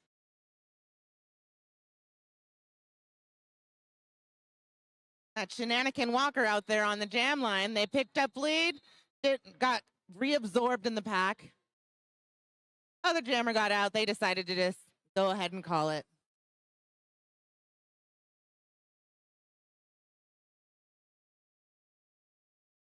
All right, I see number 9, Sockeye.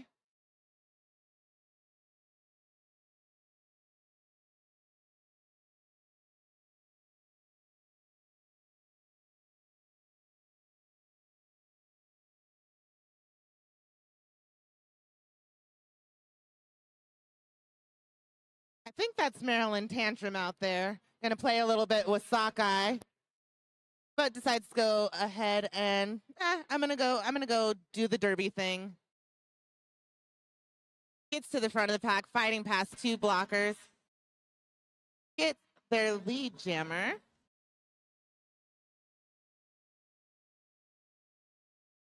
Oh, I'm sorry. That's a 1-8. That is Slick Mick.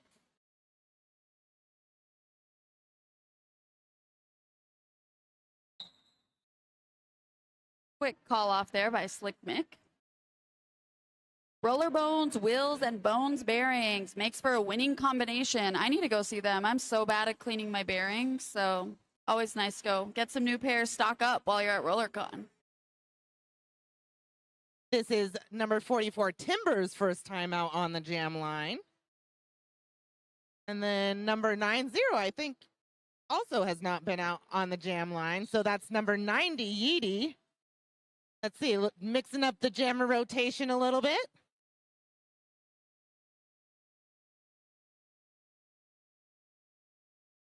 Being recycled back, being held in the back of the pack. Oh!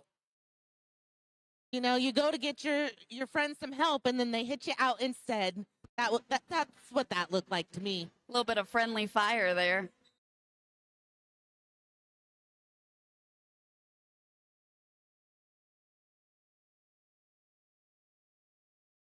All right, lead jammer, and also picking up 4 points. Coming around, making it look easy. They just yeet themselves through the pack. Ooh, so yeety.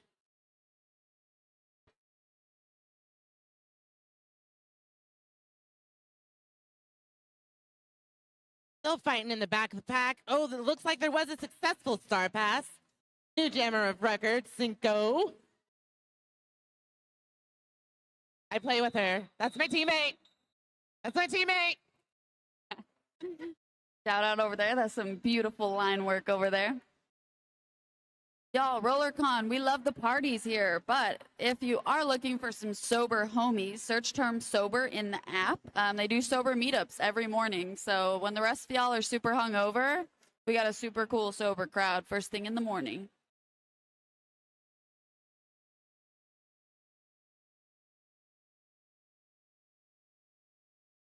Shenanigan Walker out on the jam line against Holly Funk. Holly Funk taking that inside while I know I just said your name. Oh. Let's see, a little jammer race. Decides to call it off before any points can be scored.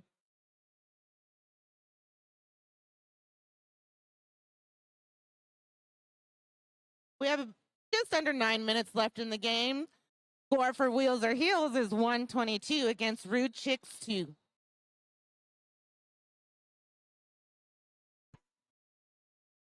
It's still early in the game, though. Everyone's got a smile on their face, though. We love to see that. Hugs in between jams, smiling. That's what Rollercon's about.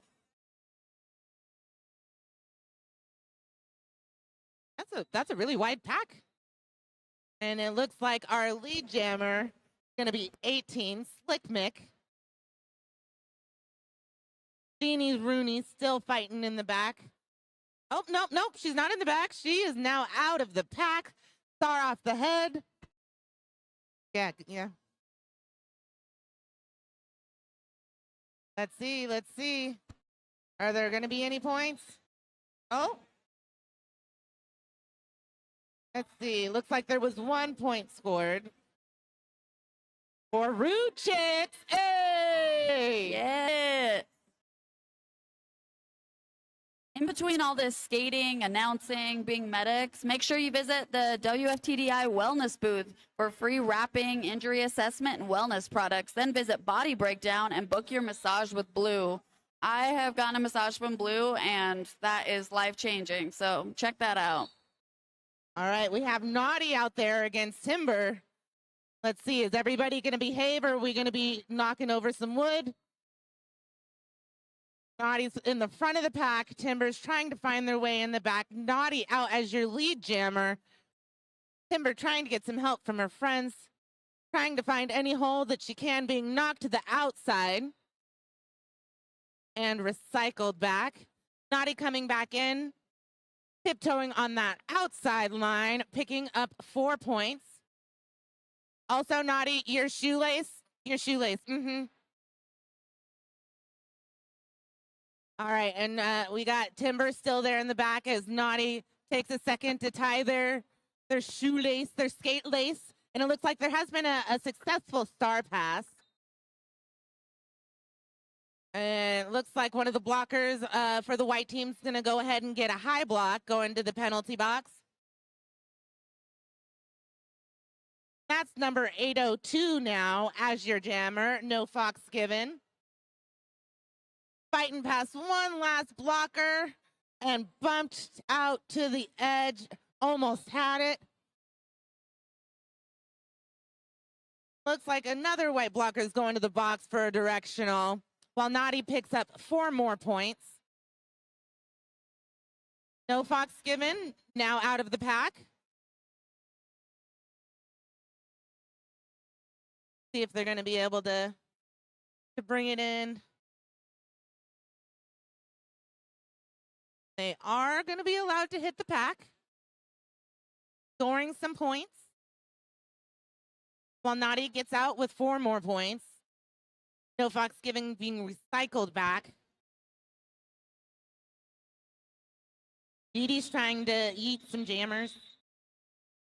All right, but how about Naughty just scored 16 points and stopped to tie their shoe or their skate in the middle of that? It's pretty impressive. So Naughty is a pretty impressive skater. Yeah.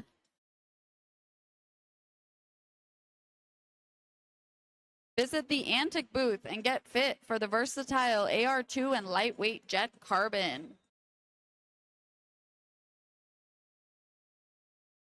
That's Let's Be Honest against Shenanigan Walker. Trying to get some help from their friend. Shenanigan tries the outside, then the ends, and a whip to the outside, and does get lead jammer. Yeah. Let's hear you guys. Let's Be Honest, not too far behind. Shenanigan Walker is going to come in and try and score some points, and does at least get 1. Let's see, 1 point. And 2 points. That's going to be 2 points for Shenanigan Walker. Bringing Rude Chicks total up to 9, and Wheels or Heels 144. Check out our vendor, Monkey Lube, your one-stop solution to cleaning and maintaining your skate bearings that will add speed and a smoother performance to your bearings that you will definitely feel. And that's Cinco out there against Holly Funk. Kind of a slow pack to start, looking for a hole. Tries for the outside and gets it. Is your lead jammer, Holly Funk. Cinco trying to get a little bit of help. Has 2 more blockers to get through. Bump to the inside, came back in. Still fighting in the front of the pack. Holly Funk being recycled in the back. Getting some help from her friends.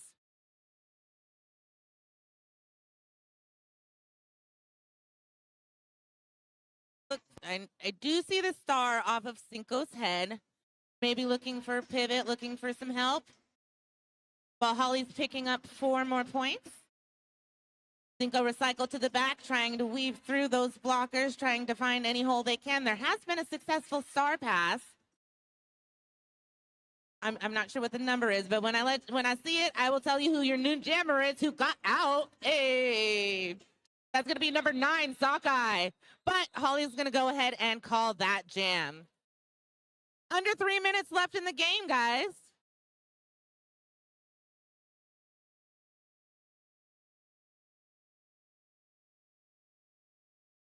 Tonight we've got, of course, a Rollercon party happening. So if you're not too tired after all your skating, gear down, maybe take a shower. I don't know. It's up to you. Come out and party tonight. Teeny Rooney back out on the jam line against Slick Mick. Teeny trying the inside, trying the outside. Slick going inside, going outside. Finds a little space on the outside, back to the middle, inside, and does get lead jammer. Teeny has star off, trying to get through past. Ooh! Nice little apex hop there. Thought there was going to be a little jammer collision.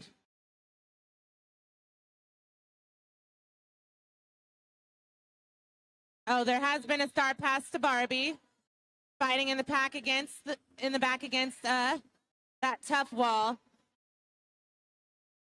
Oh!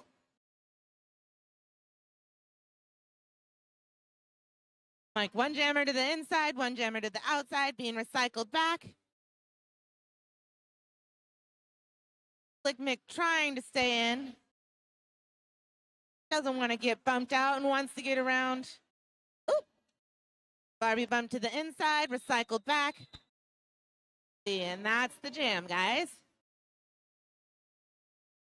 Only a minute left on the jam, or on the period clock. There's only one period. I don't know. It's been a long day. I'm tired for sure. I'm tired. Make sure y'all check out the food trucks. After lots of feedback, our organizers have set up some awesome food options for us this year. So check out the Truck and Yaki food truck. Shenanigan back out there against Let's Be Honest. Shenanigan is your lead jammer. Doing a little toe drag on that inside line. Let's Be Honest has one more blocker to get through, but now, oh, they're coming back. Gets knocked to the inside. Pops back in and makes it out of the pack while Shenanigan picks up 4.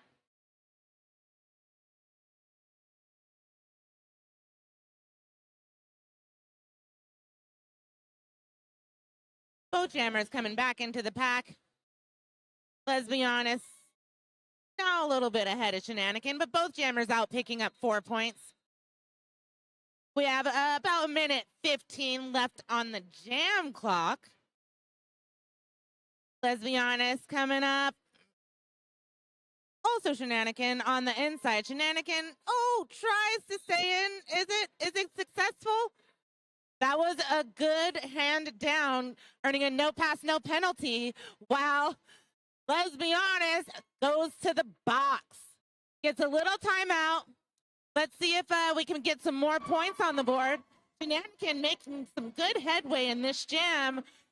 Already picking up 15 points. Still have 39 seconds left on the clock. Trying to bean dip around that outside. Trying to find any space they can. One blocker to get through. A little space on that inside line. One-footed and does it. This has been a really good jam for Rude Chicks. Shenanigan getting a little help. A little whippity whip on that outside.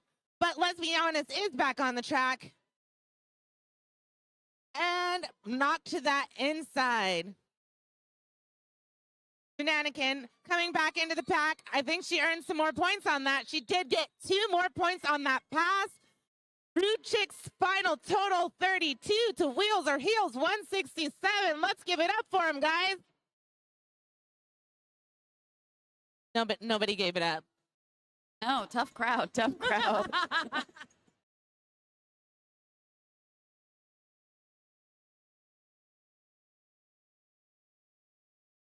All right, now the official score is 170 to 34. I am Hit Me Brewston. It's been lovely talking at you. I'll see you around town.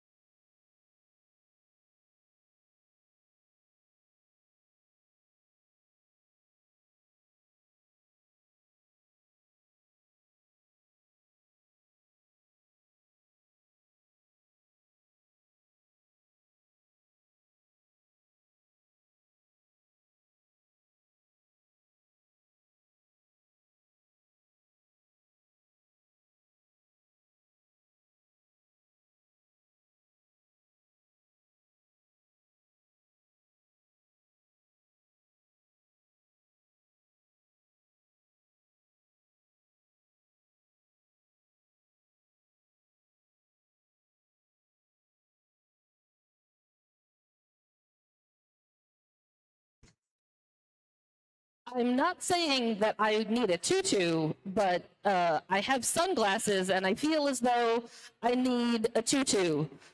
So, your move, fishnets and tutus.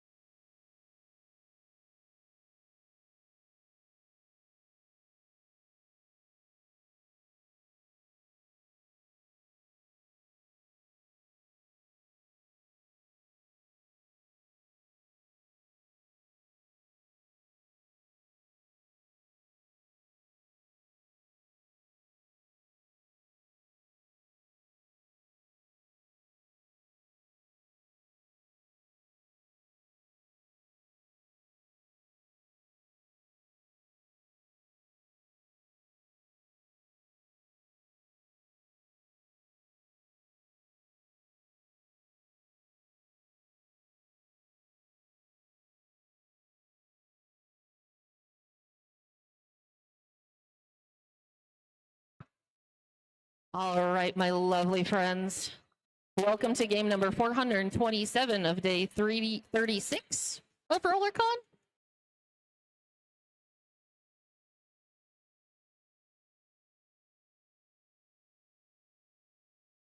I'm just going to stare at you. Menacingly. Yes. You can't really tell though. Can you see my eyes through my very professional glasses? No, your eyes are so streamlined and protected by those very serious glasses. I am very much a real athlete. I take my job very seriously. I hate to correct you, but it's game 426. Don't tell me what to do.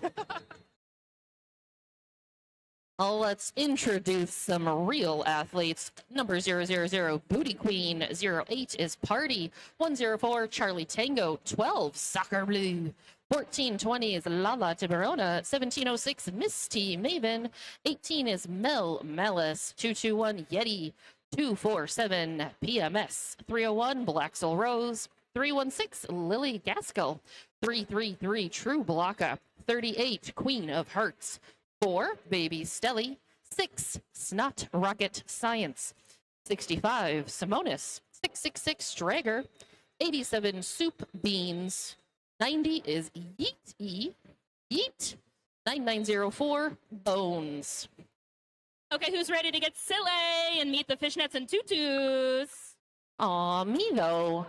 All right, we got 007 Poison Violet, 07 Jackie Daniels, 1134 Just Dave, 137 D-Ray, 19 Streak, 23 Quadzimoto, 27 Karma Electrac, 28 Death Down Under, 3 Peter Pan, 32 Sheesh, 34 Grimace, 357 Felony Fat Bottom, 4062 Reverend Painerd, 617 Harper Bazaar, 77 Murph, 775 Prim Reaper, 777 Perfect, 802 No Fox Given, 82 Myth America, and 934 Shady Hawkins. I'm Loose Change. And I'm Shenanigan Skywalker. And I'm Thrash Panda. I'm the corporate sellout. You know, everybody's got one, so might as well be you. You sell out so we don't have to.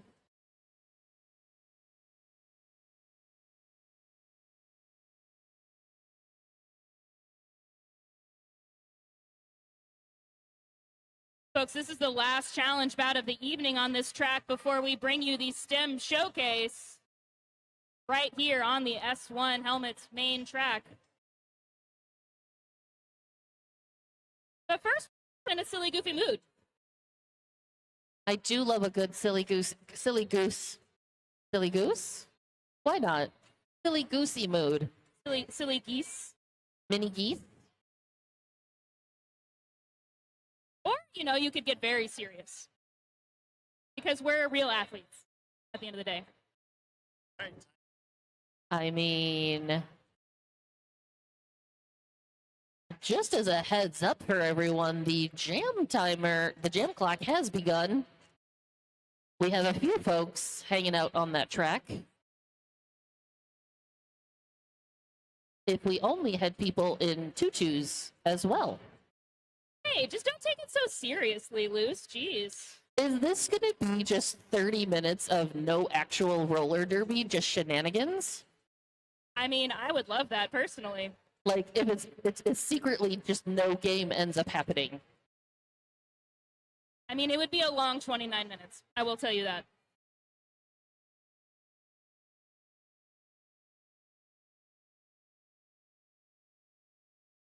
I would like to point out the fact that the real athletes are taking this very seriously. They have very consistent jerseys, matching, like, helmets, all of the things. In the most boring, nondescript font they could find. As they should. I don't know if I necessarily believe that. I feel like there's more nondescript fonts. But that was a rolling whistle, which means we have some fun and excitement. This is going to be really great. Lily Gaskell, and D-Ray, however... That sure looks like... Mr. Testosterone? Yes. I know, weird, right? But we are just real athletes. And so both of these jammers doing their darndest already have a track cut being assessed to Mr. Testosterone there. Testosterone obviously using this as a learning opportunity. Meanwhile, D-Ray is lead jammer. And just having the time of his life with that giant smile. That's not a tutu. I hate to be that guy. But see, if he cared too much about it being a tutu, he should be on the serious team. Yep. Blockers towards that front, trying to give D-Ray the business, holding him back, clears that last blocker of Yeetie. 4 points on the board for Fishnets and Tutus. Mr. Testosterone back from the box. One to beat. Oh, falls to the outside, but so did that 2-2 blocker. Mr. Testosterone on that inside line clears the pack.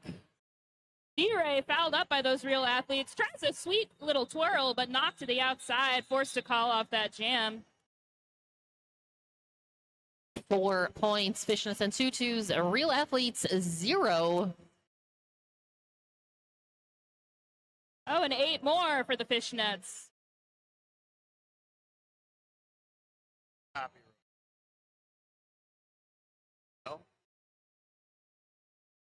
Bones taking the line for the Real Athletes, opposite Reverend Paynard for the Fishnets and Tutus. Paynard trying the outside, recycled there by the Athletes pivot, soccer blue. And lead for the Real Athletes. I mean, the Real Athletes have the glasses.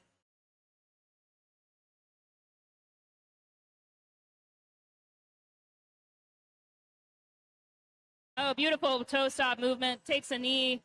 1 to beat. Does so with that spin to the in. 4 more points for the Real Athletes.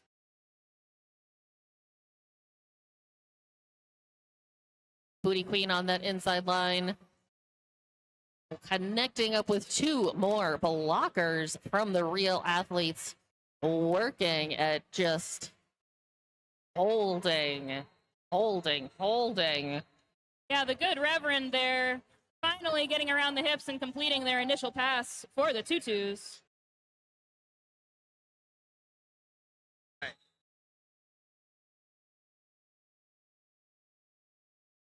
This bout and others brought to you by Ryel Skates family. Visit the Radar booth and view the complete line of wheels, including the popular Halo. High-quality roller skates manufacturing, making skates that are made to move you, made in USA.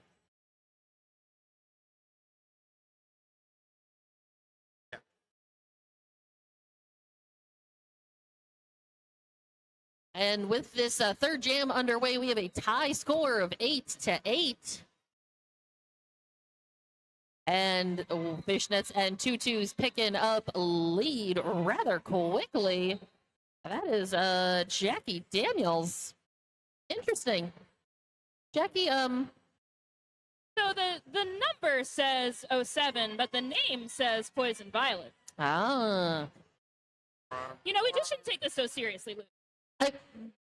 But I want to be able to be respectful because there are real athletes out there that are doing they're so good at what they do.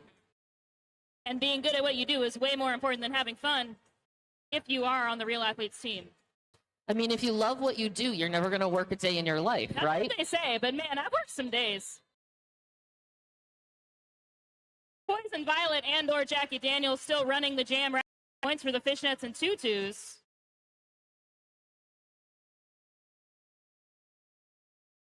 Oh, and sneaking out on the outside. That is Yeti So Sweaty with a star pass for the Real Athletes. There we go. It takes about a full lap, but the star finally gets on the helmet. That's what matters. I swear I saw that star inside their shirt. I'm pretty confident you did, in fact, because I saw them pull it out, actually. And as the name is Yeti So Sweaty, I can only imagine what the next jammer, number 318, has to deal with. Pack already moved up into turn 1 there. The Tutus jammer has 1 to beat, does so with a beautiful side surf on the outside line for lead jammer status. We found Poison Violet. Hey, oh my gosh. There's Poison Violet. So good at roller derby. 007 Poison Violet lead for Fishnets and Tutus. Star pass there on the Real Athletes side, forcing that call off before Queen of Hearts can make it around and start scoring.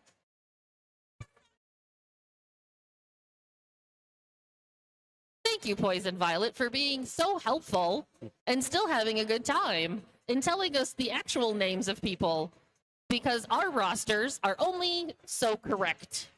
And that is what we utilize because we are real athletes that still like to have fun. It's tough being an announcer for this game because you can't really take a side. I mean, we're both. Yes. Mr. Testosterone on the outside, picking up lead fast. D-Ray pushing at the front. Clears that. Both of these folks point scoring eligible. Mr. Testosterone speeding out that pack at the inside line, putting 4 on the board for the real athletes, taking it extremely seriously. D-Ray, however, with a whimsical flair, is out and getting 4 points of their own. Miss T Maven, number 1706, was given D-Ray the business. Again, that's a real, just like tiptoeing through the tulips, really, is D-Ray. Yep, you got it. Meanwhile, Mr. Testosterone with the most efficient possible stride to conserve energy and only expend it when it is strategically a good idea. Both of these jammers with points on the board. Yeah, pack is running. Can't even count how many times it's got lapped the jam line. Big fall there in turn 4. Oh, Mr. Testosterone with a little engagement on D-Ray, hoping to have some friends come and play. Yeah, and that did allow number 4 on Real Athletes, Baby Stelly, to knock D-Ray to the outfield. And then run all the way back. Which is the strategically ideal thing to do in this situation. I know the time still said we had 20 seconds. That just felt like a very long jam. It did. Yeah. WFTDI Wellness and Body Breakdown. Visit the WFTDI Wellness booth for free wrapping, injury assessment, and wellness products. Then visit Body Breakdown and book your massage with Blue. Wellness through massage, hydration, and prevention care. WFTDI.com. So Death Down Under just skates past it, goes, yeah, I'm not an athlete. That was too long. I also saw D-Ray skate by. Couldn't tell whether it was a smile of joy or a grimace of pain. I mean, the line is so thin between those. 4062 Reverend Paynard and 9904 Bones wearing the stars respectfully. The good Reverend trying to call off the jam. But took a minute to get that called off. But in the meanwhile, the Real Athletes putting up 4 points. Refs discussing how many of the tutus may have gotten there. Fishnets and tutus currently at 42 to the Real Athletes 33. 19 minutes and some loose shit. No, never mind. That's you. 19-ish minutes remaining. All right, we've got Quick on the line for the tutus going up against Soccer Blue for the Real Athletes. I'm glad to see that Soccer Blue has completely bluified themselves. They were part of the Smurfs. And you don't know that. I do, actually. They are still part of the Smurfs, but the whole entire body was blue. It was great. It was a commitment to the bit that I appreciate. Yeah, these tutus may not be taking it super seriously, but they are committed to the bit. Both of these jammers being stuck behind some beautiful tripods. Trying to find that foothold to break through. And last blocker to beat is number 221 Yeti. So Quick is through and lead for Fishnets and tutus. Yeah, Real Athletes jammer being recycled there. The tutus are just having too much fun to let them go. Would you say too much fun? Quick through 4 points for the tutus, bringing their game total up to 46. Real Athletes making a break for it. Oh, nice attempt. An attempted apex jump there. Didn't quite land it. But it's no big deal. You know, they're just having fun. 4 more points for Quick. Oh, we've got a loose wheel. Star pass completed from the Real Athletes to Yeti So Sweaty.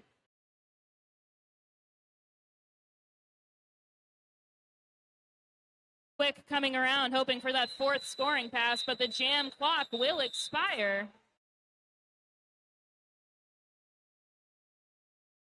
And remember, please travel with a buddy or a pack outside the expo. Find more tips in your program.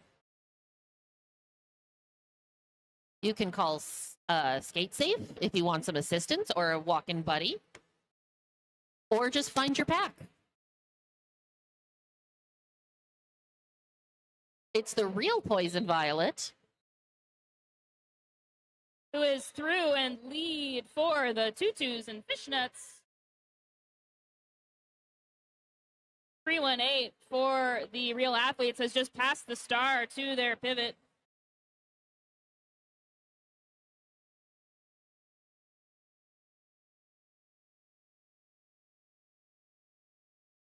Poison Violet getting drawn all the way back there by Soup Beans. Both jammers going back. That's number 38, Queen of Hearts.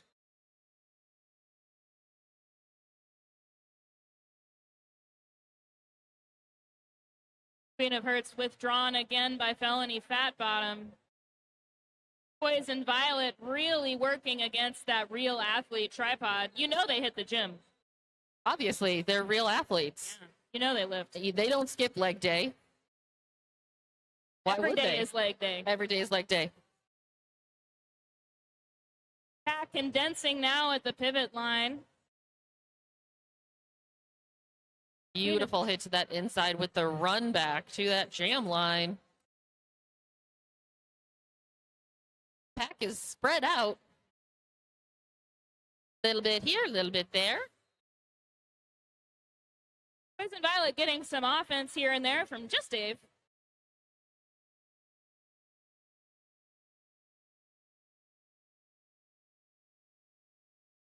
Oh. And it looks like the Real Athletes jammer did not leave the track to re-enter behind Poison Violet, which will put them in the penalty box. So this is going to be our first power start for Fishnets and Tutus. That's D-Ray. Now, D-Ray is a very agile and fast jammer. He had 3 24-point jams in the Medics versus Skate Safe. I helped him with some of those, but he did it on his own too. That is so specific. I love that. D-Ray's got 2 to beat at the top now, just 1 left. Oh, thank goodness no one can stop on this floor. D-Ray is out and lead jammer for the Fishnets and Tutus. Lala Tiburona was that last line that D-Ray was able to break through. D-Ray with the bend and snap to get those 4 points. Absolutely beautiful work.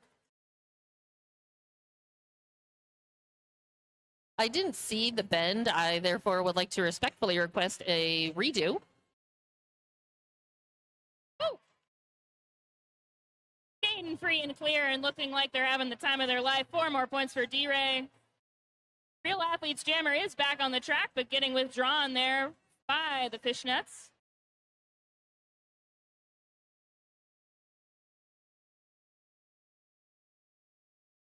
The toe stops on the outside, just like that was like a caricature, like a Gumby-esque, cartoony. You can only do toe stop work like that when you are in a silly, goofy mood.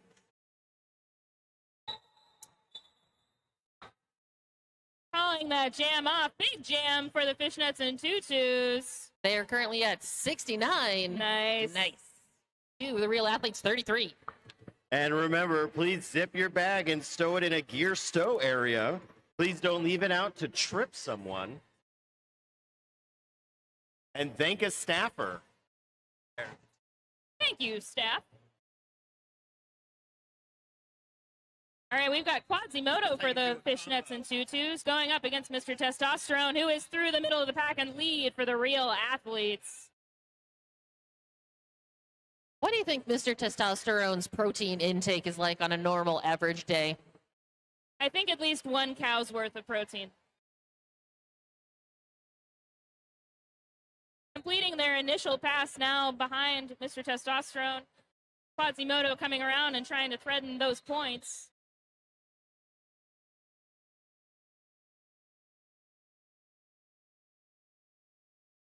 Oh, so pretty.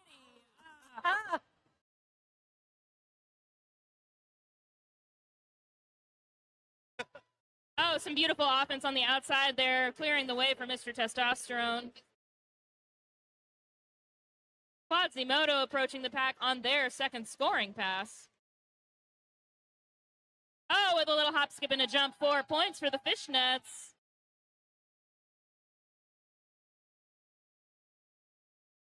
Mr. Testosterone calling it off, but that is 16 points for the Real Athletes. However, Fishnets and Tutus picked up a respectful 8 of their own as we hit that 11-minute mark. Giving the Real Athletes a lot to talk about when they do a footage review after this game. Obviously. Yeah. You know, going to talk about what needs to be improved. Yep. You know, increase the workout situation. Yeah, gotta lift way more. Hey, look, there's a jammer back here. Bones attempting to take a real long run up to the jam line, but a perfectly timed timeout will cancel that out. So because this is just a challenge bout, any timeouts, the period clock doesn't stop.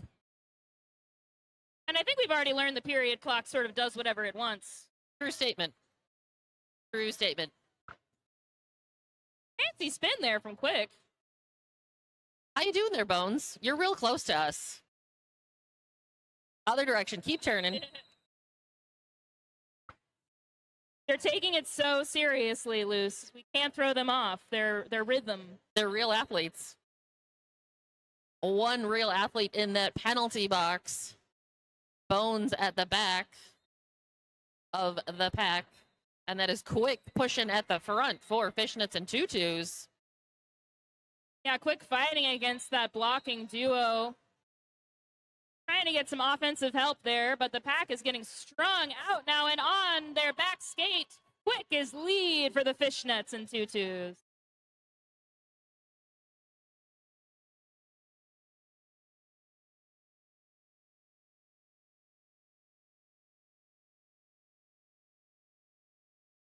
Quick weaving through those Real Athlete blockers, getting points. Clear and 4 more points on the board. Bones still working on that pass. Just gets around and completes that initial. That was Murph as that last line of defense there. Yeah, Quick got murphed and was forced to call the jam. But great jam for the Fishnets and Tutus. Score now 49 Real Athletes, 81 Fishnets.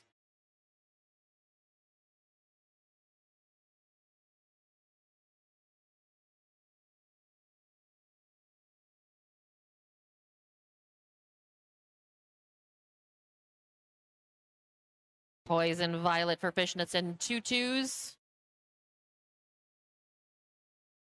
318 for the Real Athletes. Yes. Good old 318. They are taking this so seriously, they don't have a name. Yeah, exactly. They are the unnamed skater and shall only be referred to as such.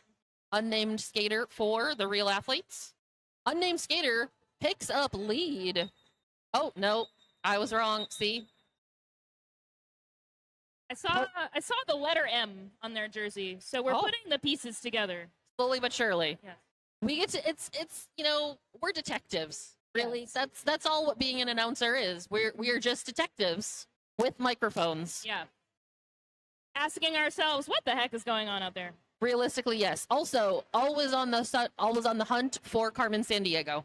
Yes. D-Ray on the line for the fishnets and tutus, but it's the real athletes who got lead. Mr. Testosterone, I'm pretty sure. I got real confused there for a second because D-Ray seemed to think that the track was on the inside of the track, not the outside. The track is wherever you want it to be. We're having fun here. This is true. This is true. You know, when you're having fun, you're having fun. That's right. Oh, big apex jump. And D-Ray is through. Oh, no, I mean, apex jump, yes, but not legal, as that is a track cut penalty for the fishnets and tutus. Now, the real athletes, realistically, this is best case scenario. Right. Mr. Testosterone, 12 points on the board so far. He will have that 30 seconds. What can we expect to see? The world may never know. You know, I was in the warehouse. I was here last night around 2 a.m. You know what I saw? What? Real athletes practicing. Oh, makes sense. Drilling. Makes sense. Yeah. 4 points through for the real athletes as that pack speeds up a little bit. D-Ray has been released from that penalty box, and Mr. T calls. But that is 20 points. Real athletes currently sitting at 69. Nice. I want to point out that it looked at the end there like Mr. Testosterone was maybe having fun. There's nothing that says you can't still have fun and be a real athlete. Okay, but I'm saying thin ice. I saw a little mustard on it. I saw The a little too line much is sauce. very thin. It's ambiguous. It moves, it shifts. Okay, I'm just saying I'm keeping an eye on him now. Real athletes at 69, fishnets and tutus 81. And lead for the fishnets and tutus. That is Reverend Paynard going up against number 1-2 Soccer Blue, who has now completed their initial pass. Both of these jammers able to put points on the board. Let's see what happens. Big tumble there as the pack laps the jam line. 2 more points there for the real athletes. We'll see how many of the fishnets and tutus get. Not that they care. Not about the points, but whether you're having fun. I mean, Ryel Skate family, visit the Antic booth and get fit for the versatile AR2 and lightweight jet carbon. High quality roller skates manufacturer making skates that are made to move you, made in USA. It's not rocket science out there, I think, for the first time with a star for the real athletes. That's right. And that is quick, yet again, for fishnets and tutus. Because we know that 07 is quick. And quick they are, because they've just earned lead jammer for the fishnets.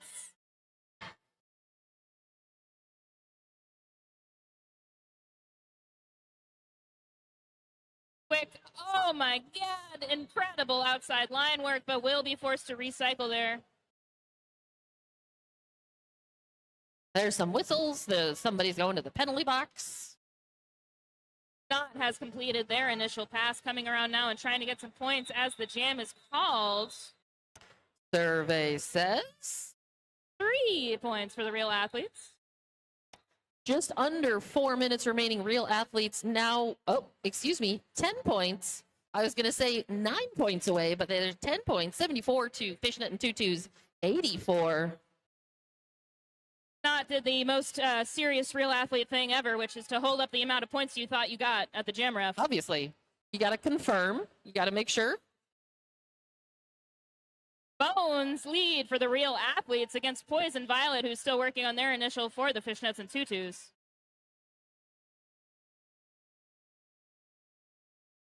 Real athletes losing one blocker to the penalty box. Fishnets and Tutus with one in the penalty box as well. So we've got a 3-on-3. Bones completing a scoring pass. Poison Violet has completed their initial. Pack speeding up now in the far straightaway. Oh, an inside line attempt there. Ends up on the floor and calls it. And with 6 points, real athletes crest that 80 mark. We've got a 4-point game here. Yeah. Real athletes do have a full staff of people with iPads trying to figure out how they can take over and get lead here. I mean, obviously, isn't that what you always do? Yes, yeah. Talk about strategy 24/7. Eat, sleep, dream strategy. Then you do leg day, and then you get protein. Yes, in that order. Yep. We got Mr. Testosterone out there for the real athletes going against D-Ray for the Fishnets. Both of them going to the outside. Both of them then being pushed to the inside. Both of these jammers doing such a good job. But that is Mr. T who is through and lead for the real athletes. All of that training is really starting to pay off. This is when you see it. Can they keep up the level of energy and effort that is needed? This is why you cross-train. That's right. D-Ray fouled up there on a scoring pass, sprints out that opening created there by their offense, leading that initial. It is a tie game, folks. Oh, and Mr. Testosterone calling it after that little apex hop. 4 more points, and we have a lead chain. Hey, everybody knows what that means. It's time to hydrate. Yes, that's right. If it's been more than 2.5 minutes since you last had a drink of water, drink some water.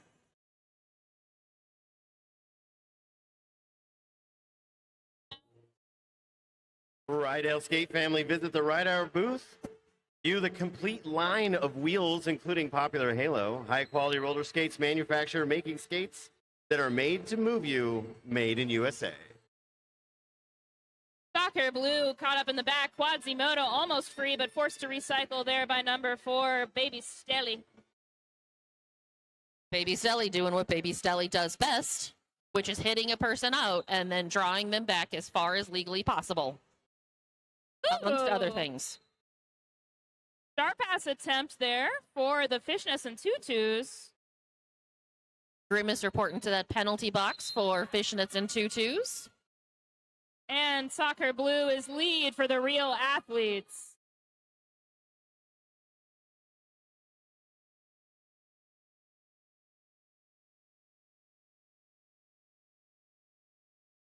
Soccer Blue trying that outside line, forced to cut back in, going up against that Fishnet tripod. Oh, beautiful offense from Yeti So Sweaty. 4 points for Soccer Blue and the Fishnets, or in the real athletes.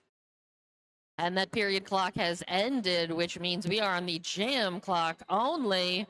But that doesn't matter because as lead Soccer Blue says, I'm going to call it off. I'm going to take my 4 points, put them in my pocket, and take them back to the rest of my real teammate athletes and say, we have 92 points to your Fishnets and Tutus, 84. Yeah, folks, so remember, it's not about the points. It's about the friends we made along the way. And the points. And maybe the points also.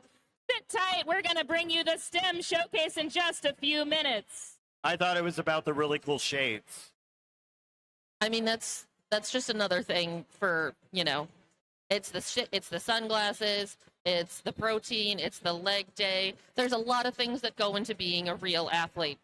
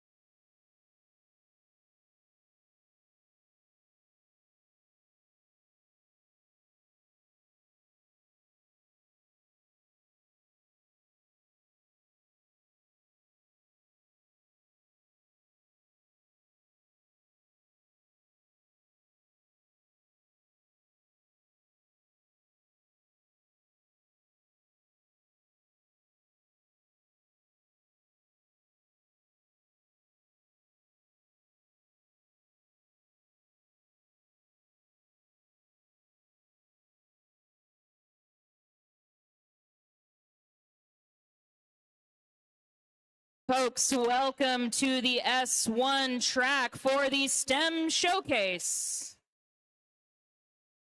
Our marquee game this evening featuring the Lab Rats in the black against the Bookworms in the white.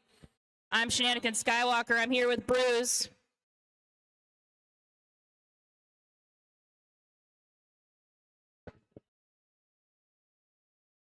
All right, that's going to be number 4 for lead jammer for the white team, the Lab Rats. Right, you're right. All right, it looks like the Bookworms are out not too far behind. The Lab Rats are going to go ahead and they're trying to call it.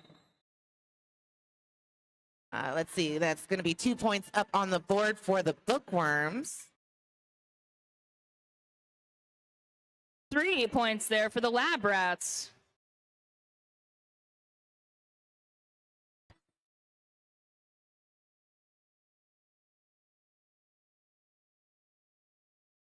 .424 Artie Misfit taking the line for the Bookworms.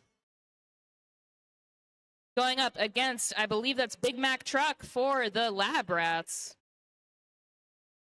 And Big Mac Truck is lead jammer. Completing their initial pass for the Bookworms is Artie Misfit.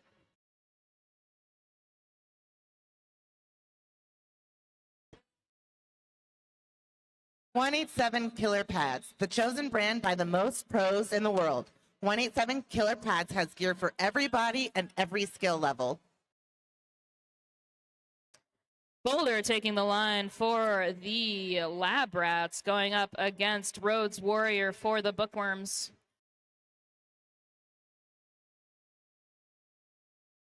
Pack at the pivot line, giving these jammers plenty of room to run. Boulder cutting to the inside, trying to muscle their way through on lane 1. Just one to beat now at the top, and does so. Lead jammer for the Lab Rats. Rhodes Warrior not far behind. Both jammers now approaching the pack, but the pack is speeding up as well.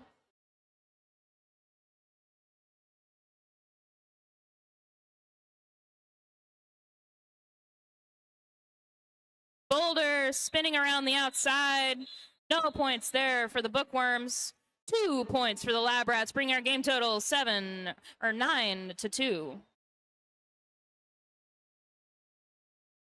AAA is the leading innovators in derby-specific gear, built for performance and progression.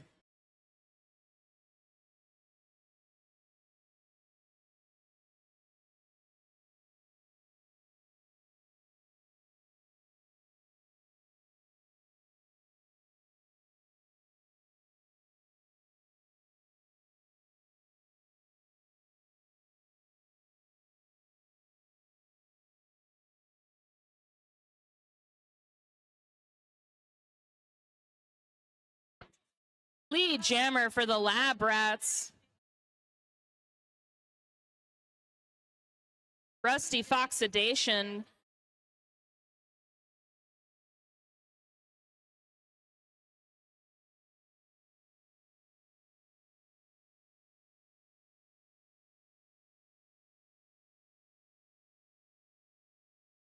Rusty Foxidation, one more to beat on the outside, does so.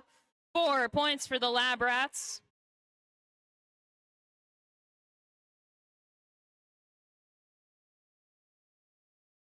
Bookworms jammer still working on that pass. Bookworms have one blocker in the penalty box where they are studying up on how to stop getting penalties.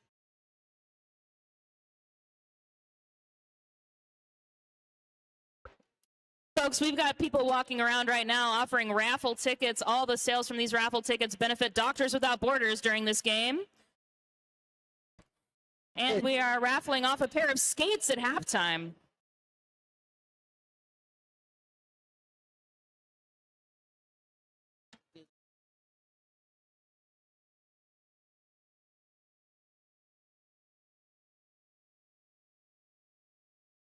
Four more points there for the Lab Rats. Highest scoring jam of the game thus far, bringing our score 21-2.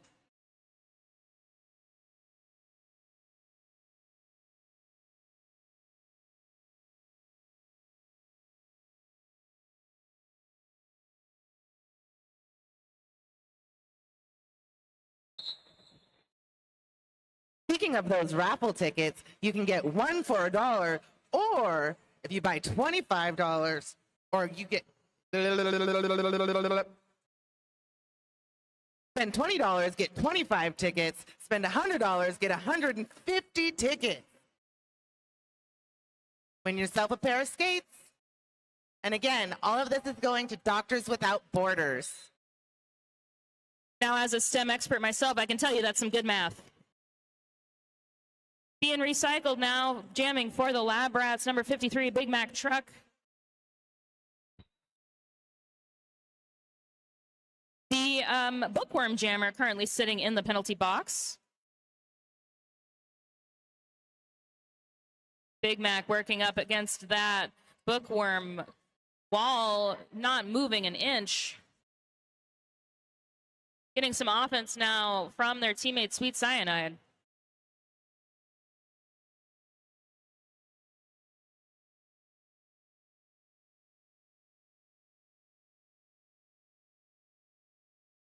Jack's back on the track now for the Bookworms.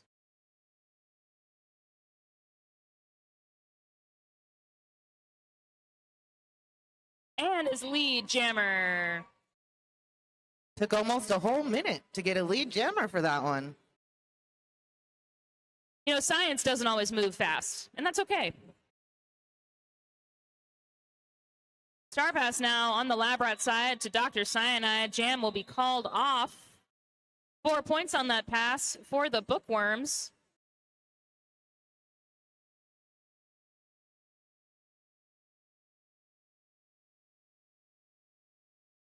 The Bookworms just broke a 3-jam scoreless streak with those 4 points. Hoping to continue that momentum now. We've got number 424, Artie Misfit, going up against number 25, Titan.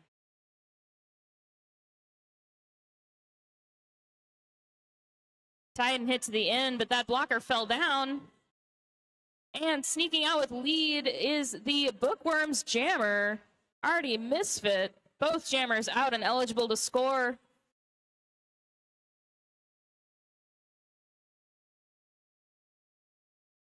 Artie Misfit hit out there by the Lab Rats, forcing that call off before they can get more than 1 point. Sure Grip Skates and Hut Trucks, proud to be made in the USA.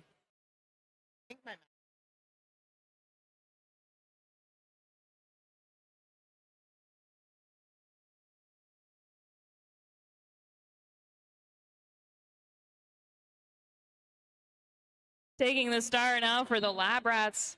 First jam wearing the star, I believe. That's 1220, Black and Blue G. Going up against the Bookworms. Oh, but Black and Blue G is lead for the Lab Rats. Rhodes Warriors still working on their initial pass, but Blue is back in the pack and scoring.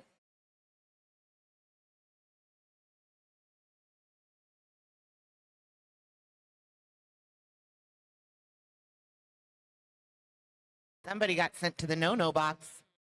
Yeah. And with a star stash, Rhodes Warrior has completed their initial pass, and Blue has completed 4 points. Team telling them to run it. Their samples are still in the centrifuge. They cannot call this jam yet.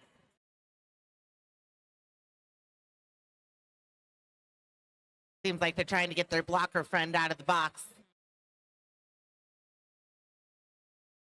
Rhodes Warrior recycled scoring points for the Bookworms. Blue working up against a full 4-person defensive formation. Oh, delivered to the outside line there, but that will be a penalty for La Mujer Wonderlina. And Blue calling that jam. Another big jam for the Lab Rats, bringing their jam total to 11. Never mind, 10. Looks like the Bookworms need to start doing a little studying so they can close the gap a little bit. I agree with that, yeah. I mean, that's what field work will do for you. You know, you're out there, you're working hard.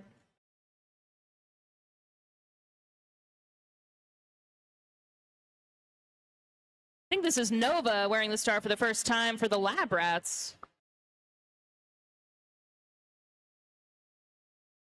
And Nova is your lead jammer. With a star stash, the Bookworms are also completing their initial pass now. Easy break oven putting that star back on their helmet, forcing that call off from Nova, who has 4 points there for the Lab Rats.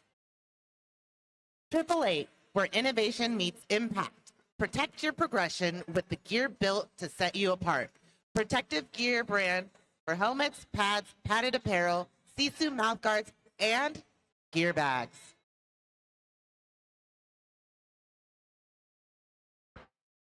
Artie Misfit on the line for the Bookworms, going up against Sweet Cyanide for the Lab Rats. But that's Dr. Cyanide to you folks. And Dr. Cyanide is your lead jammer.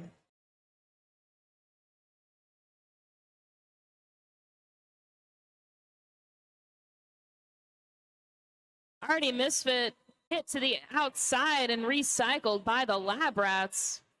Sweet Cyanide trying to hop in that lane 1, but also has to recycle there.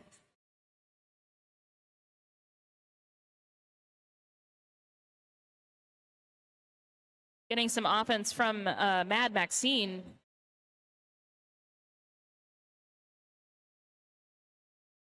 Looks like a direction's going to one of the Bookworm blockers. They should have used their antennae to sense which way to go in that situation. Like somebody got a cut track? Yeah, cut track now, and this will be a Lab Rats power jam for Dr. Cyanide and their teaching assistants.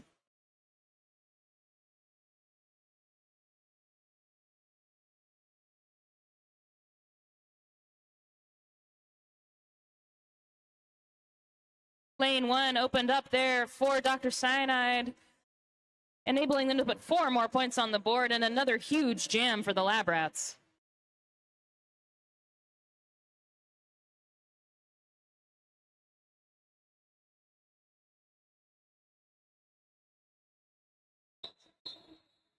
Maybe she was checking in.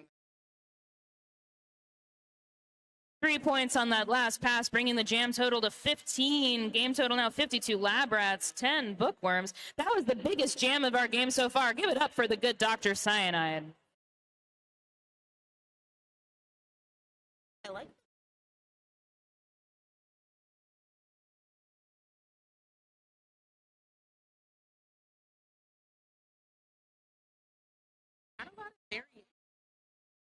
Boulder going up against Rhodes Warrior, who is your lead jammer for the Bookworms.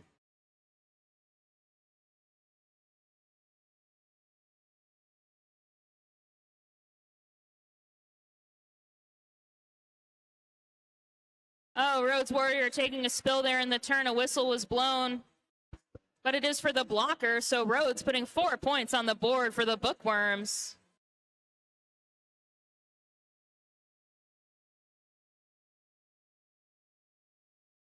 Apex jump attempted, and they will yield. They did not land in bounds. Boulder, though, scoring points for the Lab Rats.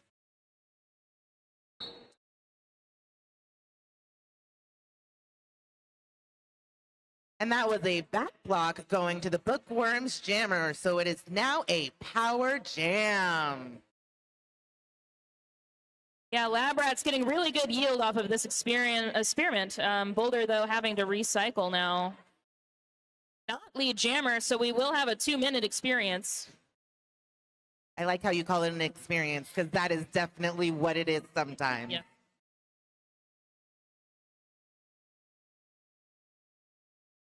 Boulder really trying to make that outside line work, but we'll have to adjust a few variables before trying again.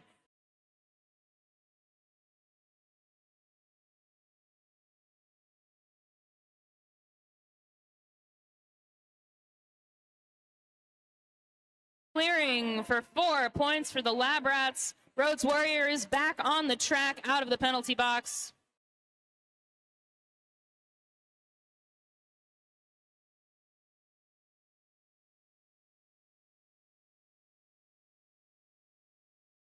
Hit to the outside and recycled, but the jam clock will expire.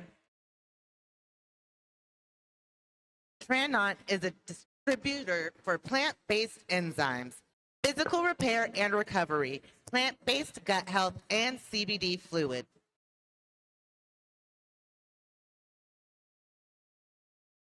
That was the highest point total cumulatively in the game so far. Hoping to beat it now on the line for the Bookworms. I think that is 1031. Holly Wheaton going up against Rusty Foxidation for the Lab Rats. And Rusty Foxidation is your lead jammer.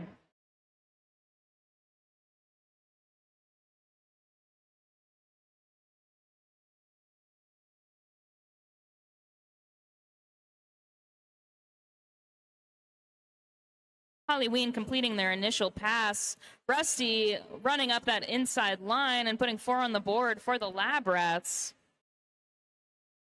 Halloween surviving a hit at the last second there from Sweet and Sour. And that jam will come to a close. Weepa Skates, making quality boots from Austria since 1920. A long time. It is a long time. Over 100 years ago. 105. Good math.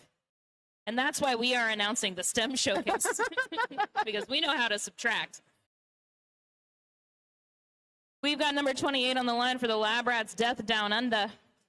I also want to make a special mention about Death. Make sure you scope the little rats on her lab coat there. Got some friends.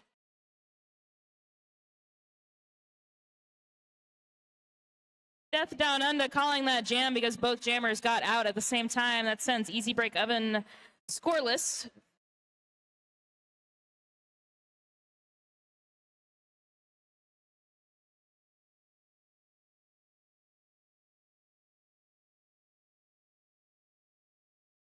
Artie Misfit taking the line for the Bookworms. Going up against, I think that is Big Mac Truck for the Lab Rats.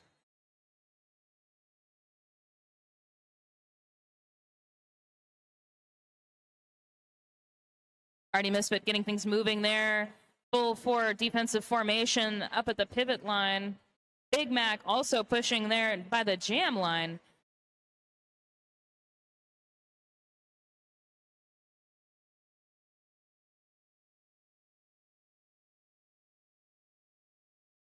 Everybody is fighting real hard out there. Big Mac Truck trying to stay in bounds as they fell, but a track cut will send them to the penalty box. This is a Bookworms Power Jam. Let's see if they can get their jammer out of the pack. The Bookworms have been studying hard on how to get lead jammer. Now it's time to apply what they've learned. Artie Misfit lead for the Bookworms. Good.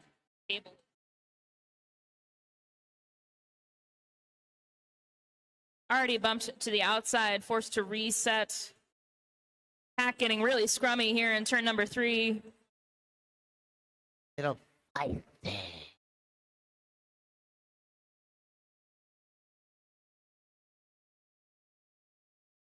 Big Mac is back from the penalty box, tried that outside line, and will have to reset. Artie Misfit only has 2 to beat at the top of the pack.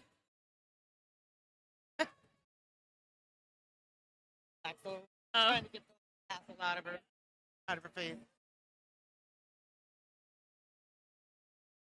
Some good one-on-one action there from Black Soul against the Lab Rat jammer. Ooh. Yeah, at the end of this game, Black Soul will be allowed to turn their tassel to the other side. Looks like it's going all over the place. Like a little windshield wiper. I need that. I have a visor helmet. Sometimes I wish it had, That's a good idea. Yeah. Somebody should do that. It won't be me. I'm a good ideas person, but like. Yeah, anyone who is the E in STEM can talk to me about that. I'll stick with the sciences.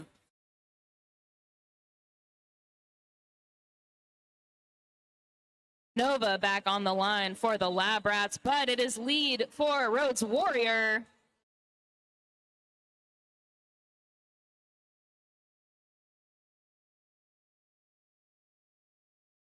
And a star pass completed there for the Lab Rats to number 495 Boulder.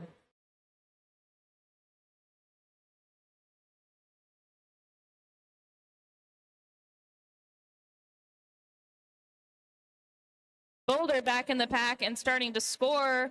Rhodes Warrior working on their scoring pass. Second star pass of the game. I think we did have a stash earlier. Things moving real slow out there. Oh, there's a little breakthrough, though.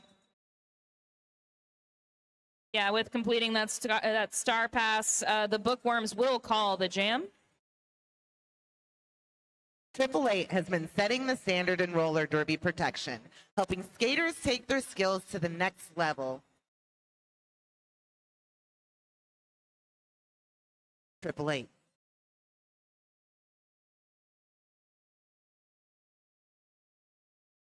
I got a pause. Halloween out there for the Bookworms. Ooh. Going up against Titan for the Lab Rats.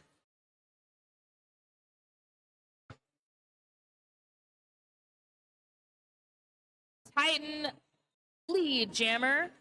Oh, but a forearm penalty. Just kidding.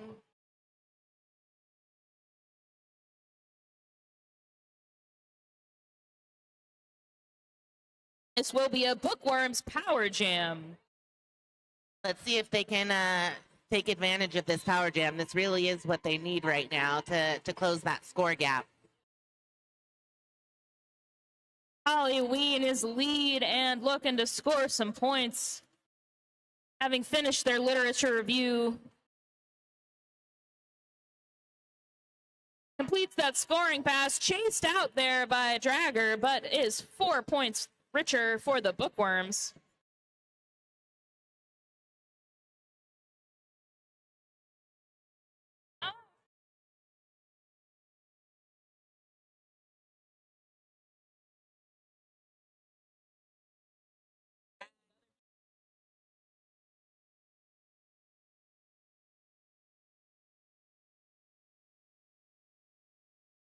Titan pushing against that Bookworm tripod. Oh, blown up by with some great offense from Death Down Under.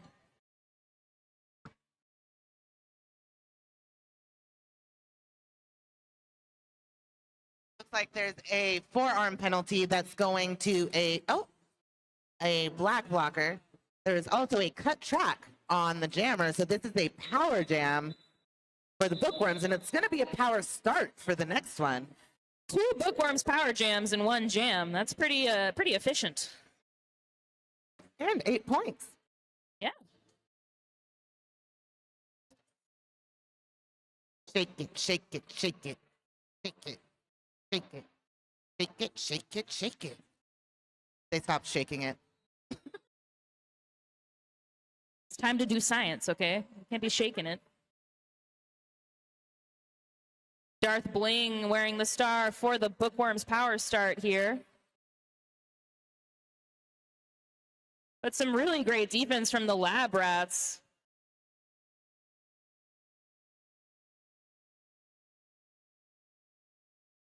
And Darth Bling escapes and earns lead jammer for the Bookworms.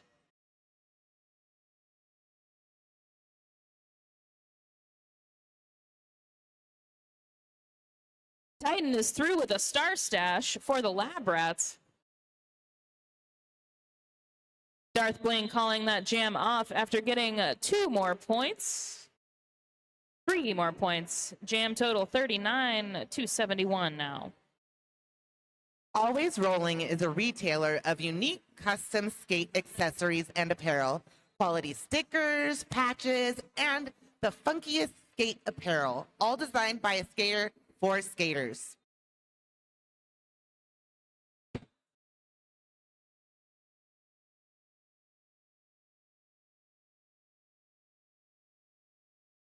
And it looks like the Lab Rats are going to take your lead jam.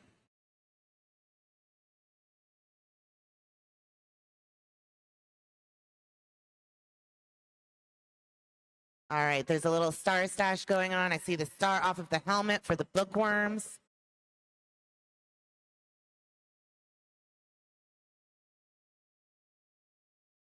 Whiskey's probably making that jammer want a little whiskey.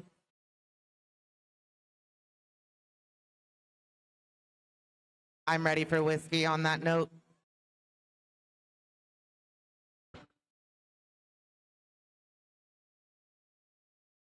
This is the first Lab Rats lead in at least 4 jams. And that's going to be a high block on the Lab Rats jammer. Let's again see if the bookworms can try and take advantage of that little jammer do-si-do.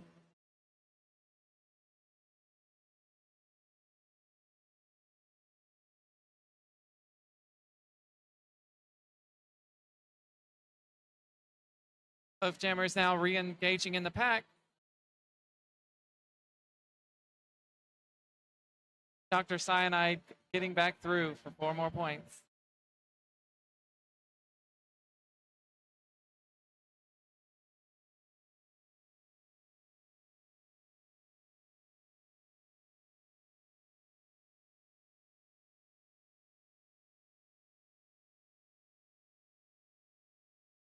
Everybody's going the wrong way. Lab Rats jammer being hit to the inside by Blaxel, but her teammate doesn't let them go too far back. Blaxel fighting up at the front, and that is going to be the end of your jam.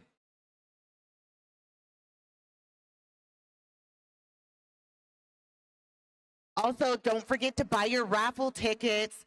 All the proceeds, all of them are going to Doctors Without Borders. It's $1 for a single ticket, or you get 25 for $20. If you're a big baller shot caller, want to win all the prizes, get 150 tickets for $100.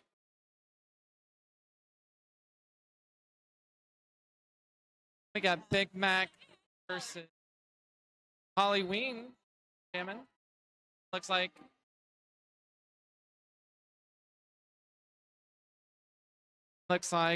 Lab Rats jammer headed to the box. Seems like Lab Rats jammers are having a little bit of an issue staying in the penalty box. You know, sometimes those Lab Rats just try to get out of their environment. I mean, it's nice to take a break every once in a while.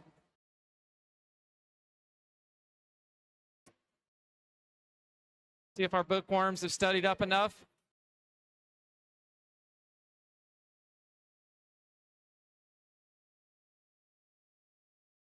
Almost stepped in a little too early, caught themselves, and did go back, made the right decision, and avoided that cut track call.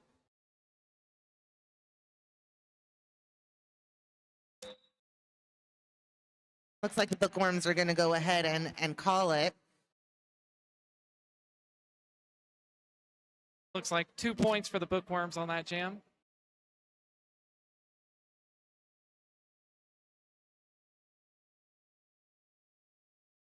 We got Rusty Foxidation versus Party Misfit.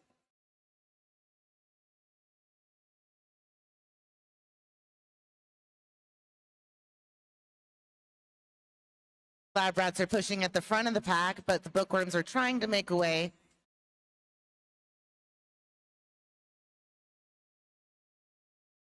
Looks like 2 blockers at the front, holding the Lab Rats jammer, but it's going to be the bookworms that get the lead. Lab Rats still pushing right there at the front. Nice little 2 blocker hold up here in the front. Oh, they did get out. Lab Rats working their way back around. But the bookworms are going to go ahead and call that one. Are you ready to find your next book? Go check out Plot Ducky's Sonia Doings at Books by Roller Derby Authors. Looks like Lab Rats are calling an official timeout.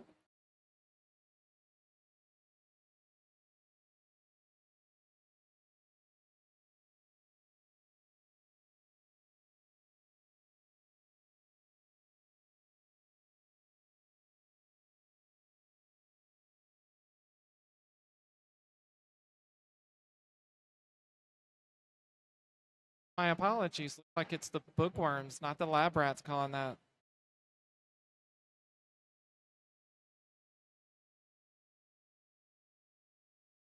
Ryel Skates family. You want to roll quick? Think quick. Quick bearings from Ryel, where precision meets performance. Ryel is a high-quality roller skate manufacturer making skates that are made to move you, made in the USA.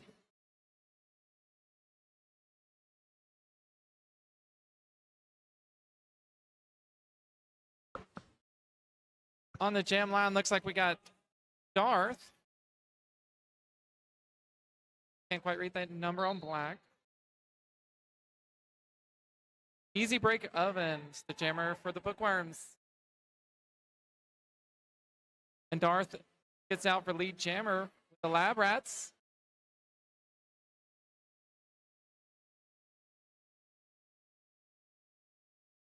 Drag trying to do a little bit of offense for their jammer. Both jammers now through. But it is lab rats that have the lead, and they're going to decide to call it off. It is now halftime. I hope you guys have gotten your raffle tickets. So they are getting ready to draw for the raffle, you guys. Make sure you have your tickets out. Let's be ready. The raffle winner certificate of award presented to the lucky winner of the Rollercon 2025 raffle will win a premium skater prize package valued at over $770, you guys. That's a pretty awesome package. I hope you got your tickets. You get a GH skate prize, GH skate package or boot valued up to $420. That's a great number.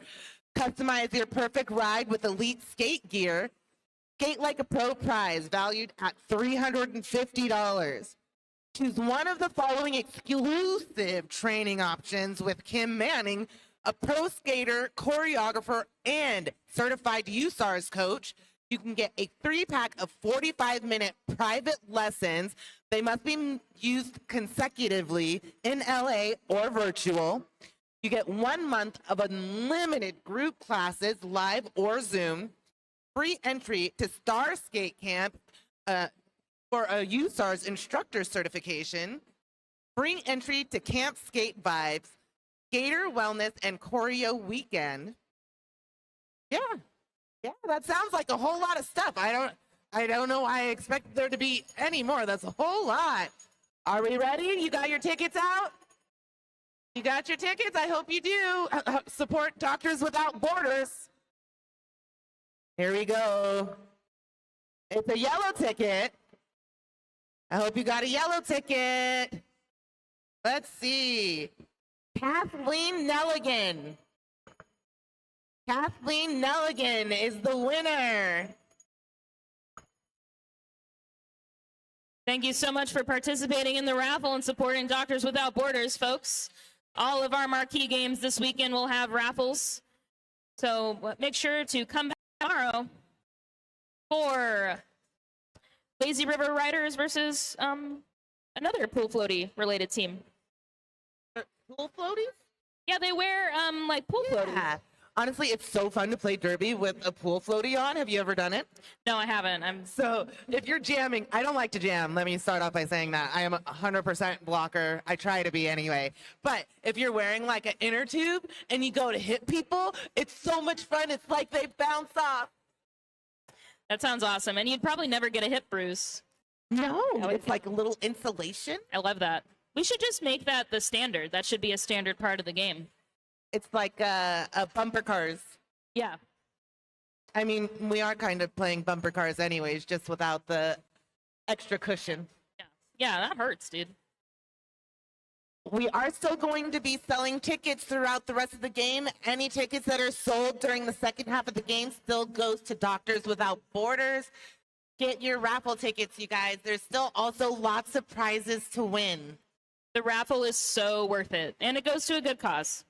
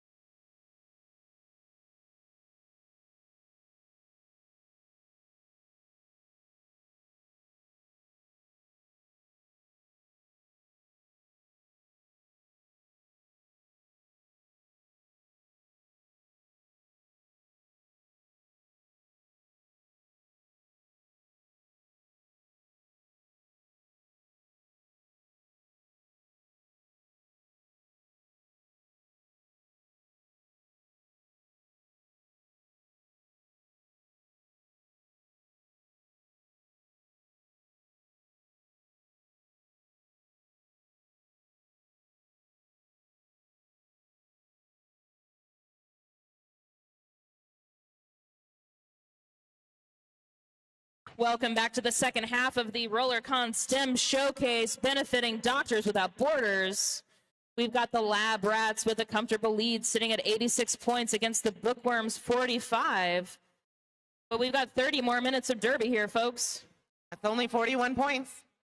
Yeah, that's 2 power jams, and we've seen plenty of those so far. With that whistle, we are off wearing the star and lead for the Lab Rats. That is number 318, perhaps? Dodgina? Oh, no.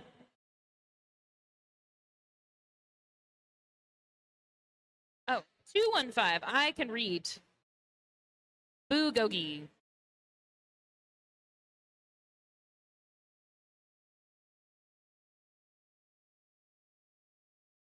Bugogi now entering the pack on their second scoring pass, bouncing off of those Bookworms and putting 4 on the board.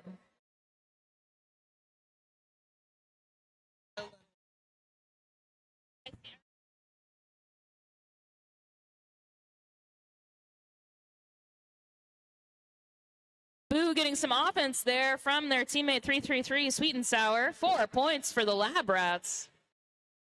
Bookworms Jammer still working on that initial pass.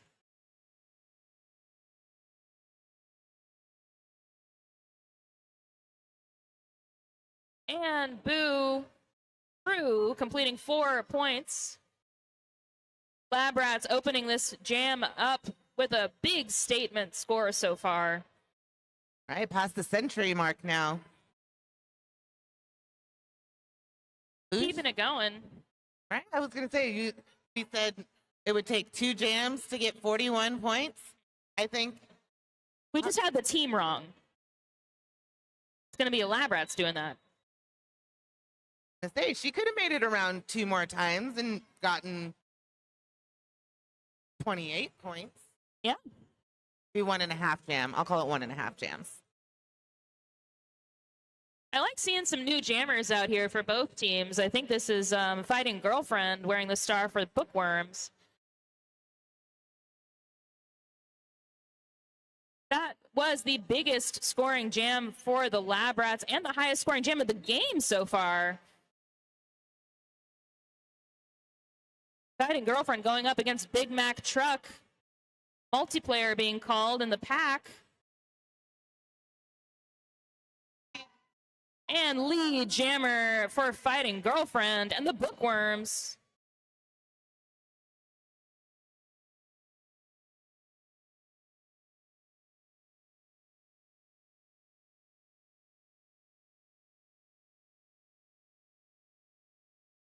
Fighting Girlfriend hung up on that Lab Rat tripod.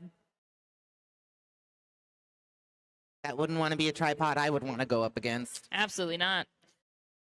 Oh, getting so low and completing their pass. Number 53, Big Mac Truck for the Lab Rats.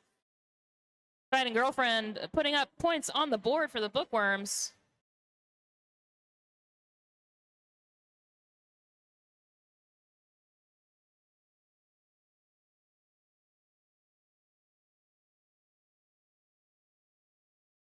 Four more points for Fighting Girlfriend. Big Mac still working on that pass in the Bookworm pack.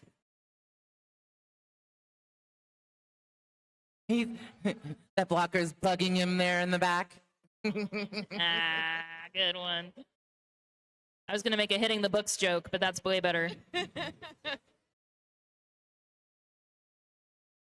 Bookworm tripod just reforming so well around Big Mac Truck. Fighting Girlfriend, though, recycled now. Working on their third scoring pass. Trying to close that score gap a little bit. And getting a little closer to it, calling that jam. Both jammers earning 4 points on that last one.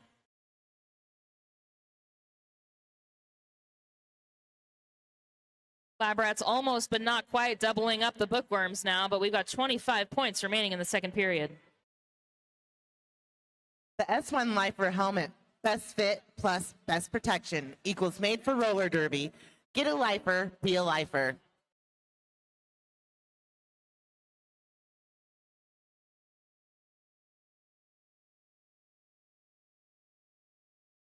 Easy Break Oven wearing the star for the Bookworms, going up against Rusty Foxidation. But Easy Break Oven is your lead jammer.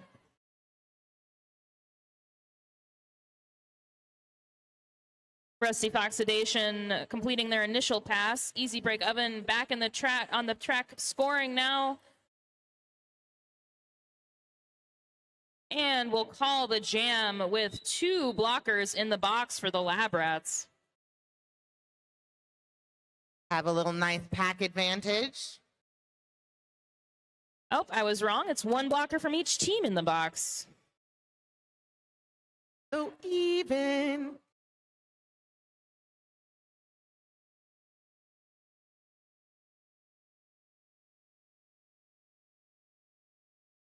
Pivot line start here for both teams, giving the jammers plenty of room to run. We've got Rhodes Warrior, but Lab Rats earn the lead. I like her shorts. Yeah, they're really pretty. Sweet and Sour, 1 to beat at the top, shrugging off that contact from Prim Reaper and putting 4 on the board for the Lab Rats.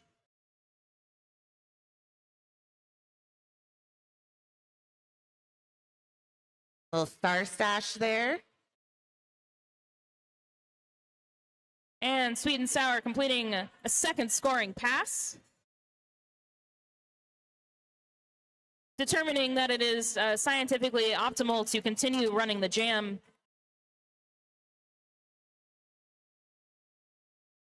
Rhodes Warrior has lost a suspender, but has gained 4 points. Roller Derby Athletics is an online roller derby fitness training. The Roller Derby Athletic app delivers off-stage training to help skaters get stronger, faster, and fitter.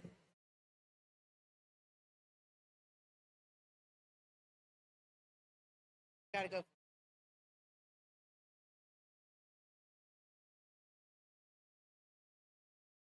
We've got Boo Gogi on the line for the Lab Rats, going up against Artie Misfit for the Bookworms. Looks like there's a high block being called on the Bookworms jammer. Power jam. Boo Gogi being recycled by Walt Hitman. Offense has to come back. Always more difficult for offense to come from the front to the back. And now we're gonna... Somebody got a forearm. It was a blocker. It was a blocker. Boo Gogi with 1 hand down. And your lead jammer. Death said, stop bugging my jammer. 1 hand down is such a beautiful move. Love to see it.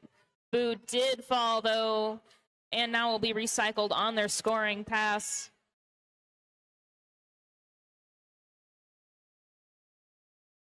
Artie Misfit back on the track for the Bookworms.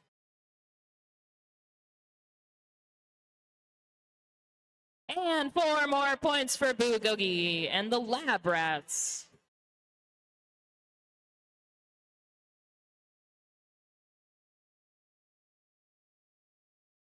With a hop, skip, and a jump on the outside line. 4 more points for Boo Gogi. Sure to win that grant funding at this point. Star Stash has freed Artie Misfit for the Bookworms. And that jam will be called off from the ground. 3 more points for Boo Gogi. Sure Grip is a skate manufacturer. They are proud that their Sure Grip skates and Huck trucks are made in the USA. Hell yeah. That one was hard to get out.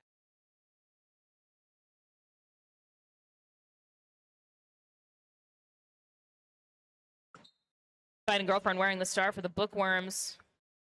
Going up against Number 25, Titan for the Lab Rats. Titan now recycled on the inside line, getting some offensive assistance from Nova, but it's not enough. Still fighting for that initial pass. And his lead for the Lab Rats. Fighting Girlfriend working on a rapidly reforming Lab Rat wall, but Pack getting too strung out. They have to let them go, completing their initial pass.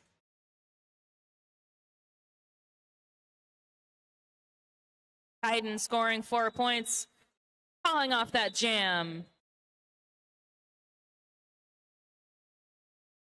Hell's Gate has supernatural roller derby comic books, art, and skate-inspired handcrafted jewelry. Go check them out.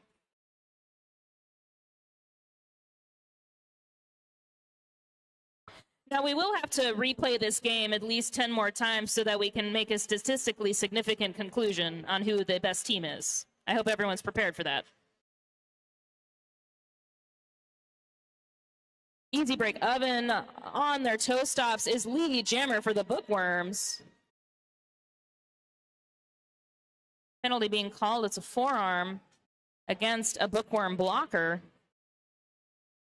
And the Lab Rat Jammer earning a cut. This will be a Bookworms Power Jam.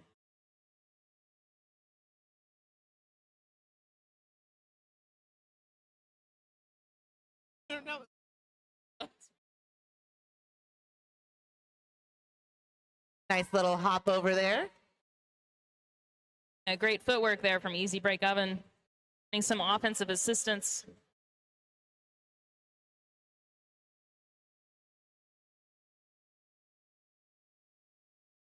Great tracking from Sweet and Sour, but Easy Break Oven now breaking through that pack. 4 more points for the Bookworms. Yeah, are they going to run it? Both jammers on the track now.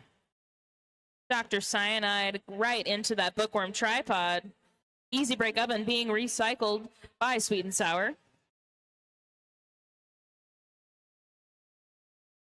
Oh, nice. Great apex jump.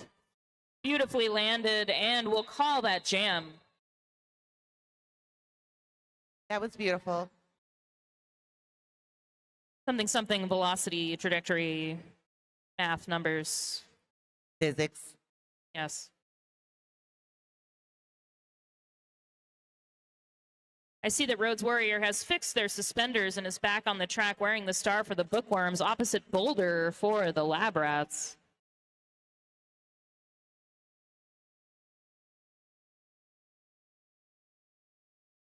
Both jammers trying to push right through the pack. Boulder getting an early advantage and his lead for the Lab Rats.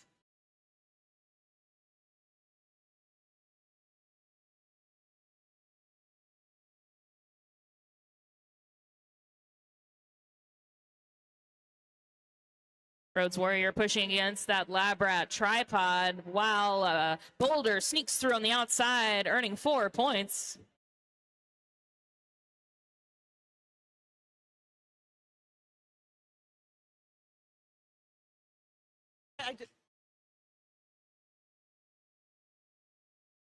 Oh, a penalty sending Boulder to the box.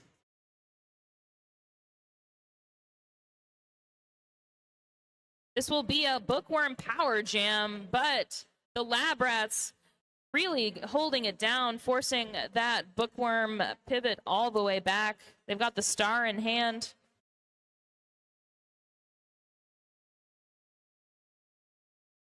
That's Jax working to get free.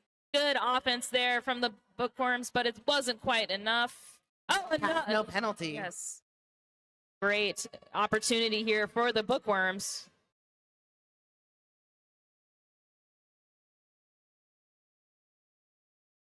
Boulder back on the track, putting points on the board for the Lab Rats.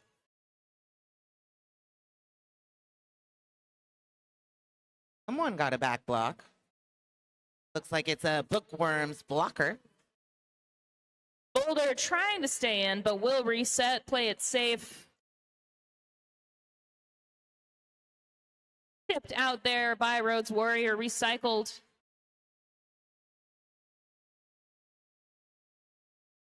The jam clock comes to a close.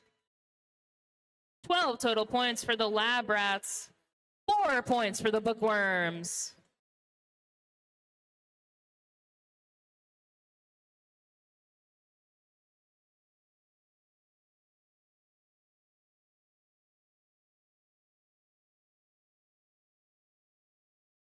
Oh, I believe that there was a Bookworm penalty at the very end of that jam. This will be a power start for the Lab Rats. It's so nice when the lab is empty and you can just get your work done. And Bugogi is your lead jammer. She said she got that work done. Right. Who's only got 2 blockers to beat with that goading done by the Lab Rats. While reforming now, though.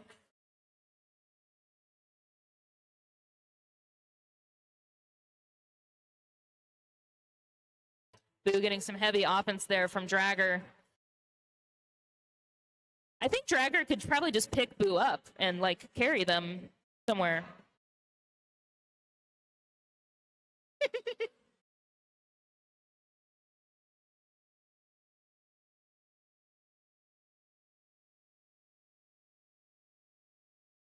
Both jammers working hard here in turn 2.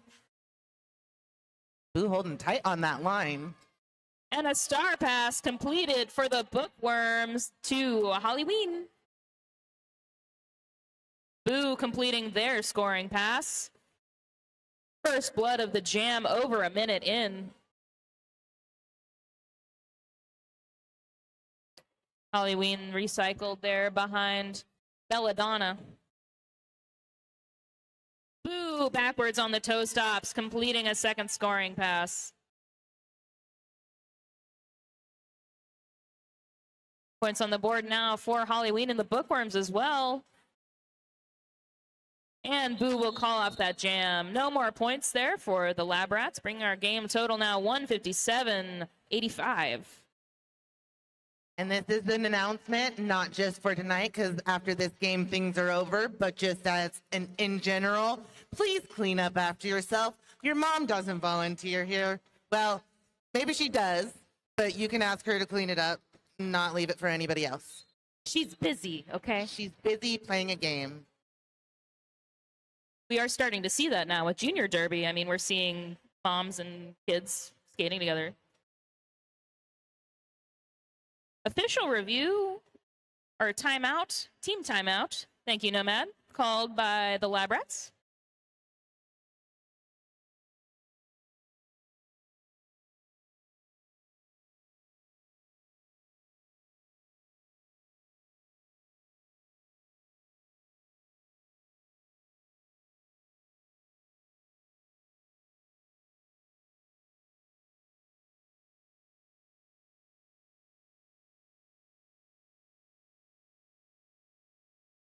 All right, got a little less than 13 minutes left in this game. Lab Rats have a score of 157. Bookworms have a score of 85. Team timeout wrapping up. We are seeing these teams congeal on the jammer line. 72 points? Easy. Fighting Girlfriend wearing the star for the Bookworms. Opposite for the Lab Rats, Easy Break Oven. Or no, sorry, that is Sweet and Sour. Who's lead jammer for the Lab Rats?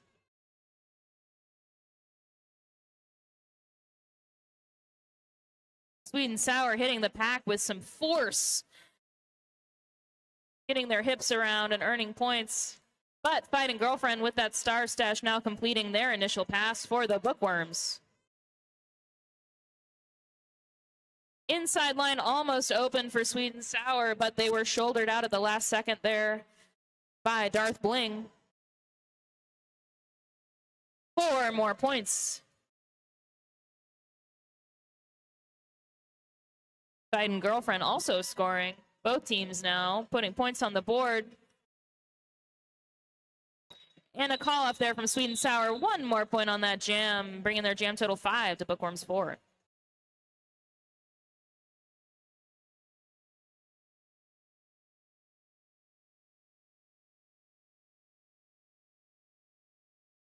Get on.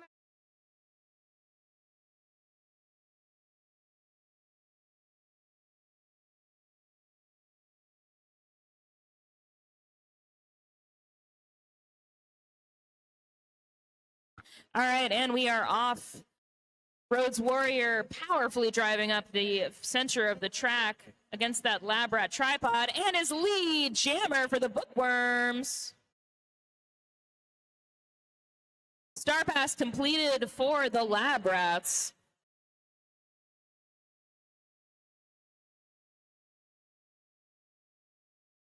Star pass completed for the lab rats to number 85, Darth.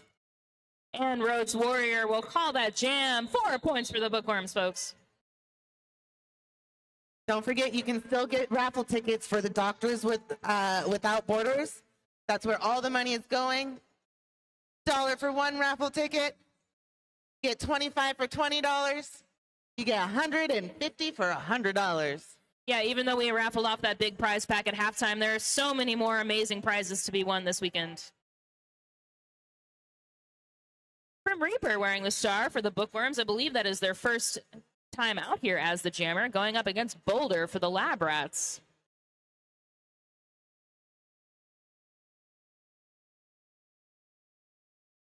Looks like a low block was assessed. Boulder in the box. This will be a power jam for the Bookworms. Prim, one to beat, does so. Lead jammer.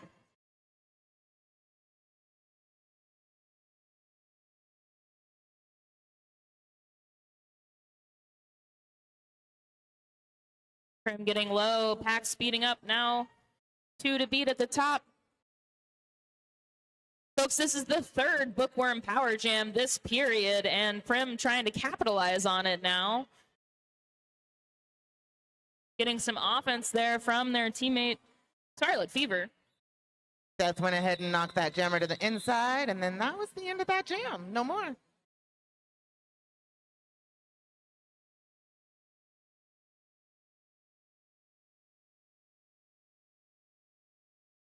Speaking of the raffle, make sure to take a look at the raffle winners when you pass the tent booth.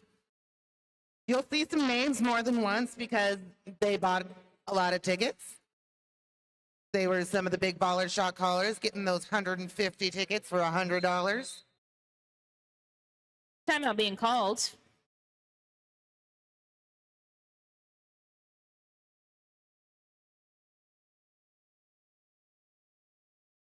Quick official timeout. Really quick. Blink and you missed it. Thankfully, we have instrumentation that allowed us to pick up on that. Easy Break Oven wearing the star for the Bookworms. Going up against Titan for the Lab Rats. Easy Break Oven, though, has the pack all strung out. We get the no pack call. And their lead jammer. Quickly adjusting their tie. We have to remain professional here, folks. This is a work environment.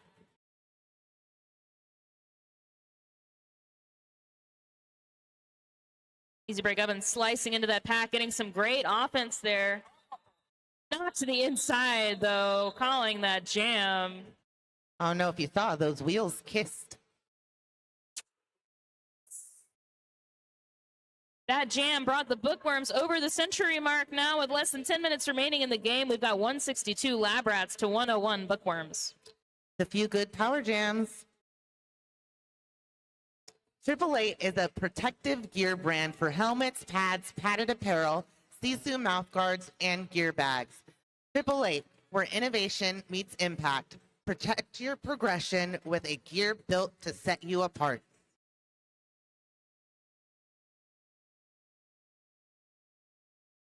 Rhodes Warrior on the line, taking the star. That was a direction. Lead jammer for the Bookworms. Big Mac truck still working on their initial pass for the Lab Rats. Rhodes Warrior so fast on that inside line. 4 points. She cut herself. Just kidding. Yeah, props to all of these skaters for even staying upright on these slippery floors. Rhodes Warrior calling that jam a big 8-point jam for the Bookworms. TSG, technical safety gear. Protective gear that constantly raises the bar in terms of style, comfort, design, technology, and above all, safety. Those are my favorite knee pads. I've been skating for 10 years and I never knew TSG was an acronym. Yep. Today I learned. Always learning.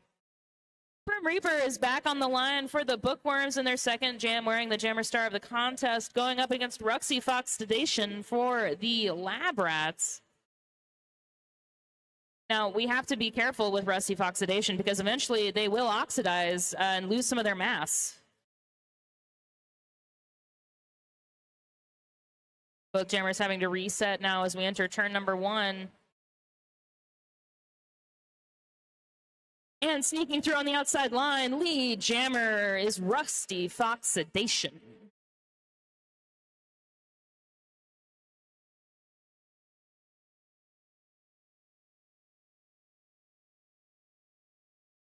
Star Pass completed on the Bookworms team. Holly Ween now eligible to score.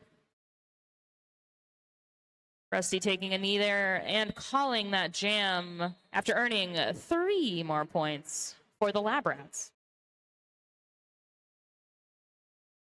Roller Revival. Support the Roller Revival by stopping by their booth for new roller derby graphic tees, stickers, pins, and patches. Folks, if you're enjoying these beats tonight, give a shout out, put your hands together for our DJ, Mr. Sister. Yeah, these tunes have been on point. With that jam, the Lab Rats broke a 4-jam scoreless streak and broke the Bookworms' 4-jam lead streak. Bookworms definitely picking up some momentum here in the second period. And like any good experiment, it can take some time for those results to manifest. Only a 56-point difference.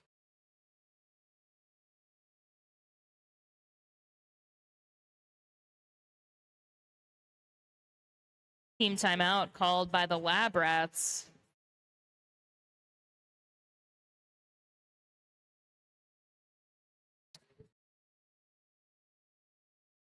Triple Eight, the best fit options, technology, and safety certifications. The deep cover helmet from Triple Eight.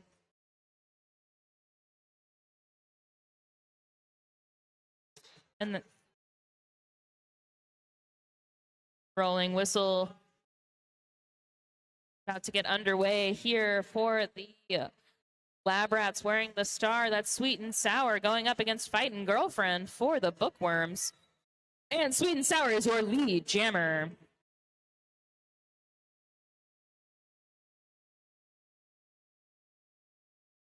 Fightin' Girlfriend shouldered to the infield there, forced to recycle behind Death Down Under. Sweet and Sour completing a 4-point pass for the Lab Rats.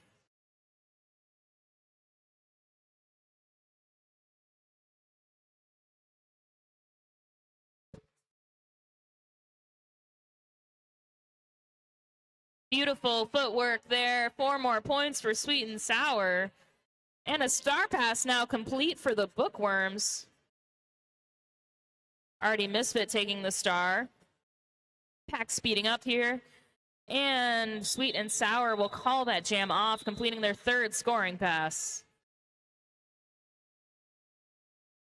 WFTDI Wellness and Body Breakdown. Wellness through massage, hydration, and preventative care. Visit the WFTDI Wellness booth for free wrapping, injury assessment, and wellness products. Then visit Body Breakdown and book your massage with Blue.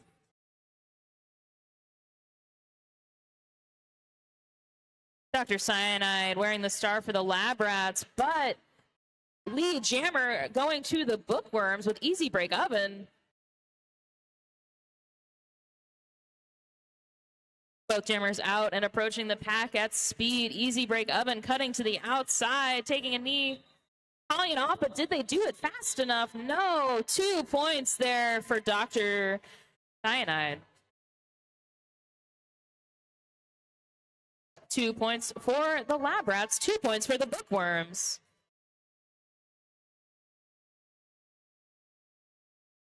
Both teams attempting to reach equilibrium.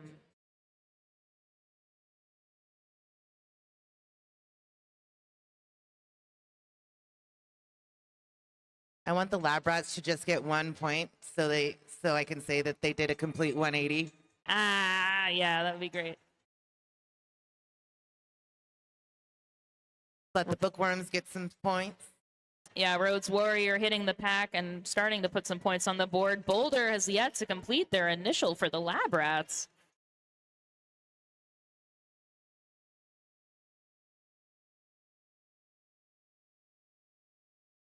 Boulder with some big toe-stop steps on the inside line, now completing their initial pass, and Rhodes Warrior completing a score.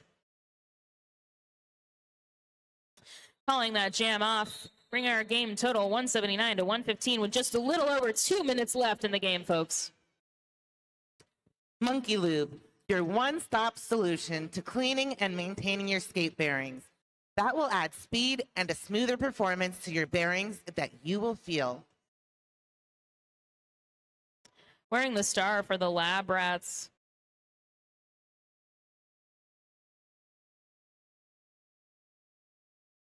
That is number 28, Death Down Under, going up against Goldie Knox for the Bookworms. Both jammers recycled on the inside. And Death Down Under is your lead jammer.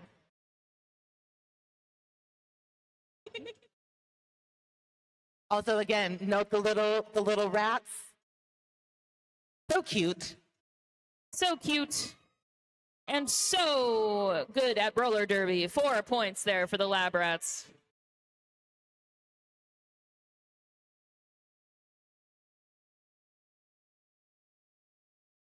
He is actually pretty good at roller derby or whatever. I suppose so. I mean, scientifically, that appears to be a fact.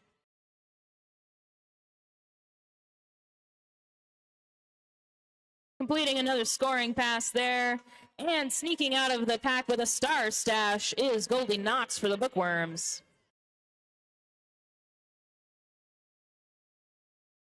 Ooh, a hip whip will get 4 points there for the Lab Rats. That was beautiful.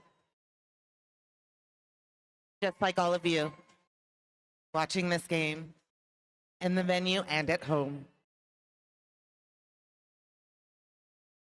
In case nobody's told you today, I'm telling you that you're pretty. Oh. This might be our last jam of the game. We've got Dr. Cyanide wearing the star for the Lab Rats against Fighting Girlfriend for the Bookworms. Dr. Cyanide only has one to beat. Earned lead, but still hung up in the pack.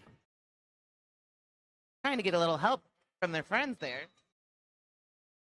And now out and eligible to score, but Fighting Girlfriend right on their wheels.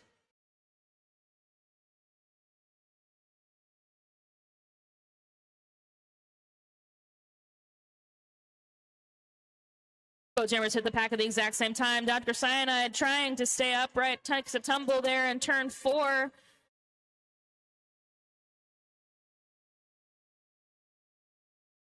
Strong hit to the outside there from the Bookworms pivot, Halloween.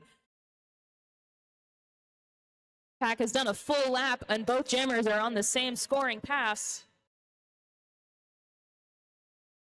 And Dr. Cyanide completes that scoring pass for the Lab Rats, leaving Fighting Girlfriend to recalculate.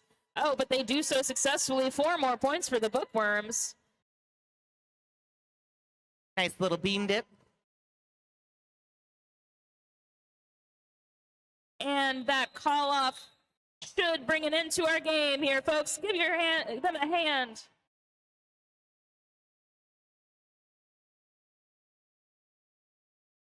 I know this game is over, but our weekend is not. Make sure that you stop and thank a ref or an NSO or a volunteer or anybody who's been helping out here, the medics and everybody, because a lot of volunteers are here to make all of this happen. So make sure to show your appreciation.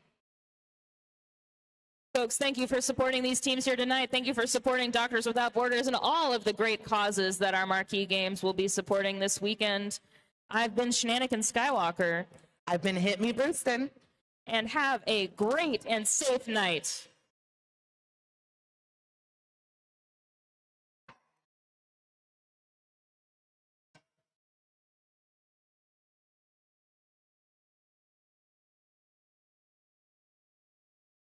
Remember that tonight's party is off skates.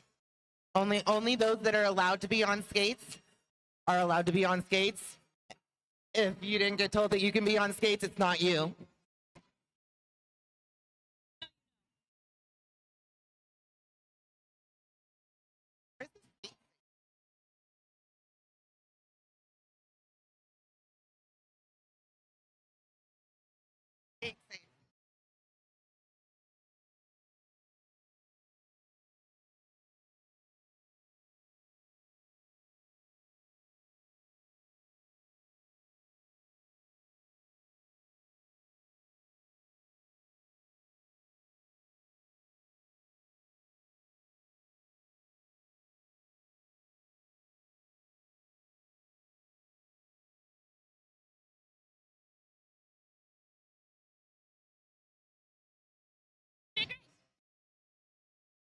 You're welcome, guys.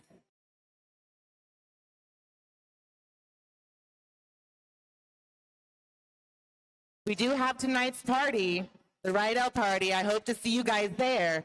But if you need a wing person or walk back to your room, make sure, take out your phone now, save this number so you can call or text Skate Safe. All right? The number is 702-530-8775 or access it from the Rollercon app. Again, I'm going to put the number out there for you again. The number is 702-530-8775.